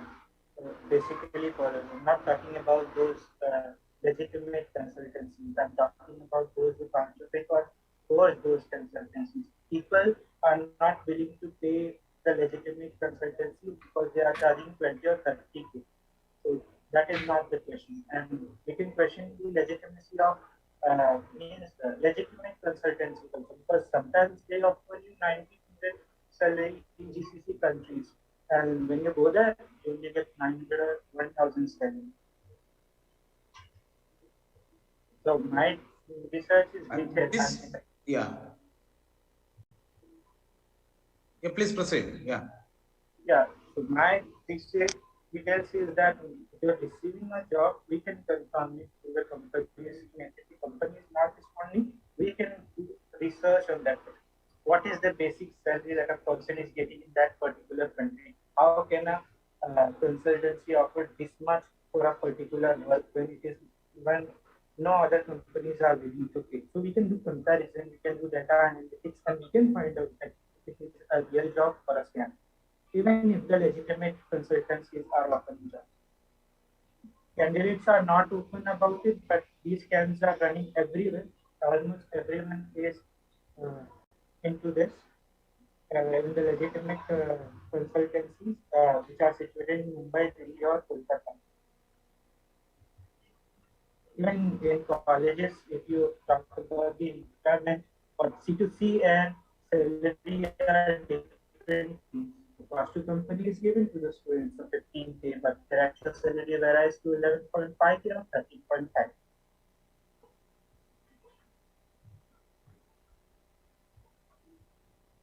Because Agmat, always you need to consider designing and developing a website is totally from doing the research. So whatever you spoke on research, website also. So I did not get the question. Can you please repeat it?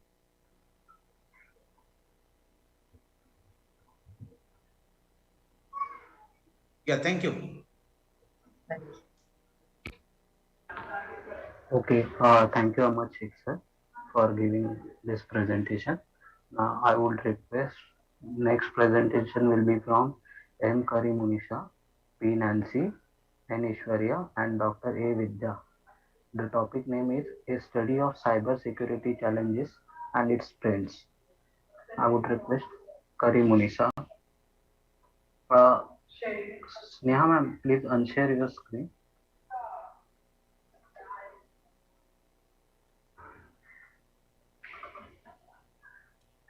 Sir, Yes. my screen is unshared only.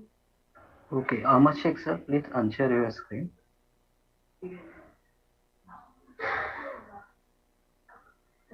Okay, sorry for that interrupt. Okay, I would request Karim Munisha sir. Okay, are you there?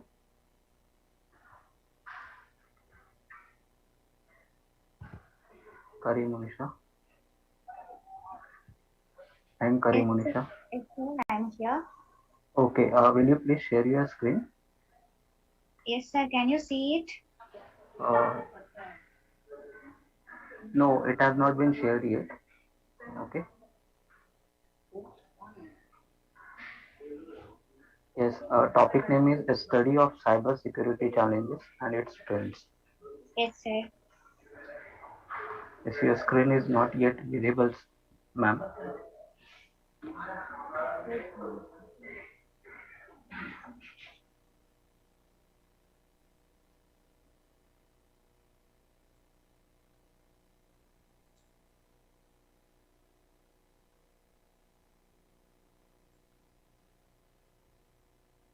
Sir, could you see it now, sir?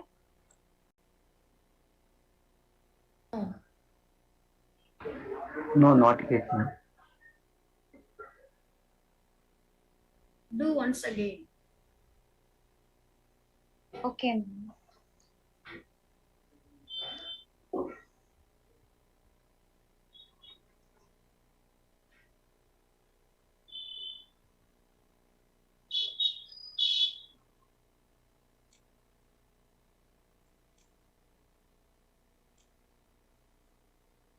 Ma'am, can you see it now?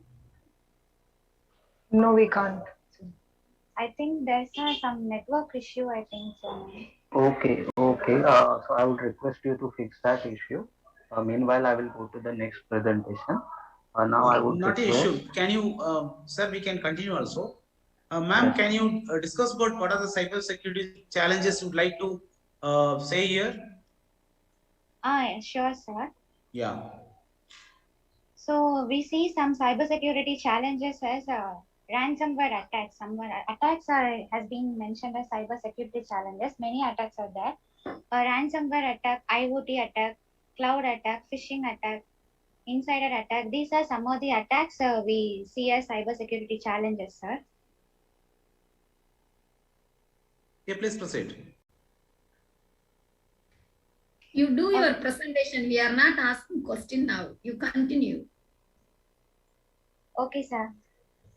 Good afternoon, everyone. I'm here to present a paper on study on cybersecurity challenges and its trends. The topics to be discussed are introduction, cybersecurity challenges, trends changing cybersecurity, literature review, and conclusion. So, in abstract, I would like to say cybersecurity plays a very important role in securing the knowledge and transmission. It protects security to sensitive information, networks, and package application from cyber attacks.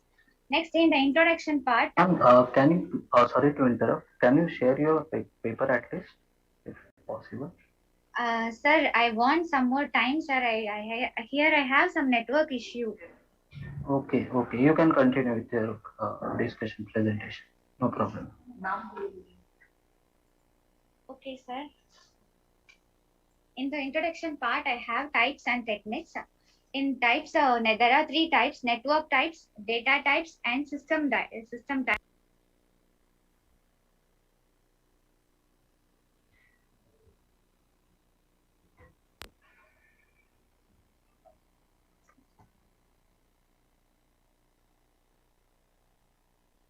Yes, ma'am. Continue with your presentation.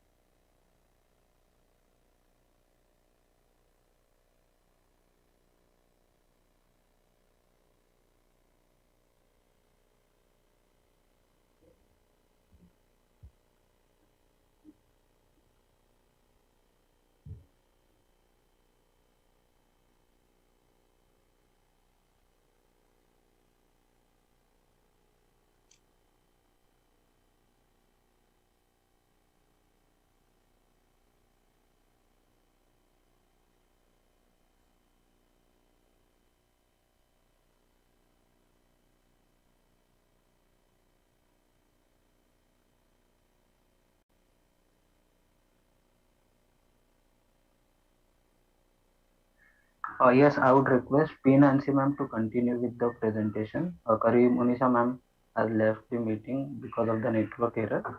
I would request second author P. Nancy ma'am to continue with the presentation. Nancy ma'am, are you there? No, she is not there, sir. She's there? Yes, P. Nancy is present in meeting. I can see that. One of you have to talk about your paper. Any one of the author is there?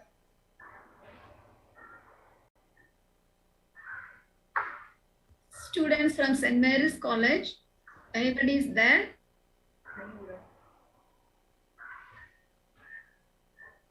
Are you going to do now, or shall we give time at late or at last?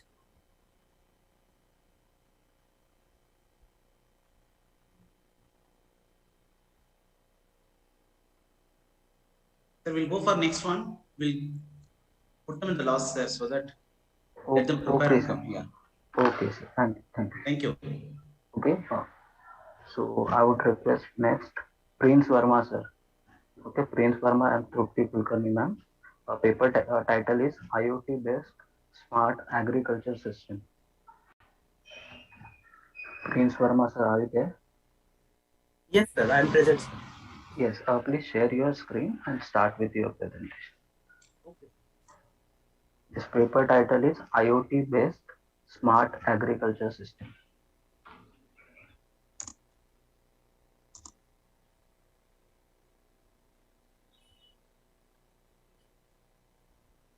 Yes, sir. Your screen is visible. Yes, sir.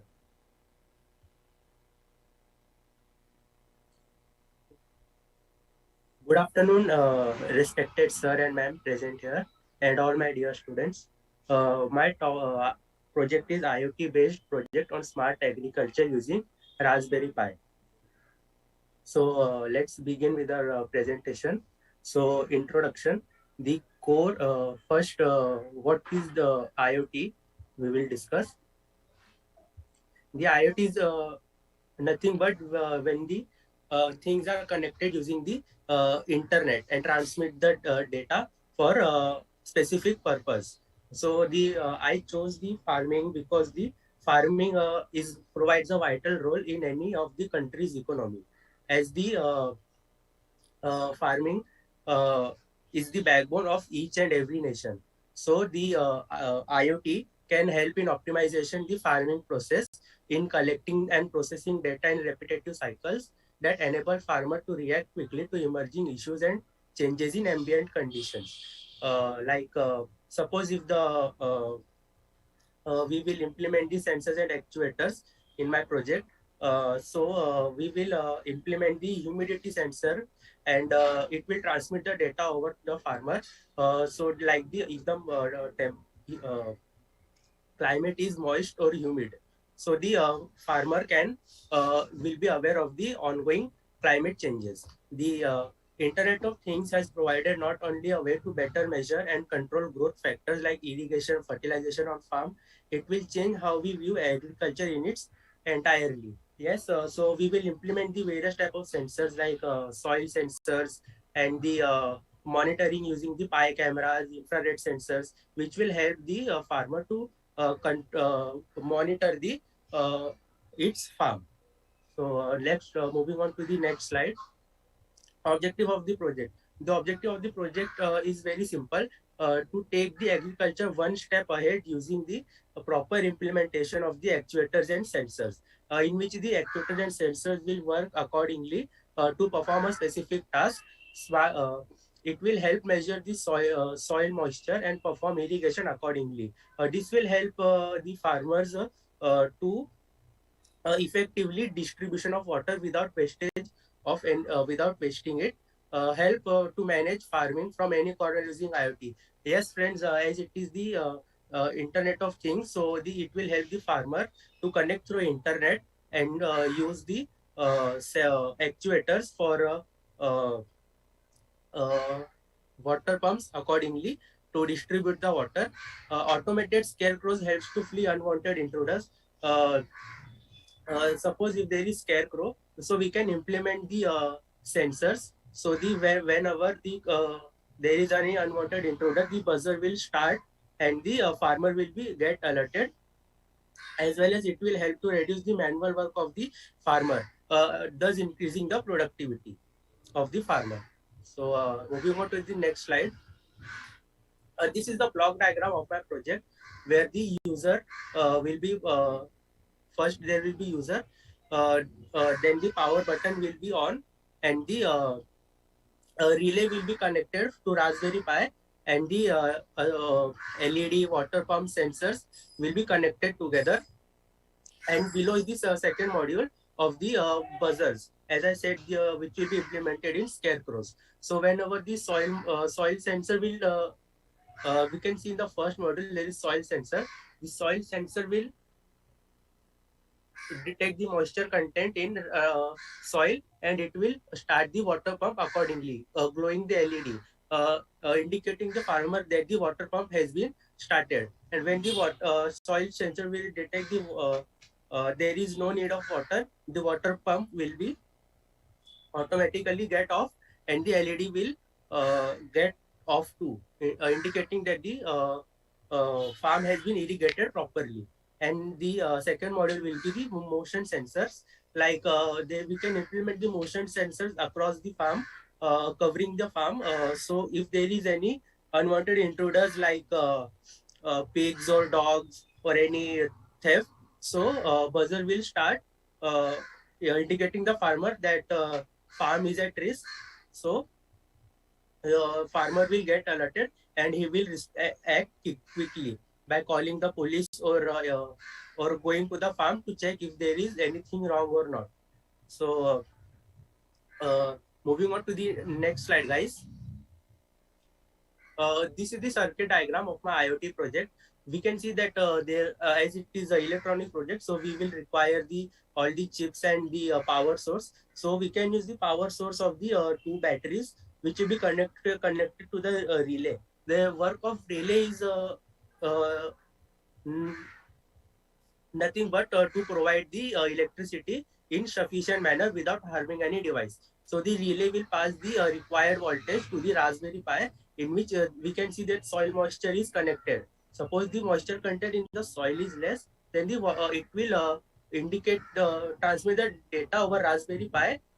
So the Raspberry Pi will Raspberry Pi will tell the pass the voltage to the water pump. So the water pump will get started. And above we can see that there is the humidity sensor or temperature sensor, which will transmit data over the Raspberry Pi, indicating the farmer that the how is the climate today, like humid or moist, and like that.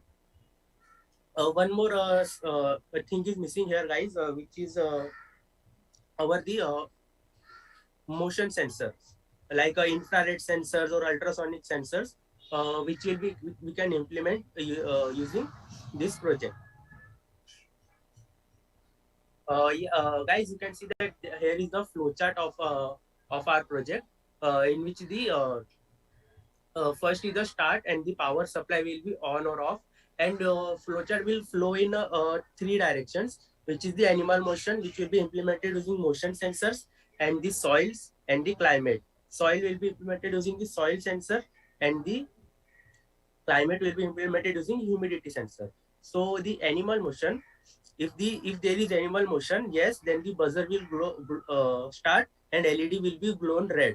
If there is no motion sensor, there will be no activity followed. Then coming to the soil sensor, if the soil is dry, water pump will get on and the crops will get irrigated. If the soil is already wet, then there will be no activity performed by water pump. Thus, following the climate humidity sensor, if the climate is humid, it will glow the red LED, thus indicating that the climate is very hot. And if there is climate is normal, like no more humidity, then the process will get end. So this is how the flowchart of our smart agriculture system will work. The future perspective of the IoT project.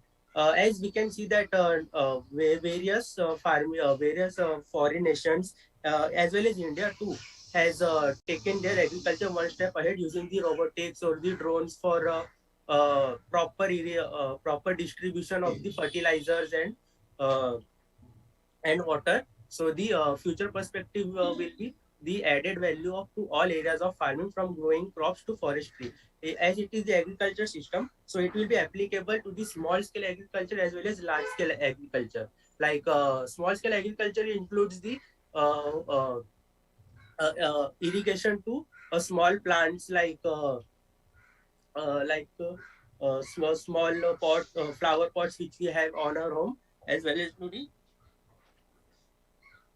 Princess, sorry to interrupt you, yes. but 8 minutes are over. You can go to your conclusion part and you can conclude your presentation. Okay, sir. Okay.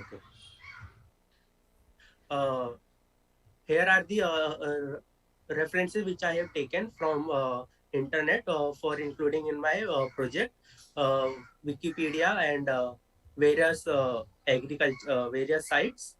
And thank you everyone for a valuable time. Okay, thank you, Prince Verma sir. Now Yes. we are open for questions.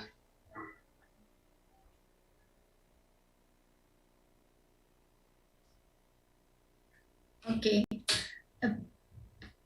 Prince, thank you Yes. for your presentation and I appreciate your ideas. My question is the area. What is the size of the area? Then how many sensors needed for that area? Is it a research project or you are doing as a master program, master student? Ma'am, it's just a simple idea you are going to basic module of the project, that how this project can be implemented on the large scale, like farming is done basically on acres as well as hectares. So the implementing this project on the large scale will be require the more number of sensors, and as well as the water pumps can be connected with irrigations, so if effective distribution of water can be meted. Yeah, ma'am. Like, for example, if it is 1 acre area sizes, how many sensor do you need? Have you implemented, have you tested your project? Not yet. Not yet, ma'am, but I am going to implement it on a small scale using just a small flower pot and a small water pump. Thank you. It's the same question actually, as ma'am has said. What will be the actual cost of your project? Because you know the cost of new technology is actually not affordable by the farmers. So how your solution is going to help them? Yeah, ma'am. The very most challenging thing in my project is the cost of the sensors as well as the Raspberry Pi and Arduino. So this would be biggest most challenge for the farmer that they can afford to. So yeah, ma'am, it is like a challenge which we can overcome this by purchasing the sensors in bulk. So we can get at least some of the discount, but like, yeah, ma'am, like that. Prince Verma, very good topic. Thank you you, summarize sir. very well. What is lack is you need to focus much on research side and implementation side, friends. Yeah, because your topic is on the emerging area which need to be addressed immediately, no, without any doubt. The thing is how to measure area. So you need to identify which are the sensor need to be used, how you are going to interconnect all these devices. A lot of challenges are going to be there. Any idea you have such? To take Yes, further? there is a lot of challenges in my project, but hope so. I will try my level best to overcome all the challenges. We can implement this soil sensor with water pump using the coding. So if the soil sensor will detect and water pump will get on, and the we will connect the humidity sensor with the red LED, and we will connect the motion sensor with buzzers. This is how the sensors will be implemented with actuators for effective purpose. And if we want to take our agriculture much more advanced, then we can interconnect this project with the web application, which will transmit the data and store and display the farmer like this is how we have done in last few weeks. Our irrigation has done very well and all. So the farmer can get will not get he will get confidence that yes, I can do it. I can take up on more acres of farming. He can do if he is doing all the work manually, he can do only suppose 1 acre. But as the manual work will be reduced of farmer, he can do on some more acres of farming, thus increasing the productivity and meeting the food scarcity of any nations. Okay, and also you mentioned automated scarecrows help to flee unwanted intruders. How do you do in your Yes, sir. objective you mentioned? Yes, sir. We can implement the sensors on the scarecrows so that like as we know that we humans have emerged so smart. So may have seen that the scarecrows come and sit on the that the crows sit on the scarecrows. So they have also evolved too smart. Like they to know that this is just uh, we can say morally he will not harm us. So they come and sit on the scarecrows. So we will fit the buzzer on scarecrows so that if any crow or any thing come and sit on the scarecrow, the buzzer will start and the unwanted intruders like crows, pigeons, we will get flee. Yes, sir. Okay, thank you. Thank you, sir. Thank you, ma'am. Okay, thank you, sir, for your presentation.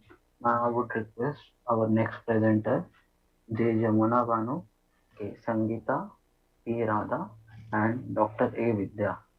Okay, their topic is a review on security and privacy issues in big data. Okay.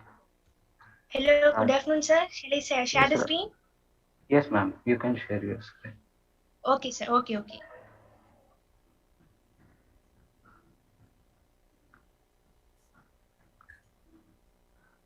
Yes, ma'am. Your screen is visible. Thank you, sir. Can you see me? See my screen? Yes. Yes, ma'am. Yes. Okay, shall I proceed? Good afternoon, everyone. Let me introduce myself. My name is Jejumana Taxina Bonu, second MSc Computer Science, St. Mary's College Autonomous from Tamil Nadu. So, as you can see on the screen, my topic is a review on security and privacy issues in big data. Let me give an outline. Let me divide it into 3 parts. First is abstract and introduction.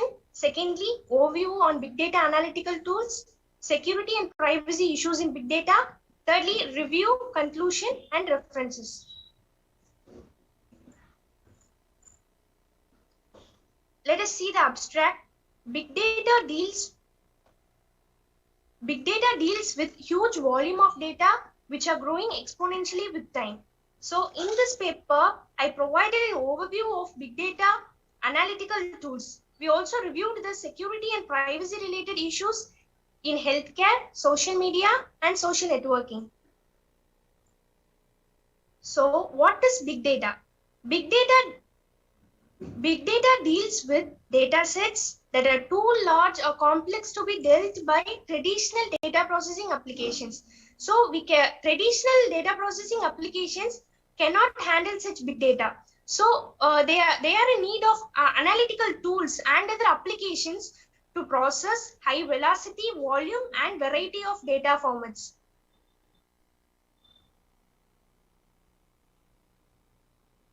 So this is a proper definition of big data. The term big data is collection, processing, analysis, and visualization associated with very large data sets.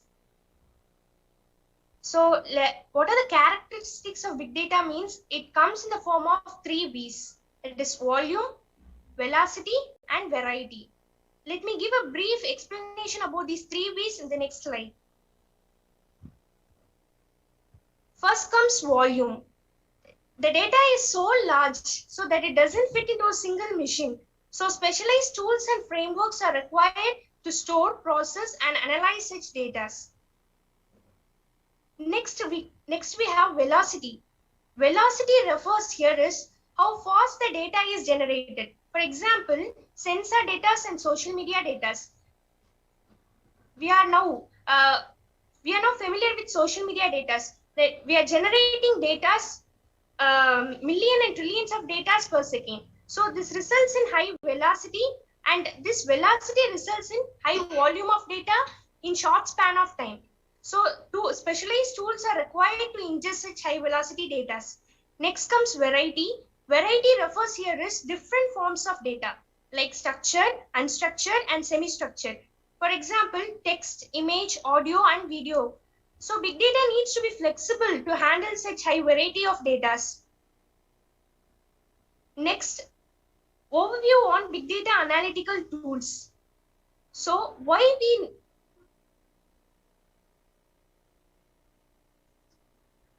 need analytical tools is big data handles structured, semi-structured, unstructured data. So there is a huge capacity of storage. So we are in need of specific tools to process such data. So the tools include Hadoop, MapReduce, NoSQL, HPCZ, HBase, R language, Storm, and GridGrain. So let me give the brief explanation about these tools in the other slides. First comes Hadoop. Hadoop is an open source software which is developed by Apache Software Foundation, and it is written in Java language. Organizations like Google, Yahoo, Amazon, Facebook, Twitter are using the Hadoop framework.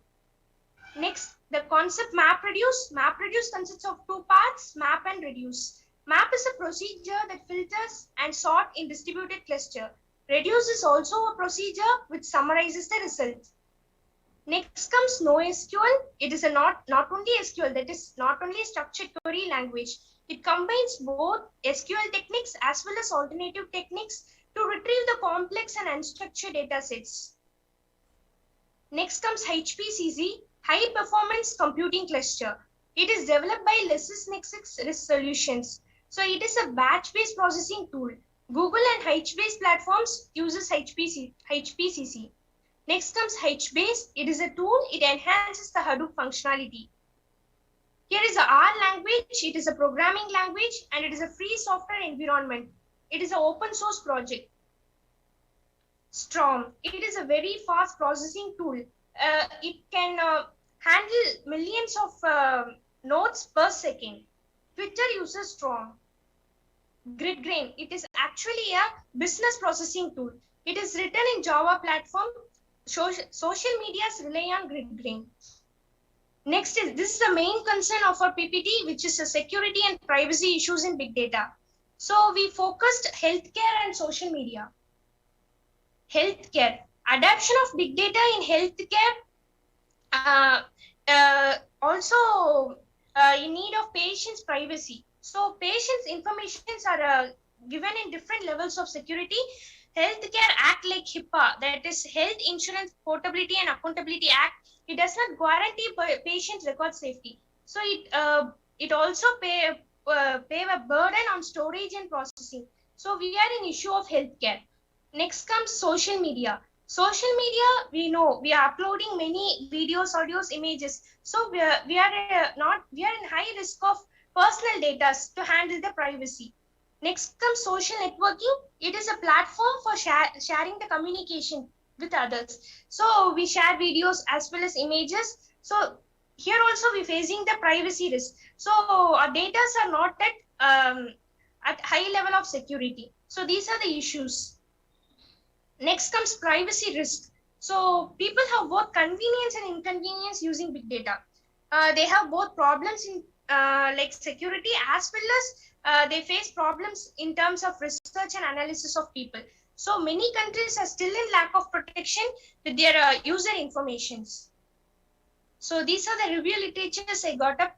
Title is Security and Privacy Issues in Big Data Review. It is published in the year 2019. Next, Security and Privacy for Big Data Systematic Review. It is published in the journal IEEE International Conference in the year 2016. Here, Security and Privacy Issues of Big Data, published in 2015.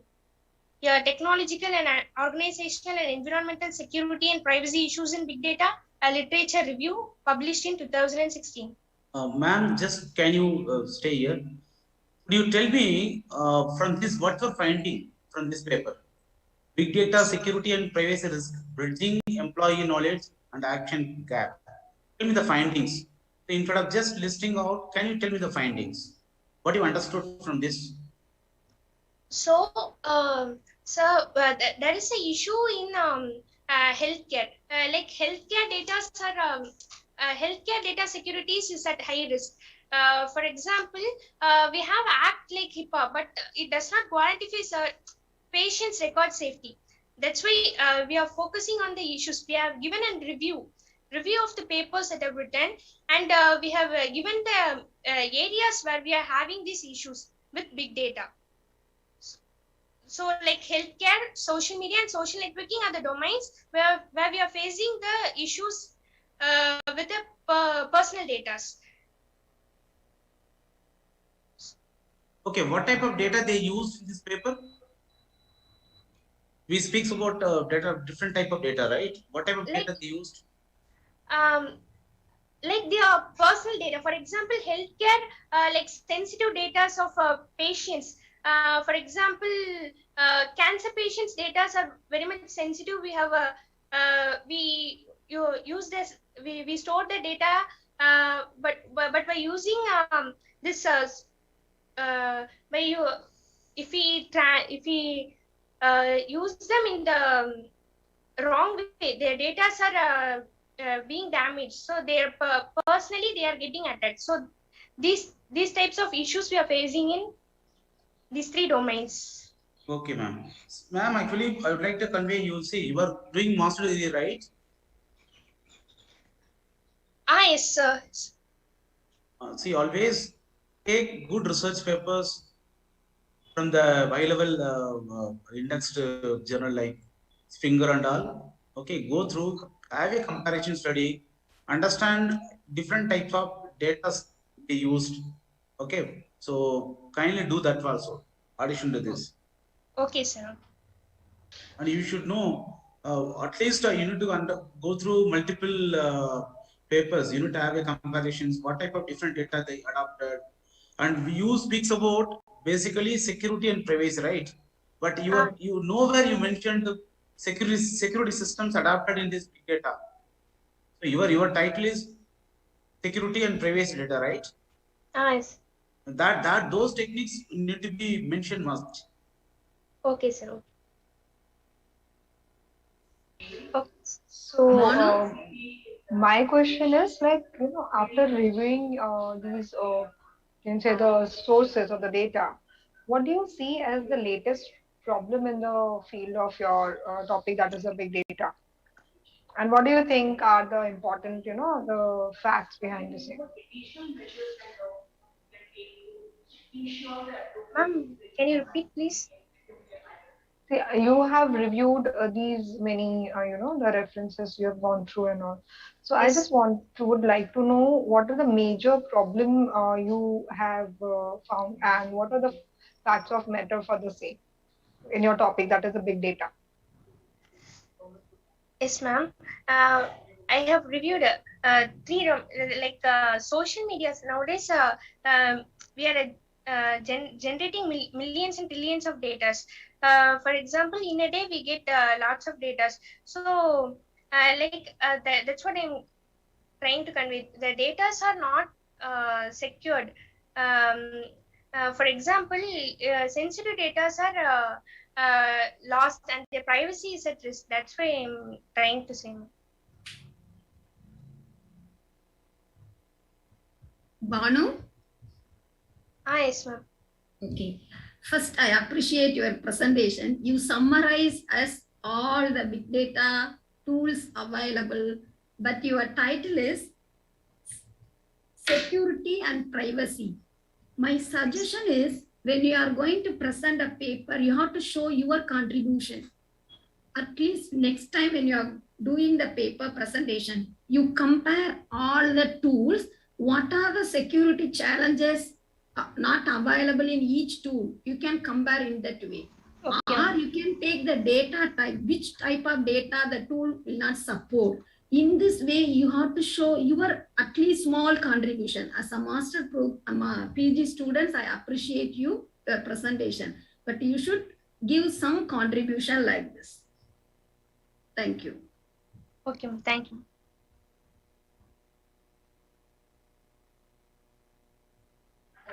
Okay, thank you, Banu ma'am, for giving your such nice presentation. Now, I would request our next presenter, Saurav Pandey sir and Trupti Kulkarni ma'am. Their topic is Android application of food waste management. Saurav sir, are you there? Yes, sir. Am I Yes. audible? Yes, you are audible, sir. Can you share your screen?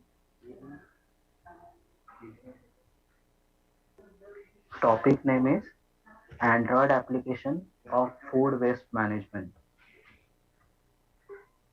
Yes, sir, your screen is visible.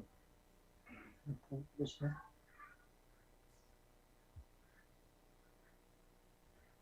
Good afternoon, everyone. Good afternoon. Myself, Saurabh Pandey, and today I am going to present the presentation on the topic of Android application of food wastage management. So everyone enjoy the function with a lot of food and other products which are left and unused.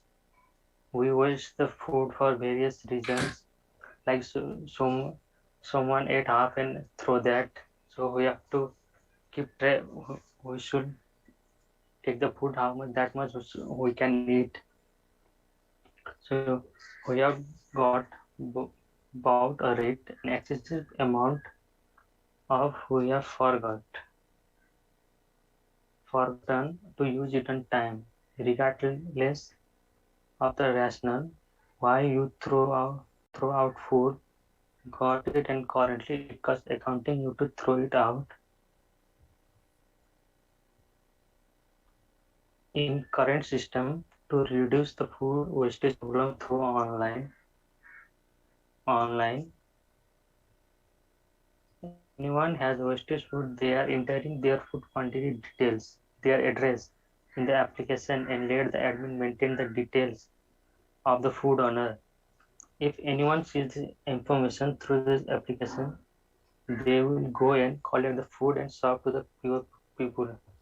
So the concept is to, through an application, if there is any left food in the wedding, at home, at any function, so if there is left food, they can post it on our application, and we can maintain the food to the needy people or the poor people.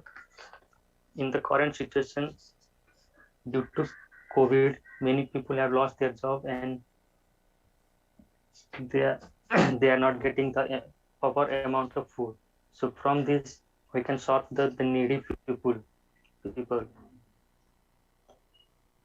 What is the, its main object is to bring food owner and the needy people at one platform.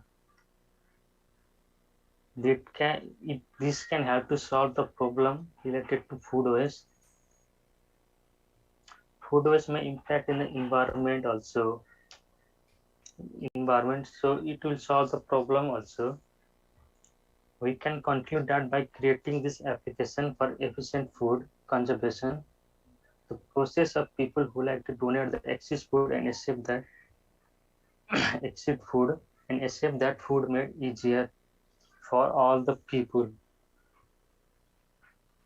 So here is the ER diagram. So first we have to sign up to the application by name, email, and the passport from both if you are receiver and if you are donor. In the donor, can you just show me what the work you've done? yes, Go to the next. Show me the app. Demonstrate the app. Sir, I have made only these 3 pages till now, but I am working on it. Okay, you proceed. So here is the only 3 diagram that I have made till now. So for future, I'm working on that.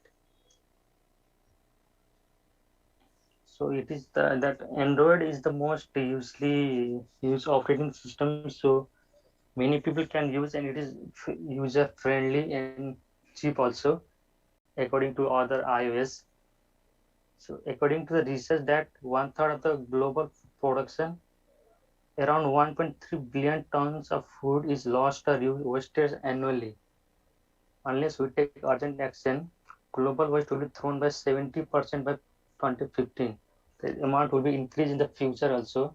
So to discomfort that, this app will, I think this app will help us, help people, help people to decrease that percentage also, percentage. So this application should consider a goal beyond just food waste reduction. Since here are some references I have taken from that.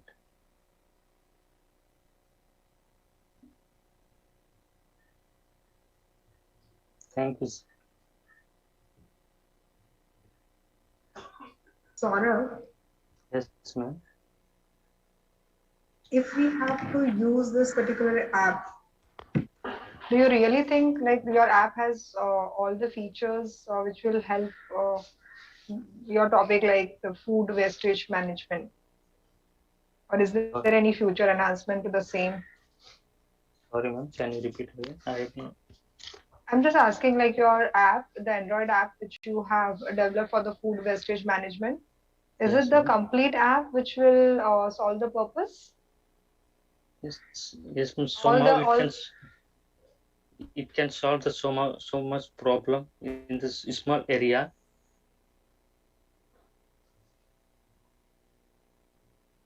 Small area, and in the future it will be, I will make expand to the larger area also.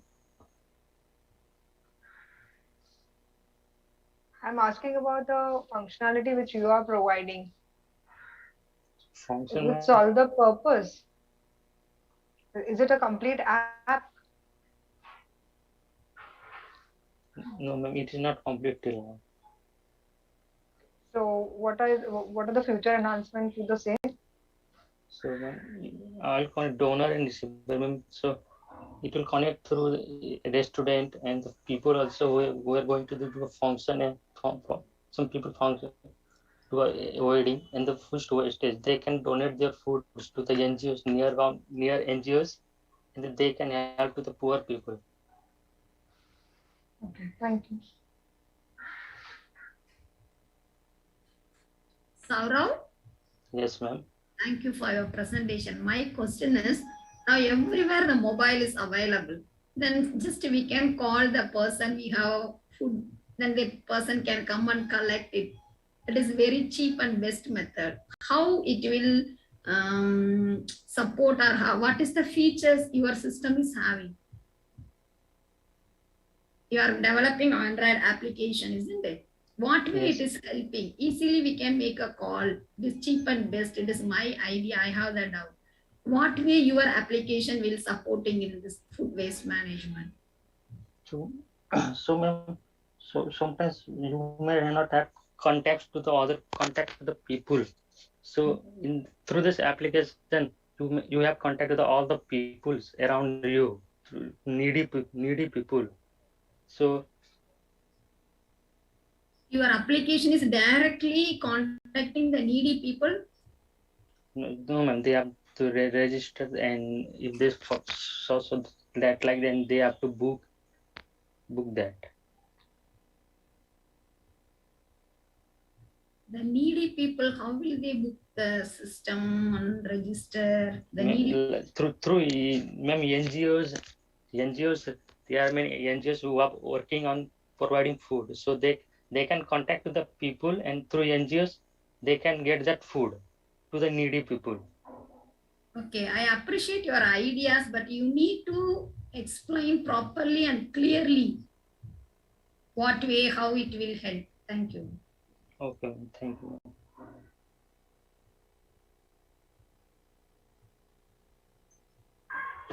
Yes, sir. Very good idea. Madam also told. That's right.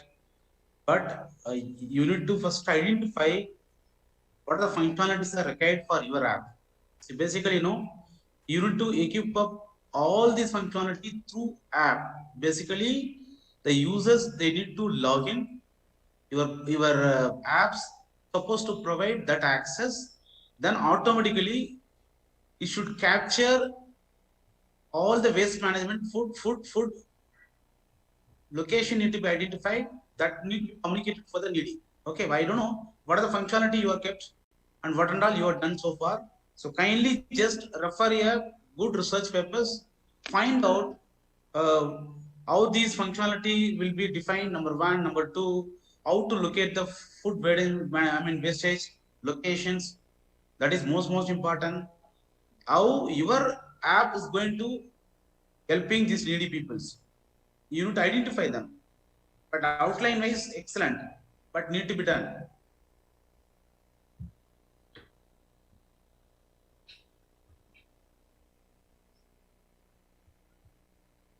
You're going to explore further or just for only summarizations, Saurav?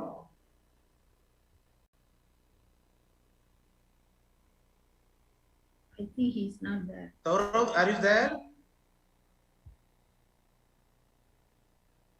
Yeah, thank you. Okay, thank you, sir.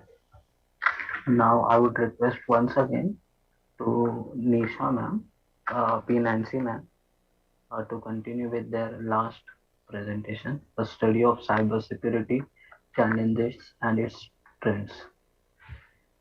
You can start once again with your presentation. M. Karimunisha ma'am, are you there? Yes, your screen is visible. You can start your presentation. Start, sir. Can you Yes. hear me? Yes, ma'am, you are audible and your screen is open.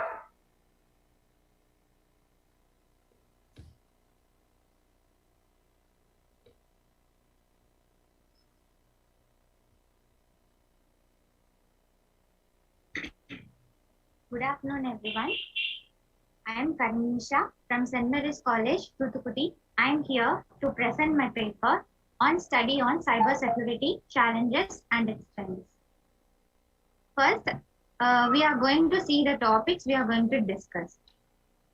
Introduction, cybersecurity challenges, trends changing cybersecurity, then literature review, conclusion, and reference. Before we are moving on to the topic, let us see about cybersecurity. So cybersecurity plays an important role in securing our information, everything, such as sensitive information, network, software package application from cyber attack. This paper focuses on the challenges long faced within the space of the cybersecurity and also the rising threats in cybersecurity. So we move on to the introduction. In introduction part, we have two things. That is types. Next one is techniques. In types, we have three things: network, data, and system. That three types are the security. In network security, it deals with securing network against the different types of viruses. In data, it protects the data present in the computer from different types of threats. In the system security, it concerns about the malicious program that can disrupt and sometimes destroy the computer system. Cybersecurity techniques as access control security, data authentication, scanning malware, firewalls, antivirus software. These techniques. First one is access control security. This security protects our information such as username and password. Next, data authentication. It is done by the antivirus software to protect our device from the virus. Next one is scanning malware. The scanning malware, it scans all the files and documents present in our system from harmful viruses. Firewalls is a software or hardware that protect from virus and worms over the interface. Antivirus software, it is one of a computer program that will detect and take action against any other virus. Next, we move on to the cybersecurity challenges. Challenges include some of the attacks that are listed here: ransomware, IoT, cloud, phishing, blockchain and cryptocurrency, software vulnerabilities, machine learning, insider attack. So ransomware attack, it involves hacking the user's data. IoT attack will transmit data over a network autonomously.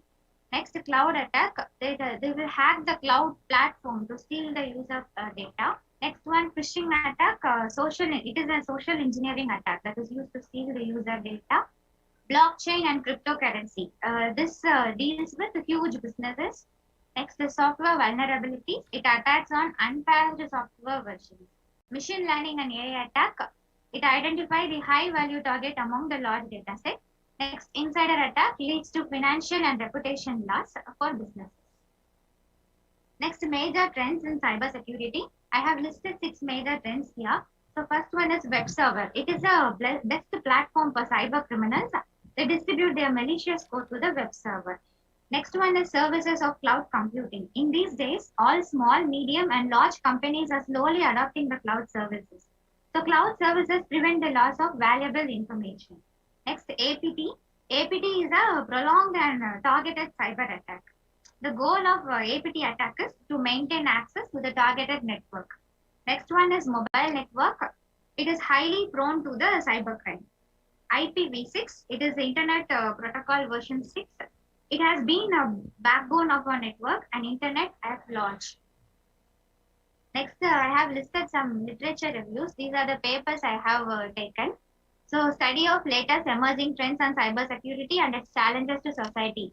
This paper has been published by the author Ravi Sharma at International Journal of Scientific and Engineering Research on 2021. They have listed some recent survey issues and technologies. Next paper is Literature Review on Cybersecurity in India Context. This is published by author Shweta Gate and Pragesh Kumar Agarwal. They have discussed several types of computer securities, explored important cyber law provisions in India, and concluded that concrete measures should be found in order to prevent viruses. Next one, cybersecurity education also they have discussed. Next paper is cybersecurity issues and challenges in India. This paper has been published by authors Y. Purnima, Y. Navina, and V. Harshavardhana at the year 2015. They have studied the risk of cybersecurity and listed some challenges. Next paper is cybersecurity challenges in smart cities, that is safety, security, and privacy. So this paper is published by Adel S. Elimography and Michael M. Lozavio in the year 2014. They have concluded the several paradigms and categorical structures and applied in analyzing benefits. Then they have listed some safety and security measures in smart city. Then next paper is cybersecurity challenges and its emerging trends on cloud security issues and techniques. It has been published by Dr. Sandeep Kumar and Professor Arjun Singh. They have listed some trends in cybersecurity and they concluded that social media plays a huge role in cybersecurity. Conclusion part. So at last, cybersecurity is one in every foremost necessary aspect in the fast-growing digital world. Conclusion is not only the government but also the citizens spread awareness among the people to always update our system and network security settings to stay away from viruses and malware. Then references. These are the references I have listed here, and I refer to these papers. That's all. Thank you.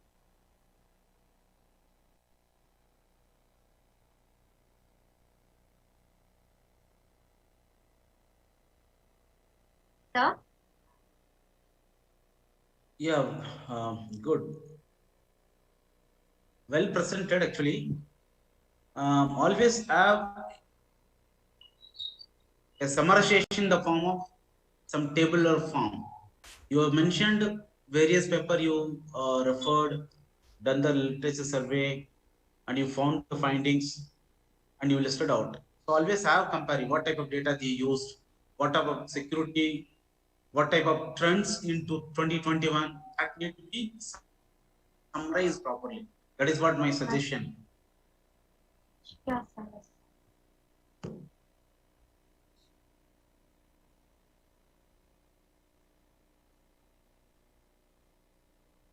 Can you tell me 2021, what type of security challenges are there? Challenges are going to be there in terms of cyber security? Sir, nowadays cloud attack and IoT attacks are major challenges, sir. Yeah, now in 2021. Okay. Any evidence? Sir, I would like to know that proper evidence I have collected, but I would collect it hereafter. I think so, sir. Sir, this is the first paper I have been presented here. In future, I would do that, sir. Excellent, Nisha. No doubt. Well presented. So whatever the points we are giving, just note it down. Please do it. Thank you. Okay, thank you.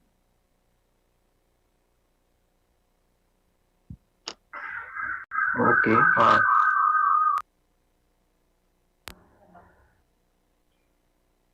Okay. Thank you, Nisha, for giving such a nice presentation. So that's it for our presentation round. Now I would request every participant to wait for 5 to 10 minutes.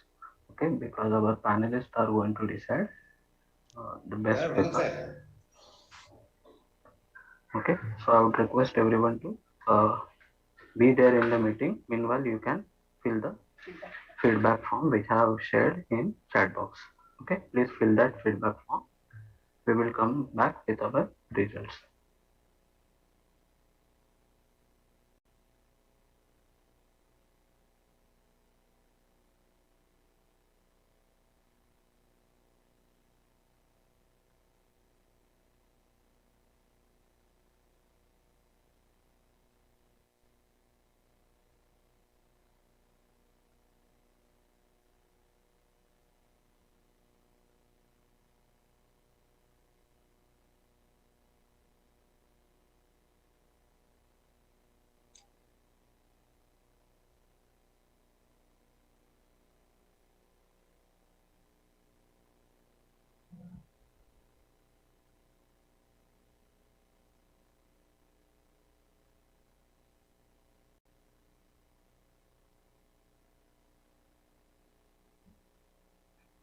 Yes, good afternoon, sir. Thiru sir. Yes, sir. Good afternoon, sir. How are you? Thank you. Good, Thank good. you. How are you? Yeah, fine, sir. It's my pleasure. Yeah. So thank you for sparing the time.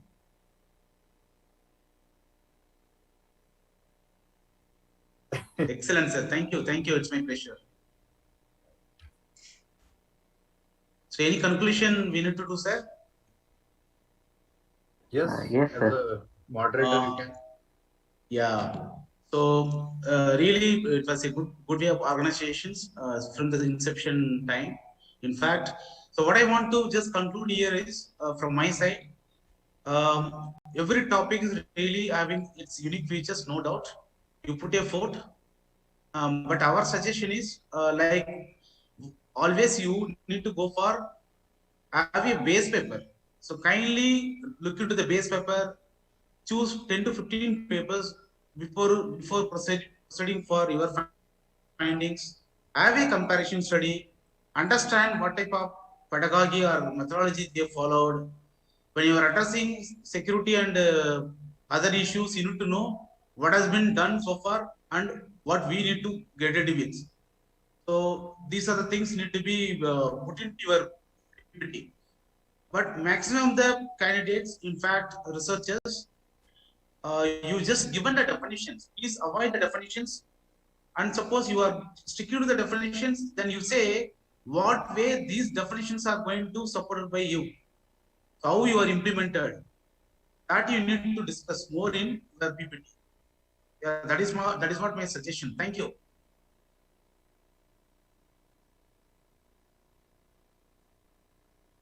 And one more point also, sorry. References. Kindly have your proper references. There is a way to mention references. Okay, so end of that, you need to list out all the references in the right format. That should have valid references, not a Wikipedia, not the W3 schools. Even that can be referred only for gaining the knowledge, not to prepare your research papers. Thank you. Thank you, sir.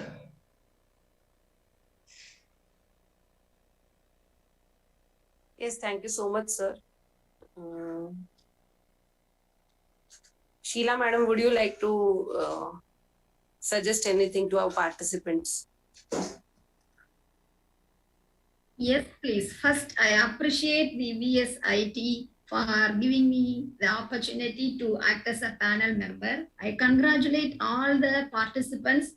First, we appreciate those who are doing master program and those who did first time presentation. Everything is good and went on well. The small suggestion is wherever you are going to do some presentation, at least show some small contribution of your own work. And some of the paper only they have did the summarization work. They are not giving their own contribution. Then second one is the references. References, they have to give the current one and they can give a minimum 5 to 10 likewise. Some of them are simply noted and referred only sites. They are not giving the research journal paper. This is my suggestion. Thank you. Thank you for the organizer and the participants and the management. Thank you and God bless you all. Thank you, ma'am, for your valuable feedback. Lakshmikant sir, we are waiting for the results, right?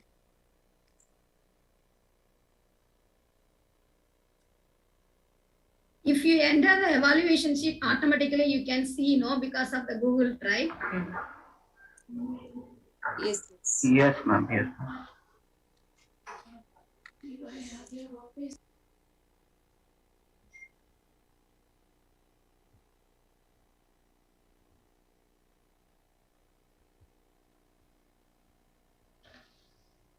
So, I think the second.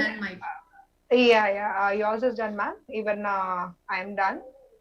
Sir, yours is pending for the second, serial number second, a study of cybersecurity challenges and trends, and the seventh one. Has to number 7. Yes, sir. Sir, you are supposed to fill up that second and seventh one. That is the IoT-based smart agriculture system, and the second one.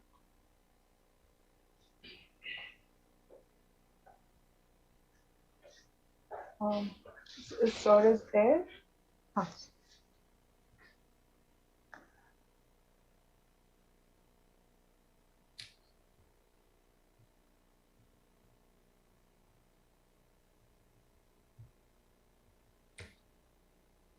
Hello, ma'am. Yes, please. Ma'am, my name is Mansi and I want to present my paper in front of you. Have your paper there in the list? Because there are selected papers need to be presented here. Yes, ma'am. Your paper was there in the list for presentation, as sir have announced the name, right, already?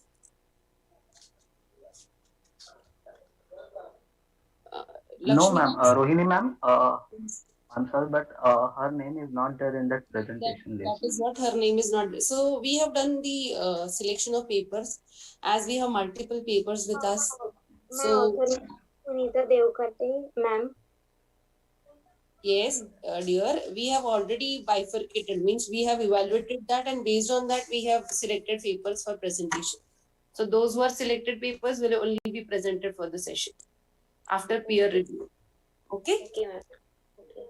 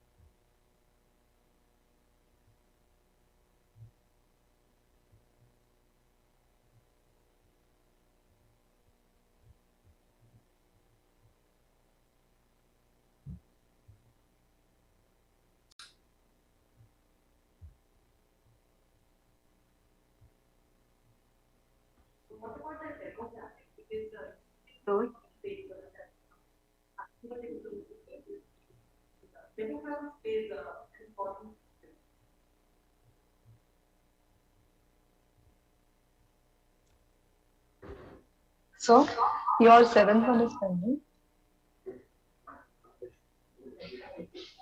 IoT-based smart agricultural system. The seventh one. Doctor sir, you didn't fill the 7th paper, evaluation sheet. One minute, ma'am. Is it mine, ma'am? Yes, Yes, sir. Yes, sir. Just a Yours. minute. Yeah. Close the sheet. That's why.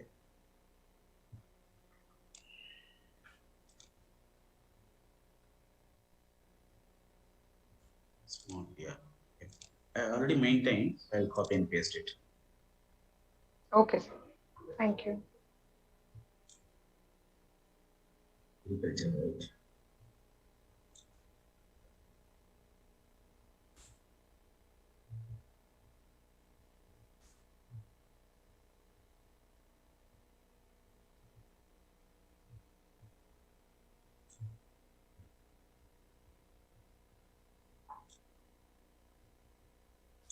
Yes, ma'am. I pasted. Yeah.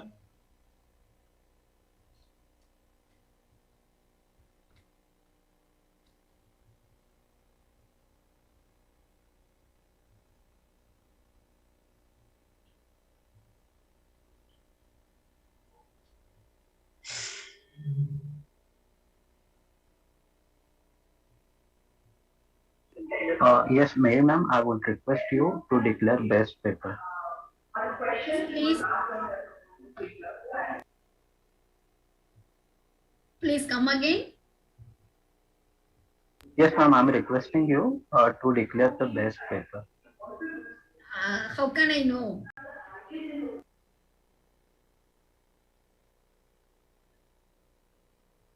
Okay, Sarika ma'am will do that. Okay, I would request Dr. Sarika Chauhan ma'am to declare the best paper. Okay. So we have received there are various presentation, and out of this, we all three have come to the conclusion for the best paper. So that goes to IoT based smart agriculture system. So congratulations. Thank you very much, ma'am. It's an honor for me to receive such a. It's an Yes. honor for me, ma'am. And sir, thank you very much. You deserve that, and we hope you will just take up our suggestions, and it will be useful for the farmers, which is need of an hour. Yeah, ma'am. Yeah. Yes. Congratulations to other participants also, those who have presented. Thank you, everyone. Thank you, respected ma'am and sir, for your valuable times. I hope all of you have filled up the feedback link, and I request all the participants, the resource person for the day, to switch on their cameras so that we could have one group photo for our international conference. I would thank each and every participant who has participated as well as presented their papers in our conference. Your papers will be, as per your request, published in the UGC or the ISBN journal. Also, if you have any queries later the time, you can just write us on our VCMT website, or you can post an email to us. We are ready to help you. Or also you could write an email to Lakshmikant sir, who was handling the track. So you can write that too. We are ready to help you on that case. And I request all of you to switch on your cameras so that we could have one group photo, please.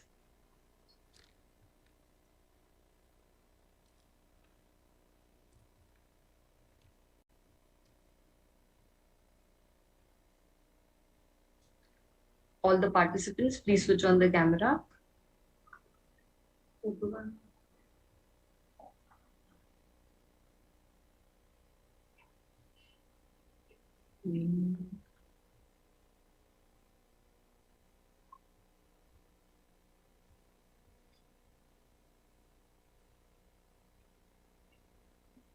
Students, I request you to switch on the cameras, as you are the one who have helped us to make this conference successful.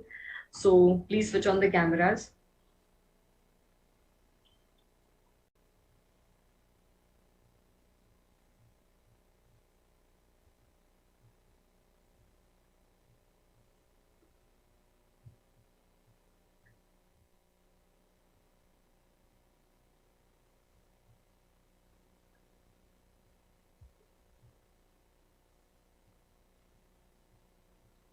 Okay. Thank you, everyone. I hope you have filled up the feedback link. Thank you, everybody. The certificates for the conference is completely based on the attendance throughout the day. So after that, you will be receiving your certificates by the next week. And anything else, any questions, you can feel free to ask them. We end the session for the IT track here. You can come back to the main track. Thank you. Thank you, sir. Thank you, Mary ma'am. Thank you. Thank you very much, ma'am. It's a pleasure to be a part of this wonderful conference. Thank you, Mary ma'am. It's very nice meeting you. Same to you, sir. Have you met before? No, this is the first time. No, ma'am. I've seen somewhere, ma'am. I could not remember you here. Okay. Okay, sir. Nice to meet you. Thank you, Sarika, ma'am. Yeah. Yeah. Thank you for our. Thank you, everyone. Yeah. Thank you, every researchers. Wish you all the best for you for future. Right. See you.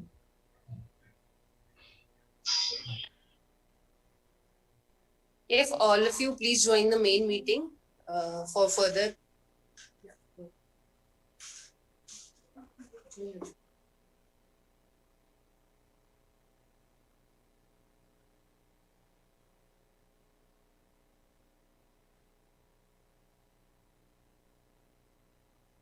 Yes, everyone, please go back to our main meeting. Okay. Once you are end with this session, please go back to your main meeting. Leave from IT track and join our Zoom meeting link. Automatically, you will be redirected over there. So kindly join the main meeting link.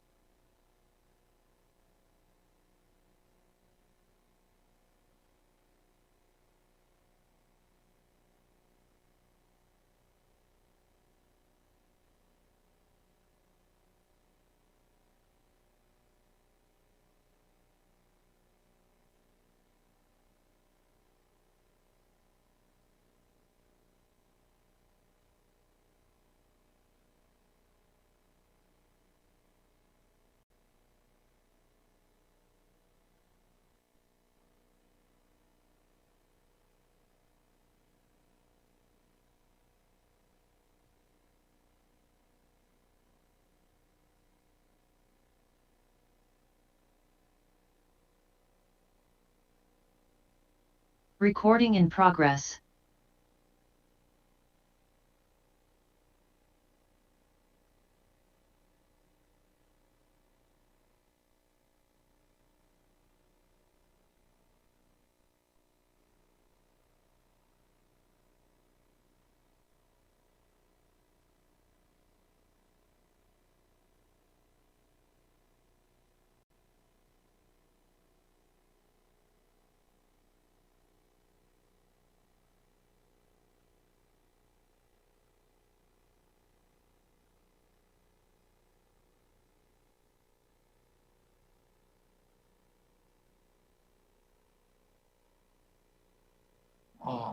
By sir? He's not audible. No, actually, the breakout room got closed. By sir?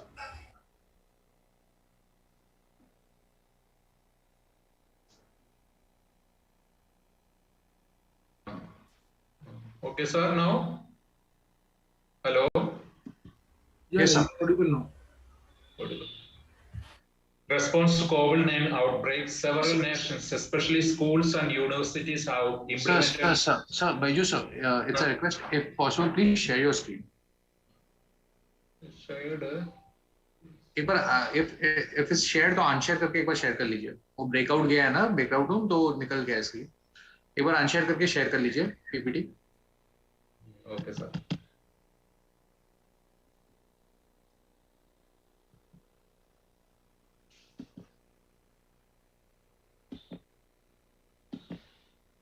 Okay, sir. Yes, sir. slideshow and you can share.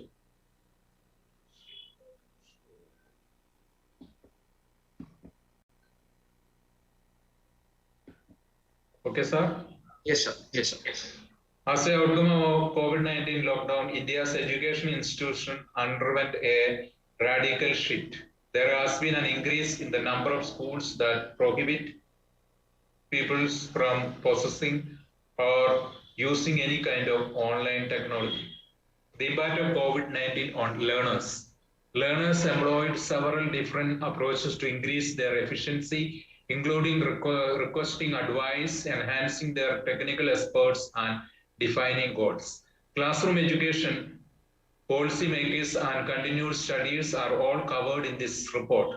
Learners' education attainment, social connections, and emotional well-being may be suffer if all the academic institutions are shut down. Many learners suffer from anxiety, tension, exclusion, a lack of excitement, abnormal sleep habits, and other bad feelings as the outcome of the recent outbreak. They are more insecure and anxious since they are not spending more time outdoors. Learners are now applicable to a wide range of technology in education. Since of their new education environment and learning style, they are having an awful time adapting. Increasing number of young people are afraid that they would not be able to return to school. There are also consequences for the children in their classrooms. The impact of COVID-19 on educators. It is helpful to educators who have been educated mainly in face-to-face work to online, teach online.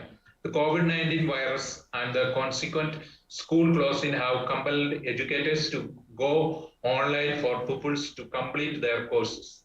Educators like pupils have been impacted by a pandemic which have raised worry levels among them. Researchers conclude that educators were under tremendous pressure in a lockdown because of the rapid shift to online learning. Educators' responsibilities have increased to the point that they must deal with an extensive program and the supervision of the large number of students. Due to a shortage of online learning resources and technology techniques, educators of the disabled students cannot satisfy their students' academic goals. It can be a challenge for educators to locate and use many platforms and educational resources available. The impact of COVID-19 on parents. It is conceivable that the COVID-19 outbreak could face low-income students and an increased danger of academic and behavioral issues because of the differences in family involvement in their education. Poorer and lesser educated parents may be negatively affected by the COVID-19 problems since their children always have a lower academic and emotional growth level than their more educated peers. Loneliness, hopelessness, and other depressive disorders are among the lifestyle factors that contribute to a more stressful home environment for parents. To protect children and avoid future pandemics, parents and caregivers need to be bolstered by academics which might have a distress impact on society. Online teaching learning during COVID-19. Most of the individuals have come to realize since COVID-19 that their current lifestyle no longer functions. Education is one of the main areas that have to be enhanced throughout the society as a whole. Online teaching learning beats traditional classroom learning in regards to students' performance. Online teaching learning adaptively and accessibly may benefit and damage educators and students equally. Teachers can expand the population in online teaching because of cutting-edge technical solutions. In online teaching learning, many software applications are utilized to broadcast classroom information and improve student-teacher interaction. This technology enables teachers to deliver real-time teleconference to people to improve distance education programs efficacy. For instance, online teaching learning has been hindered by a deficiency of face-to-face contact and barrier in getting evaluated online.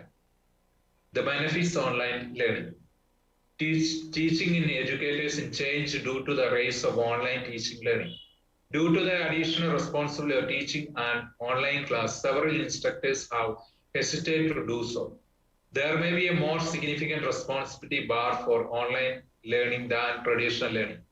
Some instructors found the transition from face-to-face online teaching more difficult because of the increasing expectation placed on educational technology. Take online classes inconvenient and easy. When it comes to online teaching learning, first and most evident benefit, freedom takes the cake. Online classes are flexible. You can study wherever you chose using online teaching learning, which saves you time and lets you learning when it is most flexible for you. Online classes are more cost effective. To save money, academic institutions may no longer need to rent out a physical location to conduct online courses. Online classes encourages more interactions. When it comes to education, many people believe that traditional classroom instruction is most effective and beneficial way to learn. Online classes, a broader range of education options are available. Thanks to the internet, teachers now have access to a wide range of new training options. Conclusion. The COVID-19 has had a significant impact on institutes in India. Despite the challenges, there are new chances. Open and remote learning may be made accessible using more modern technology as demonstrated by COVID-19. Due to India's lack of technology resources, this is a significant issue. Sure, people might be able to profit from the current online teaching learning environment. In the beginning, public schools and other educational establishments were shuttered by the government. Authorities and academic institutions have said that they could begin delivering online resource courses with a few of weeks. When children are taught online rather than face-to-face, the teaching learning process is slowed down. The online teaching learning method is often regarded as a successful method of teaching in educational setting. Thank you, sir.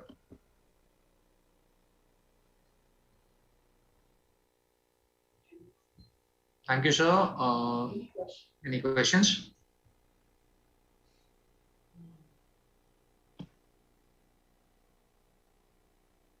Poonam ma'am, Ajay sir, Ajit sir. Yeah. Yeah. Am I audible? Yes, sir. Yes, sir. Very good presentation, Dr. Biju. Right. Yeah. As far as the online education is concerned, we have observed in last 2 years. Yes.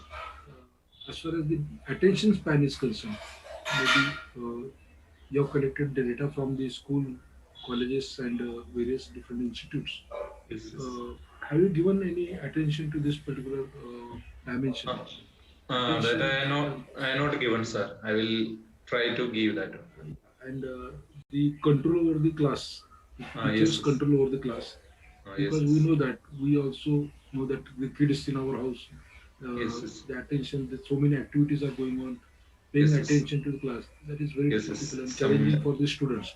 Yes. Especially- Behavior problem also will be there. Yeah. And last one is about the examination. In spite Yes. of the proctored examinations, the quality of evaluation or the quality of the judgment, Yes. that also has a lot of impact on this. The lack of motivation is all will come. So I suggest that if you add these points also. Yes, sir. I will add it, sir. Thank you. Okay. Thank you. Thank you, sir.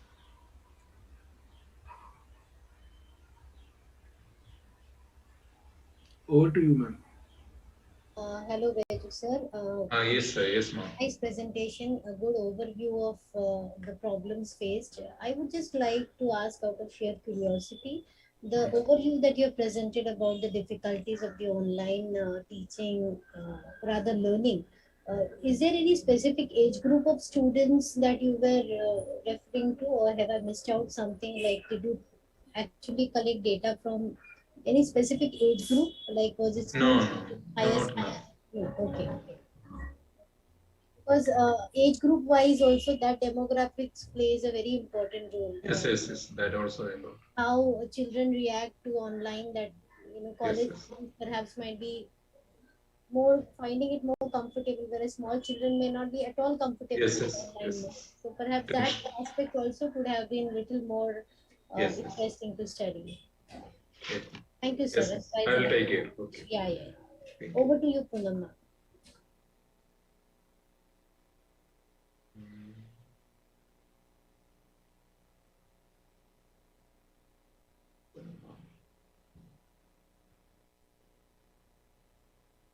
Yes. Okay. So thank you, sir. Okay, thank you. Yes, we will declare the results after 10 minutes, but before that, I will request Ajit sir to present his view on the papers which have been presented today in this track.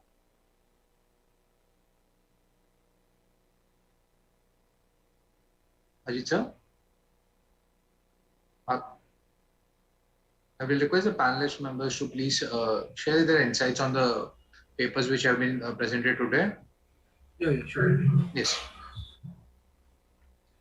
First of all, thank you very much for giving me the opportunity to participate in this particular conference.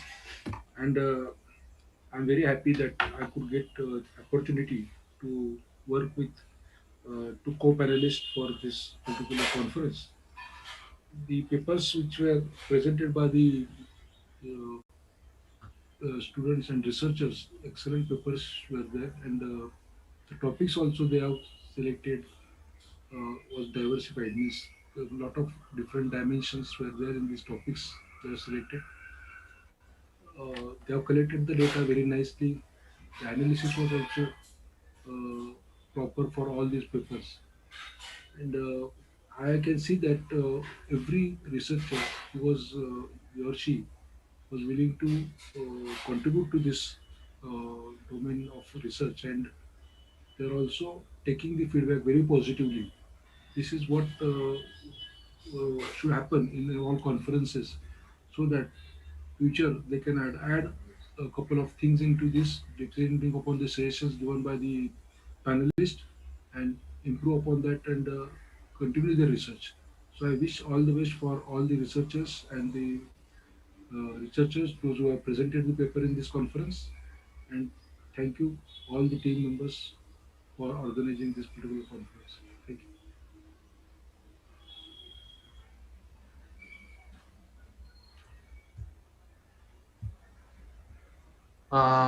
Bhageshi ma'am? Yes, sir. Just a moment. There's a little disturbance at my place. Yeah. First of all, big thank you to the entire Vidyalankar team, and special thank you to Rohini ma'am for giving me this opportunity. Ajit sir and Nikila ma'am and Chitra ma'am, with all whom I have been either on email or interacting. It was all in all a very good experience, and the entire session was so nicely organized, started on time, and the technicalities also were handled very well. Talking about all the participants, like I would also like to add on to what Sir said, Ajit Sir said, that all the topics presented today covered so much of variety. At one point we had e-commerce, online, and then e-bikes, and then we had something on ICT, and then we had something on financial advertising. So a lot of aspects of the economy and the industry were covered, and frankly, it was a very good experience for me to chair this session, and becoming a co-panelist with Sir and Poonam ma'am. So thank you, Vidyalankar, and all the best to all the participants. Everybody had their own perspective of sharing the papers, and I liked each one of them had a different view or different way in which they presented the paper. But all in all, they're good quality research papers, and all the best to all the research scholars who are heading towards their PhD. Thank you, Team VIP. Thank you, ma'am. Now, request to all the participants, we will be sharing the result within 5 minutes. So you can take a break of 5 minutes. Don't exit from the meeting. We will declare the results within 5 minutes. Kindly don't exit from the meeting. And it's a request to all the participants, please fill the feedback form.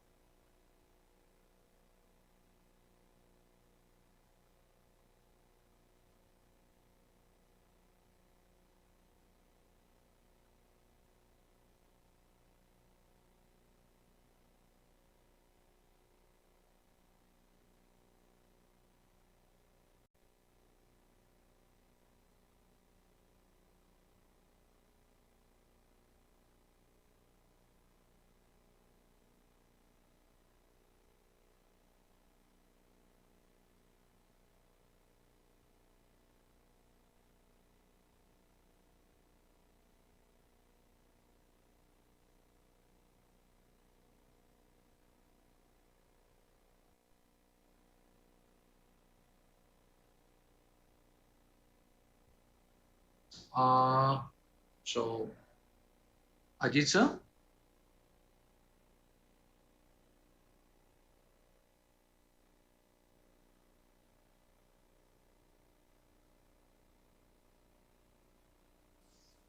Ajit sir?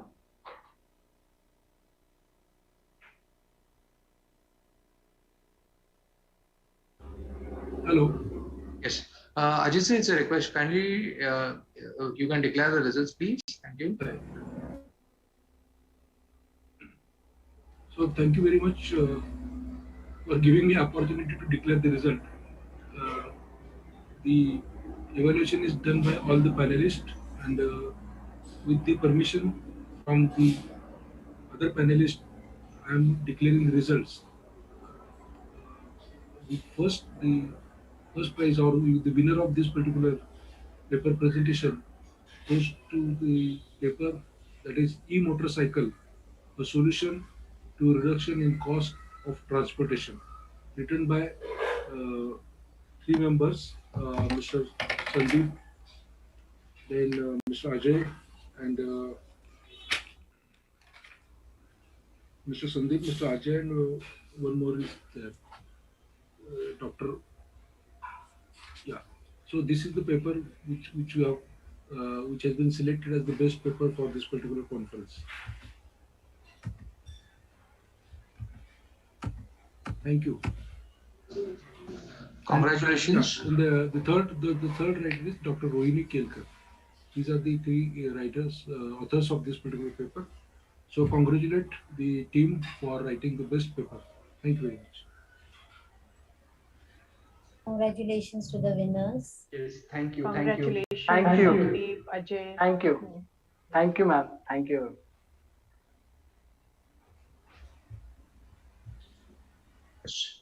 So now we would like to thank all the panelist members, all the presenters, and all the participants.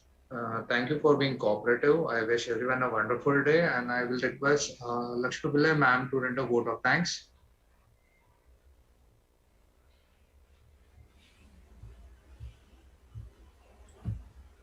Well, good evening, everyone. Here we are.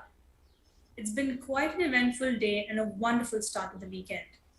I, Ms. Lakshmi Pillai, on behalf of Vidyalankar School of Information Technology, am pleased to render the vote of thanks for the conference today. Thank you to the expert guests. Thank you to all the expert guests who have joined us today. Dr.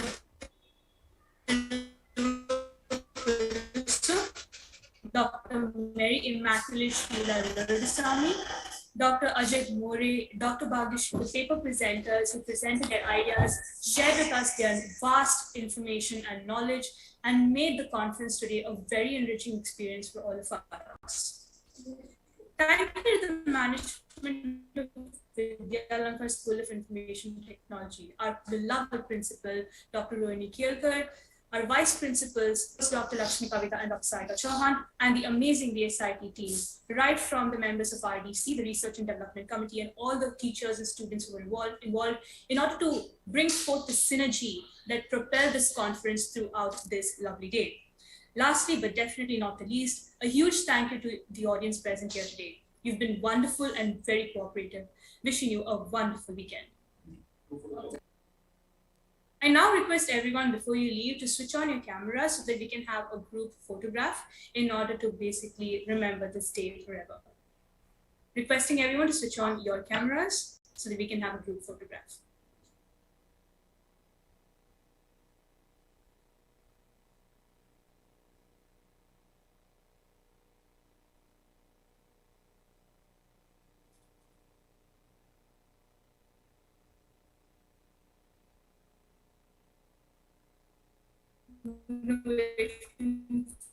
For a few seconds before we... Technical team, kindly let us know once you've taken the screenshot of the group photo.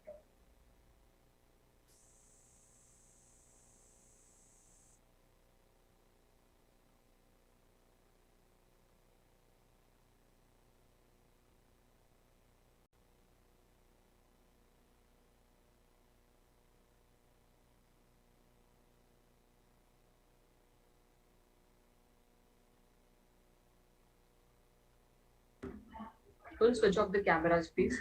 We're just taking a screenshot. Just wait, please.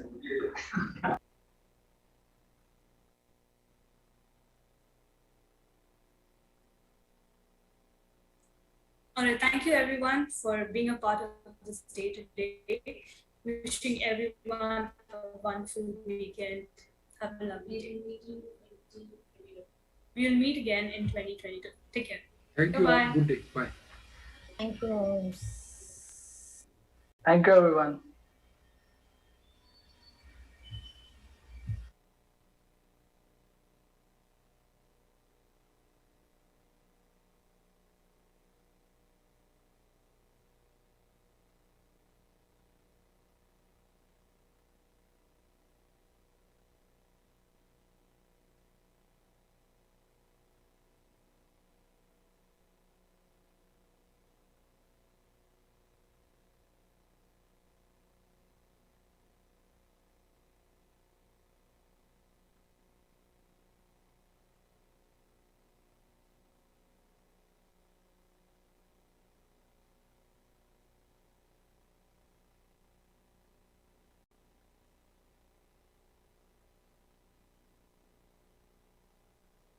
Recording stopped.